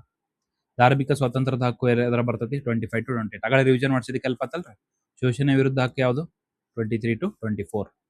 ಸಮಾನತೆ ಹಕ್ಕು ಯಾವುದು? ಆರ್ಟಿಕಲ್ ನೋಡ್ರಿ, ಯಾವುದು ನೀವು ಆಪ್ಷನ್ ಎಲಿಮಿನೇಟ್ ಇಲ್ಲ, ಅಷ್ಟು ಬ್ಯಾಟ್ ಹೊಡೆದ್ ಬಿಡ್ಬೇಕು ನೀವು ಫಂಡಮೆಂಟಲ್ ರೈಟ್ಸ್. ಇದ ಹಿಂಗ್ ಟಿಕ್ ಮಾಡಿ. ಬಿ ಎಲ್ಲೈತಿ? 1 ಐತಲ್ಲ, B1 ಎಲ್ಲೈತಿ? B1 ಇಲ್ಲೈತಿ. ಆಮೇಲೆ ಶೋಷಣೆ ವಿರುದ್ಧ 23 24, C4 ಇಲ್ಲೈತಿ. ಇದು ಕರೆಕ್ಟ್ ಆನ್ಸರ್. ಅಂದ್ರೆ ಯಾಡ ಬಿಡಿಸಿದ್ರು ಸಾಲ್ವ್ ಮಾಡ್ಬೋದು ಅಂತಾರೆ. ಅಂದ್ರೆ ಇಂಗ್ಲೀಷ್ನ ಬಿಡಿಸ್ತಾರೆ ಅದನ್ನೊಂದು. ನಿಮ್ಗೆ 1ನೇ ದಿವಸ ಭಾಳ ಹೆವಿ ಮಾಡತ್ತೀನಿ ಅನ್ಸುತ್ತೆ ನಾವು ಕ್ವಶನ್ಸ್. ಭಾಳ ಲೆಂದಿ ಅನ್ಸಿದ್ರ 2x ಇಟ್ ಕ್ಯಾಡ್ ಆಯ್ತಾ? 2x ಇಟ್ ಅಥವಾ 1.5x ಇಟ್ ಸ್ಪೀಡ್ ಕ್ಯಾಡ್ರಿ. ಯಾಕಂದ್ರೆ ನೀವು ಆಲ್ರೆಡಿ ಇವನ್ನೆಲ್ಲ ಓದಿರ್ತೀರಿ. ಆದ್ರೂ ನಾನು ನಿಮ್ಗೆ ಪ್ರಾಮಿಸ್ ಮಾಡಿದ್ನಲ್ಲ ರಿವಿಷನ್ ಮಾಡಿಸ್ತೀನಿ ಅಂತ ಹೇಳಿ, ಅದ್ರ ಸಂಬಂಧ ಮಾಡ್ಸಾತೈತಿ. ನಿಮ್ಗೆ ಬೋರ್ ಅಥವಾ ಬ್ಯಾಸರ ಆಗತ್ತಿದ್ರೆ ಇದನ್ನ ಕ್ವಶನ್ಸ್ ಕಡಿಮೆ ಮಾಡ್ತೀನಿ ಬೇಕಂದ್ರೆ. ಅರ್ಥತಾ? ರೈಟ್ ಟು ಕಾನ್ಸ್ಟಿಟ್ಯೂಷನಲ್ ರೆಮಿಡೀಸ್ ಯಾವುದು? 32. ಆಮೇಲೆ right to freedom of religion ಯಾವುದು? 25 28. Right against exploitation 23 24. Right to equality 14 18. Simple direct themes repetition. Themes ಅಂತ ನಾನು ನಿಮ್ಗೆ ಅದಕ್ಕೆ ರಿವಿಷನ್ ಮಾಡಿಸಿದ ಅಲ್ಲಿ. ಅದಕ್ಕೆ ಇಲ್ಲಿ ಬಡ ಆಗ್ಬಿಡ್ಲಿ ಅಂತೇಳಿ. A2 ಅಲ್ಲ, A2 ಇಲ್ಲೈತಿ. ಇದು ಒಂದ ಐತ್ರಿ ಆಪ್ಷನ್ದಾಗ A2 ಒಳಗೆ. ಅದಕ್ಕೆ ಒಂದರಲ್ಲೇ ಸಾಲ್ವ್ ಆಗತ್ತದ. ಅದ ಇನ್ನೊಂದು ಸ್ವಲ್ಪ ಕ್ವಶನ್ ಅದಾವು, ಸ್ವಲ್ಪ ಪೇಷನ್ಸ್ಲಿ ಆಗ್ಬಿಟ್ರೆ ಮುಗಿಸ್ಬಿಡೋಣ. ಸಂವಿಧಾನದ 42ನೇ ತಿದ್ದುಪಡಿ ವೆರಿ ವೆರಿ ಇಂಪಾರ್ಟೆಂಟ್. ಮೂಲಕ ಈ ಕೆಳಗಿನ ರಾಜ್ಯ ನಿರ್ದೇಶಕ ತತ್ವಗಳನ್ನು ಸೇರಿಸಲಾಗಿದೆ. ಯಾವುದು 42ರಿಂದ ಯಾವ್ದು ಸೇರ್ಸ್ಯಾರ ಅಂತ ಕೇಳತ್ತಾರ ಅವ್ರು. ಗ್ರಾಮ ಪಂಚಾಯತಿ ಸಂಘಟಿತ ಅಥವಾ ಪಶು ಸಂಗೋಪನೆ ಸಂಘಟಿತ ಮಕ್ಕಳ ಆರೋಗ್ಯದಲ್ಲಿ ಬೆಳೆಸುವ ಅವಕಾಶ ಕಲ್ಪಿಸುವುದು, ಇದನ್ನ ಸೇರಿಸಿದ್ದು ಯಾವುದು? 42ನೇ ತಿದ್ದುಪಡಿ ಮುಖಾಂತರ. ಹಸು ನಿಷೇಧ ನೋಡ್ರಿ, ಇದ ಹೇಳಿದ್ ನಾನು ನಿಮ್ಗೆ. KA ಇದನ್ನ ಇದು ಆಪ್ಷನ್ ಹಾಕ್ಯಾರ ನೋಡ್ರಿ. 48 ಅಗಳ ಹೇಳಿದ್ನಲ್ಲ ನಿಮ್ಗೆ.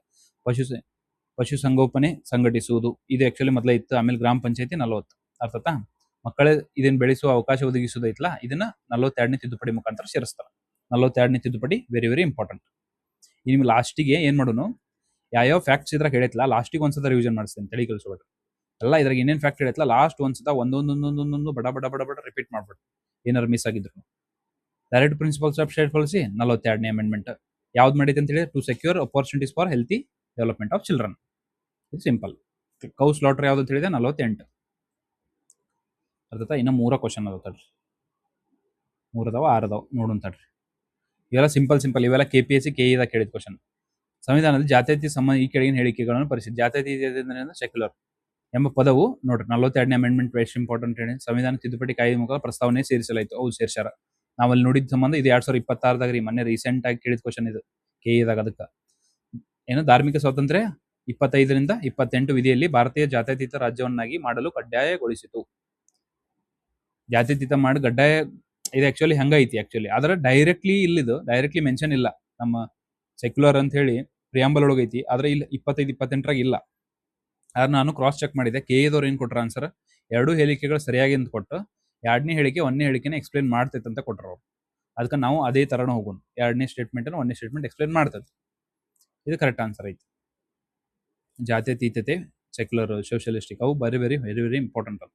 ಇಲ್ಲ ನೋಡಿ English. The term secular was added to 42nd amendment act 1976. ಇದು ಕರೆಕ್ಟ್ ಐತಿ. 25ರಿಂದ article 25 to 28 guarantees the freedom of religion, mandates the India to be secular state. ಈ ತರ ಥಿಂಕ್ ಮಾಡಿ ನಾವೇನ್ ಮಾಡ್ತೀವಿ? ತಪ್ಪು ಅಂತ ಆಗ್ತೇವೆ. ಇದು ಆಕ್ಚುಲಿ ಹಂಗ್ ನೋಡಿದ್ರೆ ಕರೆಕ್ಟ್ ಆಗಿ ಥಿಂಕ್ ಮಾಡಿದ್ರೆ ಮ್ಯಾಂಡೇಟ್ ಮಾಡಿಲ್ಲ, ಅದು ಸೆಕ್ಯುಲರ್ ಅಂತ ಕೊಟ್ಟಿಲ್ಲ. ಅದ್ರ ಪ್ರಿಯಾಂಬಲ್ದಾಗ ಐತ್ಲಾ, ಅದ್ರ ಸಂಬಂಧ ಮಾಡ್ತೈತೆ ಅಂತ ಕನ್ಸಿಡರ್ ಮಾಡ್ಯಾರ ಅಂತ ಅನ್ಸುತ್ತೆ ನಮ್ಗೆ. KEದವ್ರು ಮ್ಯಾಂಡೇಟ್ ಮಾಡ್ತೈತೆ ಅಂತ ಕನ್ಸಿಡರ್ ಮಾಡ್ತಾರ ಅನ್ಸುತ್ತೆ. ಅದಕ್ಕೆ both A and B are correct and statement 2 explain statement 1 ಇದ ರೈಟ್ ಆನ್ಸರ್ ಅಂತ KEದವ್ರು ಹಿಡಿದಾರ. ಅದ್ರ ಸಂಬಂಧ ನಾನು ಅದೇ ಕೀ ಆನ್ಸರ್ ಅಂತ ತಗೊಳತ್ತೇನೆ. ಎಕ್ಸಾಮಿನೇಷನ್ ಅಥಾರಿಟಿ ಅವರಲ್ರಿ, ನಾವು ಎಷ್ಟೋ ವಾದ ಮಾಡಿದ್ರು ಲಾಸ್ಟ್ ಫೈನಲ್ ಕೀ ಆನ್ಸರ್ ಅವ್ರದ್ದು ಆಗೋದಲ್ಲ. ಅದಕ್ಕೆ ನಾವು ಅದೇ ತರ ಥಿಂಕ್ ಮಾಡಬೇಕಾಗತ್ತೆ. ರಾಜ್ಯ ನಿರ್ದೇಶಕ ತತ್ವಗಳು ಅಗೇನ್ ರಿಪೀಟ್. ರಾಜ್ಯ ನಿರ್ದೇಶಕ ತತ್ವಗಳು ಸಂಬಂಧಿಸಿದಂತೆ ಭಾಗ 4ರಲ್ಲಿ. ಇದನ್ನ ಅದಕ್ಕೆ ಬೇಸಿಕ್ ಫ್ಯಾಕ್ಟ್ ಇದನ್ನ ನೆನಪಿಟ್ಟುಕೊಳ್ಳಬೇಕು. ಎ ಕರೆಕ್ಟ್ ಅಂದ್ರೆ ಇವೆರಡು ಹೌದು. ರಾಜ್ಯ ನಿರ್ದೇಶಕ ತತ್ವಗಳು ಕಾನೂನುಬದ್ಧವಾಗಿ ಜಾರಿಗೊಳಿಸಬಹುದು. ತಪ್ಪಲ್ರಿ? ಕಾನೂನುಬದ್ಧವಾಗಿ ಜಾರಿಗೊಳಿಸಲ್ಲ ಅಂತ ನಾ ಅಲ್ಲಿ ಹೇಳತ್ತೀನಿ. UPSC ಪ್ರಿವಿಯಸ್ ಇಯರ್ ಕ್ವಶನ್ ಅದಕ್ಕೆ ಡಿಸ್ಕಸ್ ಮಾಡೋದು. ಅಲ್ಲಿಂದ ಸೇಮ್ ಟು ಸೇಮ್ 2026 ಬಿದ್ದಿದ್ದು ಕ್ವಶನ್ಸ್ ಇವೆಲ್ಲ ಸೇಮ್ ಅವನೇ ಹಾಕತ್ತಾರಲ್ಲ ಕಾನ್ಸೆಪ್ಟ್. ಮೊದ್ಲು KE-ದಾಗ ಅಥವಾ KPSC-ದಾಗ PSI ಎಕ್ಸಾಮ್ಗಳು ಏನ್ ಕೇಳ್ತಾರೆ, ಪಾರ್ಟ್ 4 ಏನೋ DPSP ಫಂಡಮೆಂಟಲ್ ಹಿಂಗ್ ಕನ್ಫ್ಯೂಸ್ ಇಡಿಸಿದ್ರು. ಈಗ ಇವ್ರು ನೋಡಿ ಕಾನೂನುಬದ್ಧ ಜಾರಿಗೊಳ್ತೋ ಇಲ್ಲ ಈ ತರ ಕ್ವಶನ್ಸ್ ಕೇಳಕ್ ಚಾಲೂ ಮಾಡ್ರಲ್ಲ, ಅದಕ್ಕೆ ನಾವು UPSC ಪ್ರಿವಿಯಸ್ ಇಯರ್ ಕ್ವಶನ್ ಬಿಡಿಸೋದು ನೀವು. ಅದರಿಂದ ಬೆನಿಫಿಟ್ ಅಲ್ಲ ಅಂತ. ರಾಜ್ಯ ನಿರ್ದೇಶಕ ತತ್ವಗಳು ಕಾನೂನುಬದ್ಧವಾಗಿ ನ್ಯಾಯಬದ್ಧವಾಗಿವೆ ಅಂತ ಹೇಳಿ ಇದು ತಪ್ಪೈತಿ. ಅಂದ್ರೆ ಎ ಮಾತ್ರ ಆನ್ಸರ್ ಆತತಾ. ನ್ಯಾಯಬದ್ಧವಾಗಿಲ್ಲವು. ಇಲ್ಲೇನೈತಿ ನೋಡಿ, the statement with regard to directive principles of state policy. Directive principles of state policy are incorporated in part 4 of the constitution. Correct. Directive principles of state policy are legally enforceable ಅನ್ಕೊಟ್ರೆ ಇದು ತಪ್ಪು. R legally ಜಸ್ಟಿಫೈಬಲ್ ಇದು ತಪ್ಪೈತಿ. ಎರಡು ಜಸ್ಟಿಫೈಬಲ್ ಆಗಲ್ಲ, ಎನ್ಫೋರ್ಸಬಲ್ ಆಗಲ್ಲ. ಅದ್ರ ಸಂಬಂಧ answer ಯಾವುದು? Only A. ಅರ್ಥತಾ? ಈಗೇನ್ ಮಾಡೋಣ, ಲಾಸ್ಟ್ 2 ಕ್ವಶನ್ ನೋಡಿಬಿಡೋಣ. ಮತ್ತೆ directive principles of state policy ನಾ ಹೇಳಿದ್ನಲ್ಲಿ ಪ್ರಾಮಿಸ್ ಮಾಡಿ ಅಂತ ಹೇಳಿಲ್ಲ. ಪ್ರಿವಿಯಸ್ ಇಯರ್ ಕ್ವಶನ್ DPSP ಮೇಲೆ ರಿಪೀಟ್ ಅನಿಸ್ಬೋದು ನಿಮಗೆ. ಆದ್ರೆ ಯಾವ್ಯಾವ ಕೇಳ್ಯಾರ ಅಂತ ಹೇಳಿ ಹಾಕ್ತೀನಿ ಅಂತ ಹೇಳಿನಲ್ರಿ ನಿಮಗೆ, ಮತ್ತೆ ಹಾಕ್ಲೇಬೇಕು ನಾನು. It provides organisation for village panchayat. ನಾ ಏನ್ ಹೇಳತ್ತೀನಿ ನಿಮಗೆ, ಅವ್ರಿಗೆ ಬೇರೆ ಆಪ್ಷನ್ ಇಲ್ಲ, ಒಳ್ಳೆ ಮೇಲೆ ಅದೇ ಕ್ವಶನ್ ಕೇಳ್ಬೇಕು ಅವರು. Endows the with necessary powers. These principles are ಮತ್ತದೇ statement non justiciable in nature ಅಂತ ಕೊಟ್ರ ಕರೆಕ್ಟ್ ಐತಿ. On the recommendation of drafting committee, the rights of an individual are divided into justifiable and non-justifiable. ಇದು drafting committee ಇದು related ಇಲ್ರಿ. ಅದಕ್ಕೆ answer ಏನಾಗುತ್ತೆ, actually A ಮತ್ತು ಬಿ ಆಗುತ್ತೆ ಆನ್ಸರ್. ಅರ್ಥತಾ? ಎ ಮತ್ತು ಬಿ ಆಗುತ್ತೆ. ಈಗ 36ನೇದೊಂದು ನೋಡಿ, ಲಾಸ್ಟಿಗೆ ಕನ್ನಡದ ನೋಡಿಬಿಡೋಣ. ಇದು ಲಾಸ್ಟ್ ಕ್ವಶನ್ ಇದ್ರಿಂದ ಫಂಡಮೆಂಟಲ್ ರೈಟ್ಸ್ ಬಗ್ಗೆ ಕೇಳ್ಯಾರ ನೋಡ್ರಿ. About they are enforceable in the court of law. ಇದು ಕರೆಕ್ಟ್. DPSP ಎನ್ಫೋರ್ಸಿಬಲ್ ಮಾಡಕ್ ಬರಲ್ಲ, ಫಂಡಮೆಂಟಲ್ ರೈಟ್ಸ್ ಎನ್ಫೋರ್ಸಿಬಲ್ ಮಾಡ್ಬೋದು. ಅಂದ್ರೆ ನಿಮ್ಗೆ ಏನಾರ ವೈಲೇಟ್ ಆದ್ರೆ, ಎನ್ಫೋರ್ಸಿಬಲ್ ಅಂದ್ರೆ ನಥಿಂಗ್ ಬಟ್ ನಿಮ್ಗೆ ಯಾವ್ದಾರ ವೈಲೇಟ್ ಆದ್ರೆ ಅದನ್ನ ಸೀದಾ ನೀವು ಕೋರ್ಟಿಗೆ ಹೋಗಿ ನಮ್ಮ ವೈಲೇಟ್ ಆಗೈತಿ, ನಮ್ಮ ನ್ಯಾಯ ಕೊಡ್ಸರ ಡೈರೆಕ್ಟ್ಲಿ ಹೋಗ್ಬೋದು. ಅದಕ್ಕೆ ಇದು correct. They R absolute rights ಅಂತ ನೋಡ್ರಿ. ಇದು ಆಕ್ಚುಲಿ ರೀಸನೇಬಲ್ ರೆಸ್ಟ್ರಿಕ್ಷನ್ಸ್ ಅಂತ ಬರ್ತಾವತ್ತನ್ರಿ, ನಿಬಂಧನೆಗಳು ಅಂತೇವಲ್ಲ ನಾವು. ಕಾನೂನು ನಿಬಂಧನೆಗಳು ಇರ್ತಾವಲ್ಲ ಅವು ಆಕ್ಚುಲಿ ಇಲ್ಲೇ ಇಲ್ಲನ್ರಿ ಫಂಡಮೆಂಟಲ್ ರೈಟ್ಸ್ ಅದಾವಲ್ಲ. ಆರ್ಟಿಕಲ್ 19 ಕ್ಲಾಸ್ 1A ಒಳಗನ 8 ಅದಾವು ನಿಬಂಧನೆಗಳು. ಲಾ ಅಂಡ್ ಆರ್ಡರ್ ಐತಿ, ಅಥವಾ ಪೀಸ್ ಅಂಡ್ ಇಂಟರ್ನ್ಯಾಷನಲ್ ರಿಲೇಷನ್ಸ್ ಬಗ್ಗೆ ಐತಿ, ಅಥವಾ ಯಾವ್ದದು ಮೊರಾಲಿಟಿ ಅಂಡ್ ಡಿಸೆನ್ಸಿ ಐತಿ. ಈ ತರ 8 ಅದಾವು. ಅರ್ಥತಾ? ಇನ್ಸೈಟ್ಮೆಂಟ್ ಟು ವೈಲೆನ್ಸ್ ಐತಿ. ಈ ತರ 8 ಗ್ರೌಂಡ್ಸ್ ಅದಾವು. ಇಲ್ಲಿ ಏನ್ ಕೊಟ್ರ, ಅಬ್ಸಲ್ಯೂಟ್ ಐತಿ ಅಂತ ಕೊಟ್ರ. ಫಂಡಮೆಂಟಲ್ ರೈಟ್ಸ್ ಅಬ್ಸಲ್ಯೂಟ್ ಅಂದ್ರೆ ನಥಿಂಗ್ ಬಟ್ ಒಟ್ಟ ಅವನ್ನ ನೀವು ವೈಲೇಟ್ ಮಾಡಕ್ಕಾಗಲ್ಲ ಅಂತ. ಈಗ ಹಂಗಿದ್ರ freedom of speech and expression ಕೊಟ್ಟೇವಂತಂದ್ರ ಈಗ ಯಾವ್ಯಾವ ಪ್ರೆಸ್ ಗೀಸ್ ಎಲ್ಲ ಬಂದ್ ಮಾಡ್ತಾರಲ್ರಿ, ಮತ್ತೆ ಅವ್ನ ಹೆಂಗ್ ಮಾಡತ್ತಾರ? ಈ ಪ್ರೆಸ್ಗಳನ್ನೆಲ್ಲ ಬಂದ್ ಮಾಡ್ತಾರಲ್ಲ ಸರ್ಕಾರ, ತಮ್ಮ ಬಗ್ಗೆ ಬರೆಯತ್ತಿತ್ತಂತ ಬಂದ್ ಮಾಡ್ತಾರಲ್ಲ. ಮತ್ತೆ ಅಬ್ಸಲ್ಯೂಟ್ ಇದ್ದು ಅಂದ್ರೆ ಅವ್ನ ಇವ್ನ ಹೆಂಗ್ ಬಂದ್ ಮಾಡಕ್ ಸಾಧ್ಯ ಆಗತ್ತೆ? ಅಬ್ಸಲ್ಯೂಟ್ ಇಲ್ಲವು, ಅದ್ರ ಮೇಲೆ ರೀಸನಬಲ್ ರೆಸ್ಟ್ರಿಕ್ಷನ್ಸ್ ಅಥವಾ ನಿಬಂಧನೆಗಳು ಅದಾವು. ಅದ್ರ ಸಂಬಂಧ ಅವ್ನು ಬಂದ್ ಮಾಡಕ್ ಸಾಧ್ಯ ಆಗತ್ತೆ. ಇಂಟರ್ನೆಟ್ ಶಟ್ ಡೌನ್ ಮಾಡ್ತಾರ, ಅದನ್ನ ಹೆಂಗ್ ಮಾಡತ್ತಾರ? ಮತ್ತೆ ರೀಸನಬಲ್ ರೆಸ್ಟ್ರಿಕ್ಷನ್ ಐತಿ, ಅದ್ರ ಸಂಬಂಧ ದೇ ಆರ್ ಅಬ್ಸಲ್ಯೂಟ್ ಅಂತ ಕೊಟ್ರ. ಬಿ ತಪ್ಪು ಅಂದ್ರ ಈ 2 ಆಪ್ಷನ್ ಹೋದು, ಇದು 1 ಆಪ್ಷನ್ ಹೋತು. They can be suspended during national emergency except some. ಹೌದಲ್ರಿ? ಸಸ್ಪೆಂಡ್ ಮಾಡ್ಬೋದು. ಸಮ್ ಅಂತಂದ್ರೆ 20 ಮತ್ತು 21 ಬಿಟ್ಟು ಉಳುಕಿದ್ದನ್ನೆಲ್ಲ ಅವರು ಎಕ್ಸ್ಟೆಂಡ್ ಮಾಡ್ಬೋದು. ಇದ್ರ 19 ನಡ್ಬರ್ಕ್ ಒಂದು ಡಿಫ್ರೆನ್ಸ್ ಐತಿ. 19 ಆರ್ಟಿಕಲ್ ಹೆಂಗ್ ಸಸ್ಪೆಂಡ್ ಆಗತ್ತಂದ್ರ, ಇದು ಅಕಸ್ಮಾತ್ 2 ಗ್ರೌಂಡ್ಸ್ಲಿ ಆಗತ್ತಲ್ರಿ. ಯಾವ್ಯಾವ ಆಕತಿ? ವಾರ್ ಮತ್ತು ಎಕ್ಸ್ಟರ್ನಲ್ ಅಗ್ರೆಷನ್ ಅಂತ ಆಗತ್ತ, ಅಥವಾ ಆರ್ಮ್ಡ್ ರೆಬಿಲಿಯನ್ ಅಂತೀವಲ್ಲ, ಆರ್ಮ್ಡ್ ರೆಬಿಲಿಯನ್ ಶಸ್ತ್ರಾಸ್ತ್ರ ದಂಗೆ. ಇದು ಇಂಟರ್ನಲ್ ರೀಸನ್, ಇದು ಎಕ್ಸ್ಟರ್ನಲ್ ರೀಸನ್. ಹೊರಗಿನವ್ರು ಮಾಡ್ತಾರಲ್ಲ, ಇದು ಇಂಟರ್ನಲ್. ಆರ್ಮ್ ರೆಬಿಲಿಯನ್ ಅಂದ್ರೆ ಶಸ್ತ್ರಾಸ್ತ್ರ ದಂಗೆ, ಇದು ಯುದ್ಧ ಅಥವಾ ಎಕ್ಸ್ಟರ್ನಲ್ ರೆಗ್ಯುಲೇಷನ್ ಆದ್ರೆ 19 ಆಟೋಮೆಟಿಕಲಿ ಹೋಗ್ಬಿಡ್ತದೆ. Freedom of speech and expression ಐತಲ್ಲ, ಅದು ಆಟೋಮೆಟಿಕಲಿ ಹೋಗ್ಬಿಡುತ್ತೆ. ಅದೇ ಆರ್ಮ್ಡ್ ರೆಬಿಲಿಯನ್ ಅಥವಾ ಇಂಟರ್ನಲ್ ರೆಬಿಲಿಯನ್ ಆದಾಗ ಅವಾಗ ನಿಮ್ಗೆ ಶಸ್ತ್ರಾಸ್ತ್ರ ದಂಗೆ ಆಗಿರುತ್ತಲ್ಲ, ಆ ಟೈಮ್ದಾಗ 19 ತೆಗೆದೋಗಕ್ ಬರಲ್ಲ. 19 ಇರ್ತದೆ ಅವಾಗ. ಅರ್ಥತ್ ಅಂತ ಅನ್ಕೊಂಡಿನ. ಇದು ಆಕ್ಚುಲಿ ಮೊದ್ಲ ಆರ್ಮ್ಡ್ ರೆಬಿಲಿಯನ್ ಇರಲಿಲ್ಲ. ಏನಿತ್ತು? ಇಂಟರ್ನಲ್ ಡಿಸ್ಟರ್ಬೆನ್ಸ್ ಅಂತಿತ್ತು, ಆಂತರಿಕ ಗಲಭೆ ಅಂತಿತ್ತು. ಇದನ್ನ ಆಂತರಿಕ ಗಲಭೆ ಇದ್ದಿದ್ದು ನಮ್ಮ ಇಂದಿರಾ ಗಾಂಧಿ ಅವರು ಅದನ್ನ 75ರಾಗ ಎಮರ್ಜೆನ್ಸಿ ಮಾಡಿ ಅದನ್ನ ಮಿಸ್ಯೂಸ್ ಮಾಡ್ಕೊಂಡ್ರು. ಅದ್ರ ಸಂಬಂಧ 44ನೇ ತಿದ್ದುಪಡಿ ಮುಖಾಂತರ ಇಂಟರ್ನಲ್ ಡಿಸ್ಟರ್ಬೆನ್ಸ್ ಇದ್ದಿದ್ದು ಏನ್ ಮಾಡಿದ್ವಿ ನಾವು? ಆರ್ಮ್ಡ್ ರೆಬಿಲಿಯನ್ ಅಂತಂದ್ರೆ ಶಸ್ತ್ರಾಸ್ತ್ರ ದಂಗೆ ಮಾಡಿದೆವು. ಅರ್ಥತಾ? ಈ ಮಿಸ್ಯೂಸ್ ಆಗಬಾರ್ದು ಅಂತ ಹೇಳಿ ಅದಕ್ಕೆ 19 ಉಳಿತೈತಿ. ವಾರ ಮತ್ತೆ ಯುದ್ಧ ಟೈಮ್ದಾಗ 19 ಆಟೋಮೆಟಿಕಲಿ ಹೋಗ್ಬಿಡುತ್ತೆ. ಇದು ಎದಕ್ಕಾಗತ್ತಂದ್ರೆ, ನೀವು freedom of speech and expression ಕೊಟ್ಟೇವೆ ಅಂತ ಹೇಳಿ ನಾವೇನ್ ಮಾಡ್ಬಿಡ್ತೇವೆ, ಹೊರದೇಶದವರಿಗೆ ಅಥವಾ ಹೊರದೇಶ ಯಾವ ಅಟ್ಯಾಕ್ ಮಾಡುತ್ತಲ್ಲ ಅವರಿಗೂ ನಾವು freedom of speech and expression ಐತೆ ಅಂತ ಹೇಳಿ ಹೊರಗಿನವ್ರಿಗೆ ಇಲ್ಲಿ ಒಳಗಿನ ಇನ್ಫಾರ್ಮೇಶನ್ ಕೊಡಕತ್ರ, ಅವಾಗ ಏನ್ ಮಾಡ್ಬೇಕ್ರಿ ಅವು? ಅದಕ್ಕೆ ಇದನ್ನ ಆಟೋಮೆಟಿಕಲಿ ತೆಗೆದೋಗ್ಬಿಡ್ತಾರೆ 19 ಟೈಮ್ಸ್. ಅರ್ಥತಾ? ಇದು correct. They are available only to the citizens. Actually ಫಾರಿನರ್ಸಿಗೂ ಎಷ್ಟೋ ಲೈಟ್ಸ್ ಅದಾವು, ಸಿಟಿಸನ್ಸಿಗೆ ಅಷ್ಟೇ ಅಲ್ಲ. ಅರ್ಥತಾ? ಹಂಗಂದ್ರ ಯಾವ್ದು ಆನ್ಸರ್? ಎ ಮತ್ತು ಸಿ. ಎ ಮತ್ತು ಸಿ ಇಲ್ಲ ಐತೆ ನೋಡ್ರಿ. ಆತದಾ. ಈಗ ಇವ ಬಂದಿಸ್ 3 ಕ್ವಶನ್ ಕನ್ನಡದಾಗ ಒಂದು ನೋಡ್ಬಿಡು. ಎಲ್ಲೋತನ್ರಿ. ರಾಜ್ಯ ನಿರ್ದೇಶಕ ತತ್ವಗಳ ಸಂಬಂಧ ಕೆಳಗಿನ ಯಾವ ಹೇಳಿಕೆ ಸರಿಯಾಗಿದೆ ಅನ್ಕೊಟ್ರೆ, ಇವು ರಾಜಕೀಯ ಪ್ರಜಾಪ್ರಭುತ್ವ ತರುವ ಗುರಿಯನ್ನು ರಾಜಕೀಯ ಪ್ರಜಾಪ್ರಭುತ್ವ ಅಂತ ಐತಿ, ಪೊಲಿಟಿಕಲ್ ಡೆಮೋಕ್ರಸಿ ಅಂತ ಐತಿ ಅಲ್ಲ. ಇವು ಸಾಮಾಜಿಕ ಪ್ರಜಾಪ್ರಭುತ್ವ ಮಾತ್ರ ಅಂದ್ಕೊಟ್ರೆ ಬೇಕಂತ. ಈ ಮಾತ್ರ ಇದು ಕೊಟ್ರೆ ಹೇಳ್ರಿ ಅವ್ರು ನೀವು ತಪ್ಪು ಮಾಡಕ್ ಅಥವಾ ಇದನ್ನ ತಪ್ಪು ಮಾಡ್ಬೇಕಂತ ಹೇಳಿ, ಅದು ತಪ್ಪೈತಿ. ಆರ್ಥಿಕ ಪ್ರಜಾಪ್ರಭುತ್ವ ಅದು ಅಲ್ಲ. ಸಾಮಾಜಿಕ ಮತ್ತು ಆರ್ಥಿಕ ಎರಡು ಬ್ರಾಡರ್ ಆಪ್ಷನ್. ಬ್ರಾಡ್ ಯಾವ್ದೈತಿ ಎಲ್ಲಕ್ಕಿಂತ ದೊಡ್ಡದು ಯಾವ್ದು ಅನ್ಸುತ್ತೆ ನಿಮ್ಗೆ? ಎರಡೆರಡು ಮಿಕ್ಸ್ ಆಗಿದ್ದು ಸಾಮಾಜಿಕ ಪ್ರಜಾಪ್ರಭುತ್ವ ಅಷ್ಟೇ ಐತಿ, ಇಲ್ಲ ಆರ್ಥಿಕ ಪ್ರಜಾಪ್ರಭುತ್ವ ಐತಿ, ಇಲ್ಲ ರಾಜಕೀಯ ಪ್ರಜಾಪ್ರಭುತ್ವ. ಇಲ್ಲಿ ಎರಡು ಅದಲ್ಲ, ಸಾಮಾಜಿಕ ಮತ್ತು ಆರ್ಥಿಕ. ಇದೆ ಆನ್ಸರ್. ಅಲ್ಲಿ ನಾವು ಆಕ್ಚುಲ್ ಪ್ರೀವಿಯಸ್ ಇಯರ್ ಕ್ವಶನ್ ನೋಡಿದ್ವಲ್ಲ, ಸೋಷಿಯಲ್ ಮತ್ತು ಎಕನಾಮಿಕ್ ಏನದು ಡೆಮೋಕ್ರಸಿ ಅಥವಾ ವೆಲ್ಫೇರ್ ಸ್ಟೇಟ್ ಅಂತ ನೋಡಿದ್ರೆ ಅದೇ ಥೀಮ್ ಮೇಲೆ ಇವರು ಅದನ್ನ ಕ್ವಶನ್ ಕೇಳ್ಯಾರ. ಅರ್ಥ ಅಂತ ಅನ್ಕೊಂಡಿನಿ ನಾನು ನಿಮ್ಗೆ.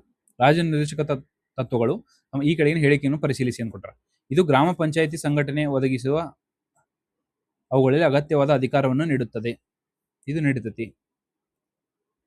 ತತ್ವ ಸ್ವರೂಪ ನ್ಯಾಯಬದ್ಧವಾಗಿ ಜಸ್ಟಿಸಿಬಲ್ ಇಲ್ಲವು. ಅವರು ಕರಡು ಸಮಿತಿ ವ್ಯಕ್ತಿತ್ವ ಹಕ್ಕುಗಳು ಅಥವಾ ನ್ಯಾಯಬದ್ಧ ಮತ್ತು ನ್ಯಾಯಬದ್ಧವಲ್ಲದ ಹಕ್ಕುಗಳಿಗೆ ವಿಂಗಡಿಸಲಾಯಿತು. ಇದು ತಪ್ಪೈತಿ. ಅಂದ್ರೆ ಏನ್ ಮಾತ್ರ ಐತ್ರಿ ಆನ್ಸರ್ ಅದು. ಅಂದ್ರೆ ಇದ್ರ ರಿಲೇಟೆಡ್ ಇಲ್ಲ, ಜಸ್ಟಿಫೈಬಲ್ ಇಲ್ಲ, ಅದ್ರ ರಿಲೇಟೆಡ್ ಇಲ್ಲ. ಮೂಲಭೂತ ಹಕ್ಕುಗಳ ಕುರಿತು ಸರಿಯಾದ ಹೇಳಿಕೆಗಳನ್ನು ಹೇಳ್ತಂತ. ಅವುಗಳು ನ್ಯಾಯಾಲಯದಲ್ಲಿ ಜಾರಿಗೊಳಿಸಬಹುದು ಅಂತ ಐತಿ. ಹೌದು, ಅವನ್ನು ನ್ಯಾಯಾಲಯದಲ್ಲಿ ನಾವು ಜಾರಿಗೊಳಿಸಬಹುದು. ಅರ್ಥತಾ? ಇವು ಪರಿಣಾಮಕಾರಿ, ಇದು ಪರಿಪೂರ್ಣ ಹಕ್ಕಾಗಿವೆ ಅಥವಾ ಅಬ್ಸಲ್ಯೂಟ್ ರೈಟ್ಸ್ ಆಗಿವೆ. ಅಬ್ಸಲ್ಯೂಟ್ ರೈಟ್ಸ್ ಅಲ್ರಿ, ಅದ್ರ ಮೇಲೆ ರೀಸನಬಲ್ ರಿಸ್ಟ್ರಿಕ್ಷನ್ ಅಥವಾ ನಿಬಂಧನೆಗಳು ಅದಾವು. ಅದಕ್ಕೆ ಇದು ತಪ್ಪೈತಿ, ಬಿ ತಪ್ಪೈತಿ. ಈ ಕೆಲವು ಹಕ್ಕುಗಳನ್ನು ಹೊರತುಪಡಿಸಿ ರಾಷ್ಟ್ರೀಯ ತುರ್ತು ಪರಿಸ್ಥಿತಿ ಸಮಯದಲ್ಲಿ ಇವುಗಳನ್ನು ಅಮಾನತುಗೊಳಿಸಬಹುದು. ಹೌದು, ಗೊಳಿಸಬಹುದು. ಕೆಲವು ಹಕ್ಕುಗಳು ಹೊರತುಪಡಿಸಿ ಅಂದ್ರೆ ಯಾವುದು? 20 ಮತ್ತು 21 ತೆಗೆದೋಗ್ಯಾಕ ಬರಲ್ಲ. ಅರ್ಥತಾ? ಇವು ಭಾರತೀಯ ನಾಗರಿಕರಿಗೆ ಮಾತ್ರ ಲಭ್ಯವಿದೆ ಅಂತಿಲ್ಲ, ಫಾರಿನರ್ಸ್ಗೂ ಅವೈಲೇಬಲ್ ಆಯ್ತದ. ಯಾವುದು? ಇದು. ಅದ್ರ ಸಂಬಂಧ ಇದು ತಪ್ಪಾಗುತ್ತೆ. ಅಂದ್ರೆ ಯಾವ್ದು ಆನ್ಸರ್? ಎ ಮತ್ತು ಸಿ. ಅರ್ಥತ್ರ?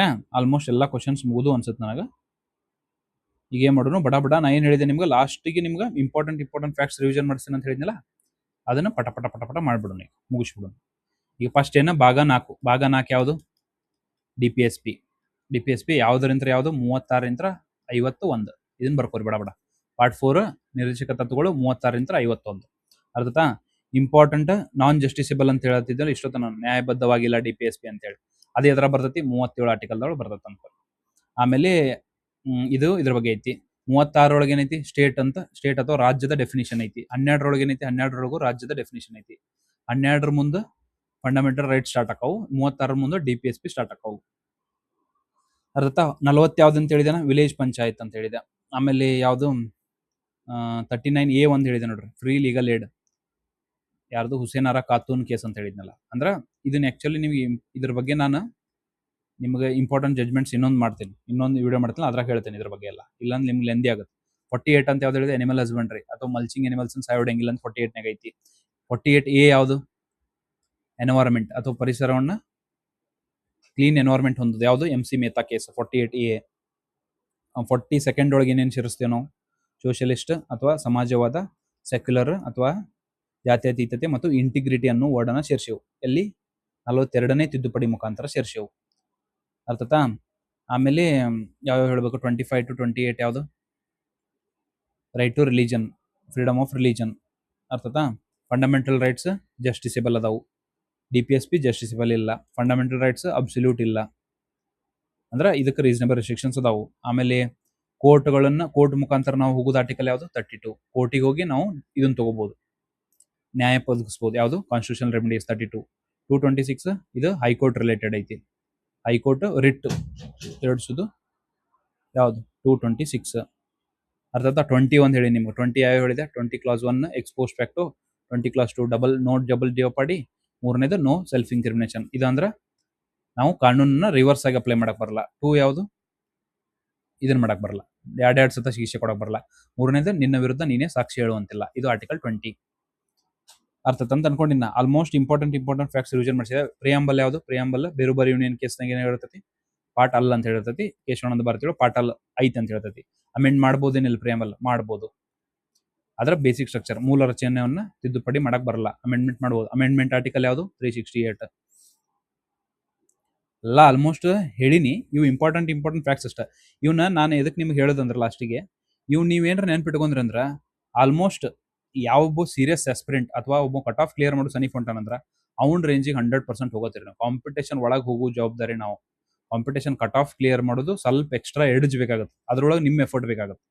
ಎಲ್ಲರಿಗೂ ಎಷ್ಟು ಗೊತ್ತೈತಲ್ಲ ಅಷ್ಟು ಗೊತ್ತು ಮಾಡೋ ಜವಾಬ್ದಾರಿ ನಂದ್ರೆ. ಅದಾದ್ಮೇಲೆ ಕಟ್ ಆಫ್ ಇಂತ್ರ ಒಂದು ಮಾರ್ಕ್ಸ್ ಹೆಚ್ಚಿಗೆ ತೆಗಿಬೇಕಲ್ಲ ನಾವು, ಅದು ನೀವು ಸ್ವಲ್ಪ ಎಕ್ಸ್ಟ್ರಾ ಎಫರ್ಟ್ ಹಾಕಿದ್ರೆ ಈ ಕಟ್ ಆಫ್ ಇಂತ್ರ ಜಂಪ್ ಆಗ್ಬಿಡ್ತಾರೆ. ಅರ್ಥತಾ? ಈ ತರ ಇನ್ಮೇಲೆ ಡಿಸ್ಕಸ್ ಮಾಡ್ಕೋತ ಹೋಗೋಣ. ಜಾಸ್ತಿ ಕ್ವಶನ್ಸ್ ಹಾಕ್ತೀನಿ ನಾ ನಿಮ್ಗೆ. ಇದೊಂದು ನನಗೆ ಒಂದು ಸಣ್ಣ ಹೆಲ್ಪ್ ಮಾಡ್ಬಿಡ್ರಲ್ಲ, ಏನು ಮಾಡಂಗಿಲ್ಲ. ಇದೇನು ನಾವು ವಿಡಿಯೋ ಮಾಡಿ ಹಾಕಿದ್ನಲ್ಲ ನಿಮ್ಗೆ, ಇದು ಆಕ್ಚುಲಿ ನಿಮ್ಗೆ ಹೆಂಗ್ ಅನಿಸ್ತು, ರಿವ್ಯೂ ಅನಿಸ್ತು? ಒಂದನೇ ಸತ ಕೇಳಿದವ್ರಿಗೆ ಹೇಳತ್ನ, ಒಂದನೇ ಸತ ಇನ್ KS ಬ್ಯಾಚಿಗೆ ಜಾಯ್ನ್ ಆಗಿ ಇದು ಕೇಳಿದ್ರಲ್ಲ ಕ್ಲಾಸ್, ನಿಮ್ಗೆ ಹೆಂಗ್ ಅನಿಸ್ತು? ಇದನ್ನ ಆಕ್ಚುಲಿ ಲೆಂದಿ ಆತು ಅಥವಾ ರಿವಿಷನ್ ಮಾಡಿಸೋದು ಚಲೋ ಅನಿಸ್ತು, ಅಥವಾ ನಮ್ಮ ರಿವಿಷನ್ ಮಾಡಿಸ್ಬೇಡ್ರಿ ನಾವು ಆಲ್ರೆಡಿ ಓದೇವು ಮತ್ತೆ ಟೈಮ್ ವೇಸ್ಟ್ ಮಾಡ್ಬೇಡ್ರಿ ನಮ್ದು ಅಂತಿರೋ, ಏನಂತೀರಿ ಹೇಳ್ರಿ ನಾವು? ಅಥವಾ ಒಳ್ಳೆ ಮೇಲೆ ರಿಪಿಟೇಷನ್ ಮಾಡಬೇಕು ಮಾಡಬಾರ್ದು, ಏನ್ ಮಾಡಿದ್ರೆ ನಮ್ಗೆ ಬಾಯ್ ಹೊಡೆದ್ ಬಿಡ್ತದ ಬಿಡ್ರಿ ಹೇಳ್ರಿ ನಮ್ಗಂತಿದ್ರು, ಅಥವಾ ಇನ್ನೊಂದ್ ಸ್ವಲ್ಪ ಡೀಪ್ ಆಗಿ ಡಿಸ್ಕಷನ್ ಮಾಡ್ಬೇಕು, ಏನ್ ಮೇಲ್ ಮಾಡ್ಬೇಕು? ಆಮೇಲೆ ನಾನೀಗ ನೋಟ್ಸ್ ಬಗ್ಗೆ ಆಗಲೇ ಕ್ಲಾರಿಟಿ ಕೊಟ್ಟಿನಿ. ನೋಟ್ಸ್ ಏನ್ ಹೇಳ್ರಿ, ನೋಟ್ಸ್ ಡೀಪ್ ಐತದ ಆಲ್ರೆಡಿ, ಇನ್ನೊಂದು ಡೀಪ್ ಕೇಳತ್ತೀರಿ ನೀವು. ಆಕ್ಚುಲಿ ನಾ ಕರೆಂಟ್ ಅಫೇರ್ಸ್ ಹ್ಯಾಂಡ್ ಔಟ್ ಹಾಕ್ತೀನಿ, ಹಾಕಿದ್ಮೇಲೆ ಅವಾಗ ಏನ್ ಮಾಡ್ತೀರಿ ನೋಡೋಣ. ಆದ್ರೆ ಒಂದು ಎರಡು ಪ್ರಿನ್ಸಿಪಲ್ ಫಸ್ಟ್ ಹೇಳಿದ್ದು ಇನ್ನೊಮ್ಮೆ ಹೇಳ್ಬಿಡ್ತೀನಿ. ಯಾಕಂದ್ರೆ ಅವು ವೆರಿ ಇಂಪಾರ್ಟೆಂಟ್ ಅದಾವ್ರಿ. ಈ ಮೆಂಟರ್ಶಿಪ್ ವರ್ಕ್ ಆಗ್ಬೇಕಂದ್ರೆ ಒಂದು ಸಬ್ಜೆಕ್ಟ್ ಅಟ್ ಎ ಟೈಮ್ ಒಂದು, ಇನ್ನೊಂದು ಲೇಯರ್ಡ್ ಸ್ಟಡಿ ಒಂದು, ಇವೆರಡೇ ಪ್ರಿನ್ಸಿಪಲ್ ಮೇಲೆ ವರ್ಕ್ ಆಗೋದು. ಲೇಯರ್ಡ್ ಸ್ಟಡಿ ಅಂದ್ರೆ first basics finger of the ಟಿಪ್ನಾಗ ಇರ್ಬೇಕು ನಮಗೆ, ಆಮೇಲೆ ಅವನ್ನೆಲ್ಲ ಬಾಯಟ್ ಹೊಡೆದಂಗೆ ಆತಿಲ್ಲ, ಆಮೇಲೆ ನೆಕ್ಸ್ಟ್ ಸ್ಟೆಪ್ಪಿಗೆ ಹೋಗೋದು. ಇವೆರಡು ಪ್ರಿನ್ಸಿಪಲ್ ನೆನ್ಪಿಟ್ಕೋರಿ. ಈ ಮೆಂಟರ್ಶಿಪ್ ಇಂದ್ರ 100% ನಿಮಗೆ ಬೆನಿಫಿಟ್ ಆಗೇ ಆಗ್ತದೆ. ಇದನ್ನ ನಾ ಪ್ರಾಮಿಸ್ ಮಾಡ್ತೀನಿ. ಬೇಕಾದ್ರೆ ಒಂದು ವೀಕ್ನಾಗ ನಿಮ್ಮ ಸ್ಟಡೀಸ್ದಾಗ ಈ ತರ ಏನೇನು ಕೊಟ್ಟಿರ್ತಲ್ಲ ಅದು ಫಾಲೋ ಮಾಡಲಿಲ್ಲ ಅಂದ್ರೆ ಒಂದು ವೀಕ್ನಾಗ ಚೇಂಜಸ್ ಆಗಲಿ ಅಂದ್ರೆ ನಂಗೆ ಹೇಳ್ರಿ. ಅರ್ಥತಾ? ಈ previous year question discussion video ನಿಮ್ಗೆ ಇಷ್ಟ ಆಯ್ತು ಅಂತ ಅನ್ಕೊಂಡಿನಿ. ನೆಕ್ಸ್ಟ್ ವಿಡಿಯೋ ಸಿಗೋನು. Until then I hereby signing off Vishwa. ಧನ್ಯವಾದಗಳು. ಬಾಯ್.